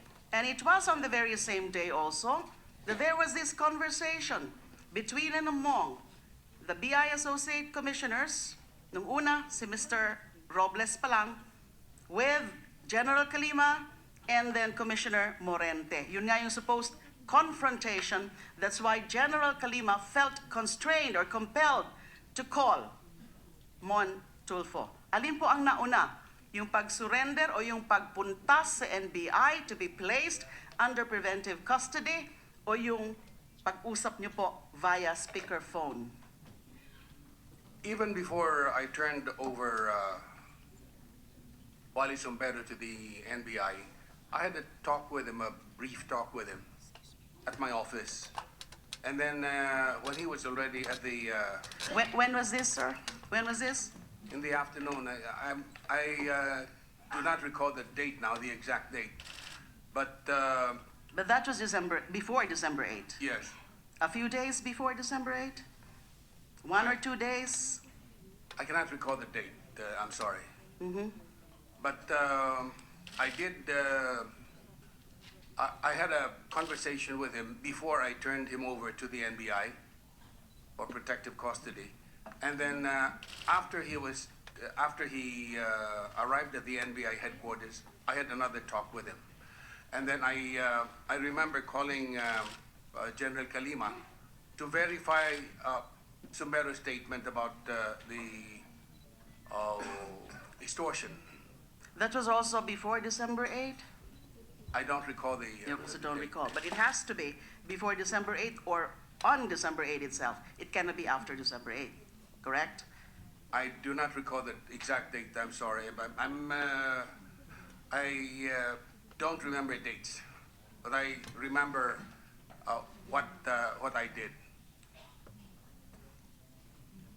There are insinuations coming from both former associate commissioners that General Kalima,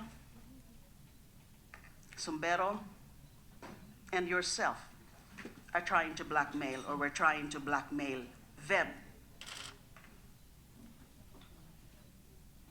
in exchange for not proceeding with coming out with an expose.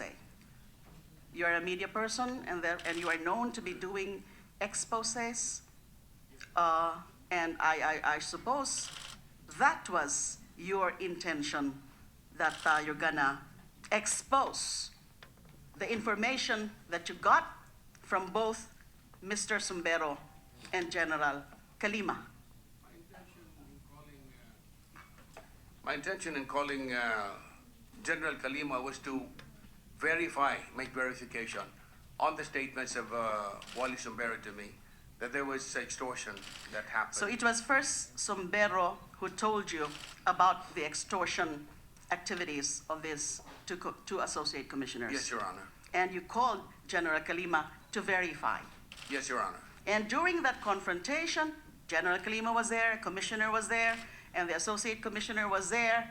It was sort of further corroborative? I didn't know that they were there. I didn't know that. I thought that I was just talking to General Kalima. When he called you on December 8th, correct? What I know is that I called him twice. First to verify, and then second to ask him why he didn't arrest on the spot the two BI commissioners after they received the 50 million pesos.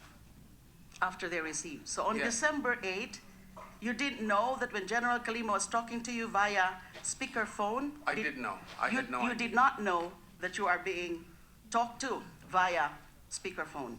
I didn't. And you didn't know that in that very moment, Commissioner Morente was there, and so was Attorney Robles. I had no idea.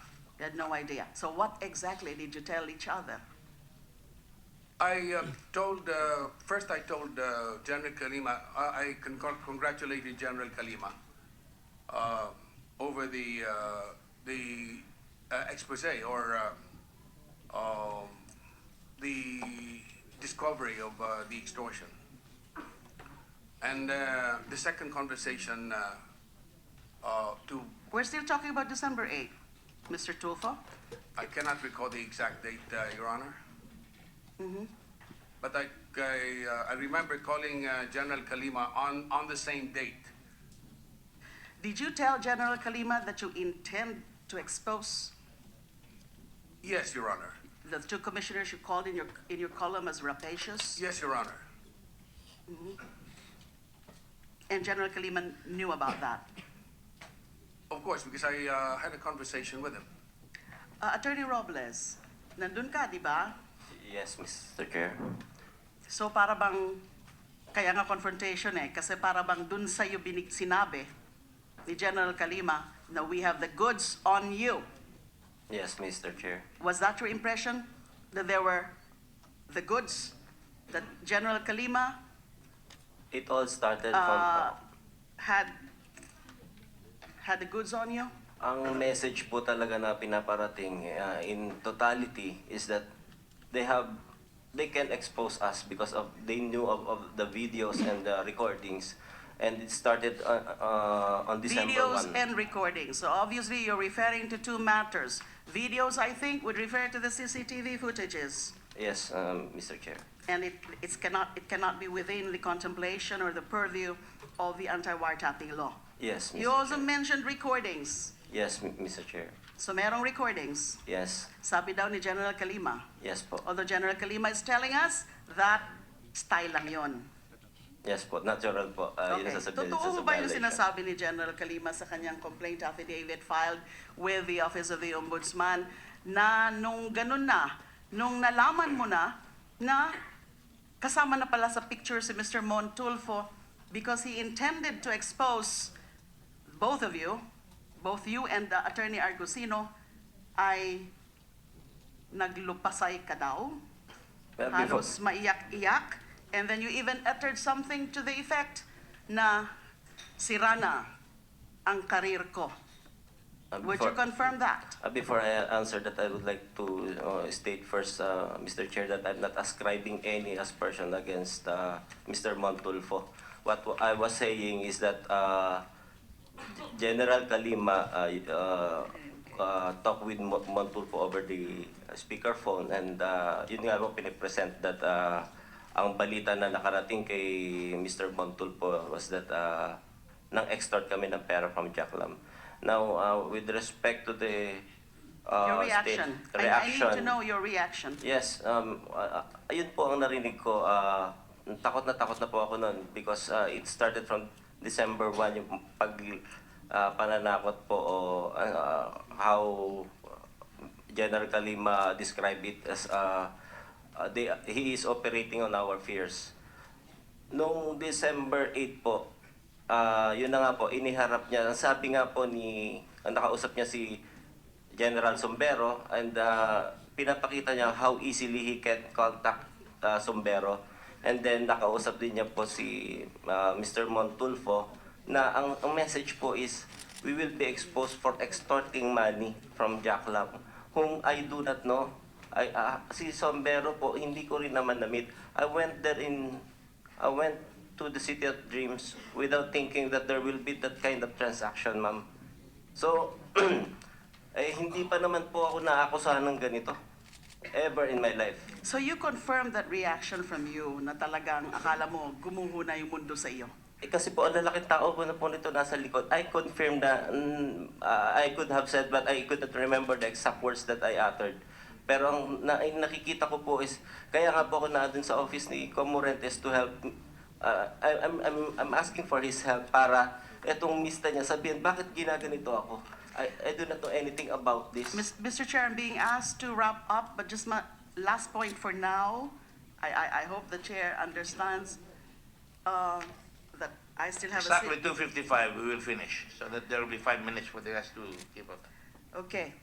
Now, yung NBI po, you were asked to investigate by the SOJ, to investigate the alleged extortion activities when he discovered or learned about it last December 9. That's right, ma'am. So when exactly did you start your investigation? Cannot remember the date, ma'am. And then, You must remember. You're an NBI director. You must remember when you started the investigation. Your Honors. Go ahead. Go ahead, please. We started the investigating this case when we received a department order coming from the Secretary of What date, please? Justice, December 7. So that was the first department order. are you we sure it's received. December 7? We just heard earlier the Secretary saying that he learned about it December 9. As per I think, Secretary? it is not very accurate. I said I talked to Somber on December 9, but I said I've been hearing about this extortion or bribery try even before. We check our records. I think we submitted our memorandum order for the NBA to investigate about December Mr. Secretary, how before is before? December 8. September 8. Department order number 896. And to the December effect. 8, December 8. And what does the order say? NBI Director Giran is directed to conduct investigation in case build-up to determine criminal liability or possible violation of laws in relation to the purported bribery or extortion as the case may be, by or against Jack Lam, by the Bureau of Immigration commissioners, officials, employees, and private individuals in collusion with civil servants. So in that particular department order, I'm sorry, Mr. Chair, in that particular department order directing the NBI to conduct an investigation, you were not really referring to both associate commissioners. It was sort of a general order for them to investigate. We are just investigating. I could not point out in making this order to anybody. I said, investigate everybody, all commissioners. My standing question, Mr. Secretary, was when exactly did you learn about the involvement or possible involvement of attorneys Argusino and Robles? And then you answered previously, earlier, that it was on December 9. December 9, because I talked to Wallace Umbero in the morning. I talked to the two commissioners in the evening of December 9. So that's December 9. But you issued, but you have, in fact, an earlier memorandum directing the NBI to investigate. When you issued that department order to the NBI, did you know already that those who are possibly involved in the extortion and bribery allegations are these two gentlemen? No, because we are just investigating. Per Sombrero, it was the two commissioners. Per the two commissioners, when I talked to them in the evening, they said that they were being framed up by Sombrero and company. But on December 8, it is I'm just ordering the investigation. Otherwise, if I know already, then I will not longer anymore for the NBI to investigate. It was a general order. Precisely, because of what you've been hearing. Precisely, Your Honor. Now, in the complaint, in the complaint filed by the NBI, we have been furnished, Mr. Chair, a copy of that, and this was filed only last January 27 before the Office of the Ombudsman, and you, in fact, recommended for prosecution not only the two former BI associate commissioners, but also the other personalities, General Zumbero, General Calima, and Jack Lam. So ibig sabihin, hindi nyo pinapaniwalaan pareho yung mga version ng dalawang kampo. Kasi meron din ng version sila General Calima. Di ho ba? Na that was supposed to be a counter-intelligence operations with the clearance of Commissioner Morente.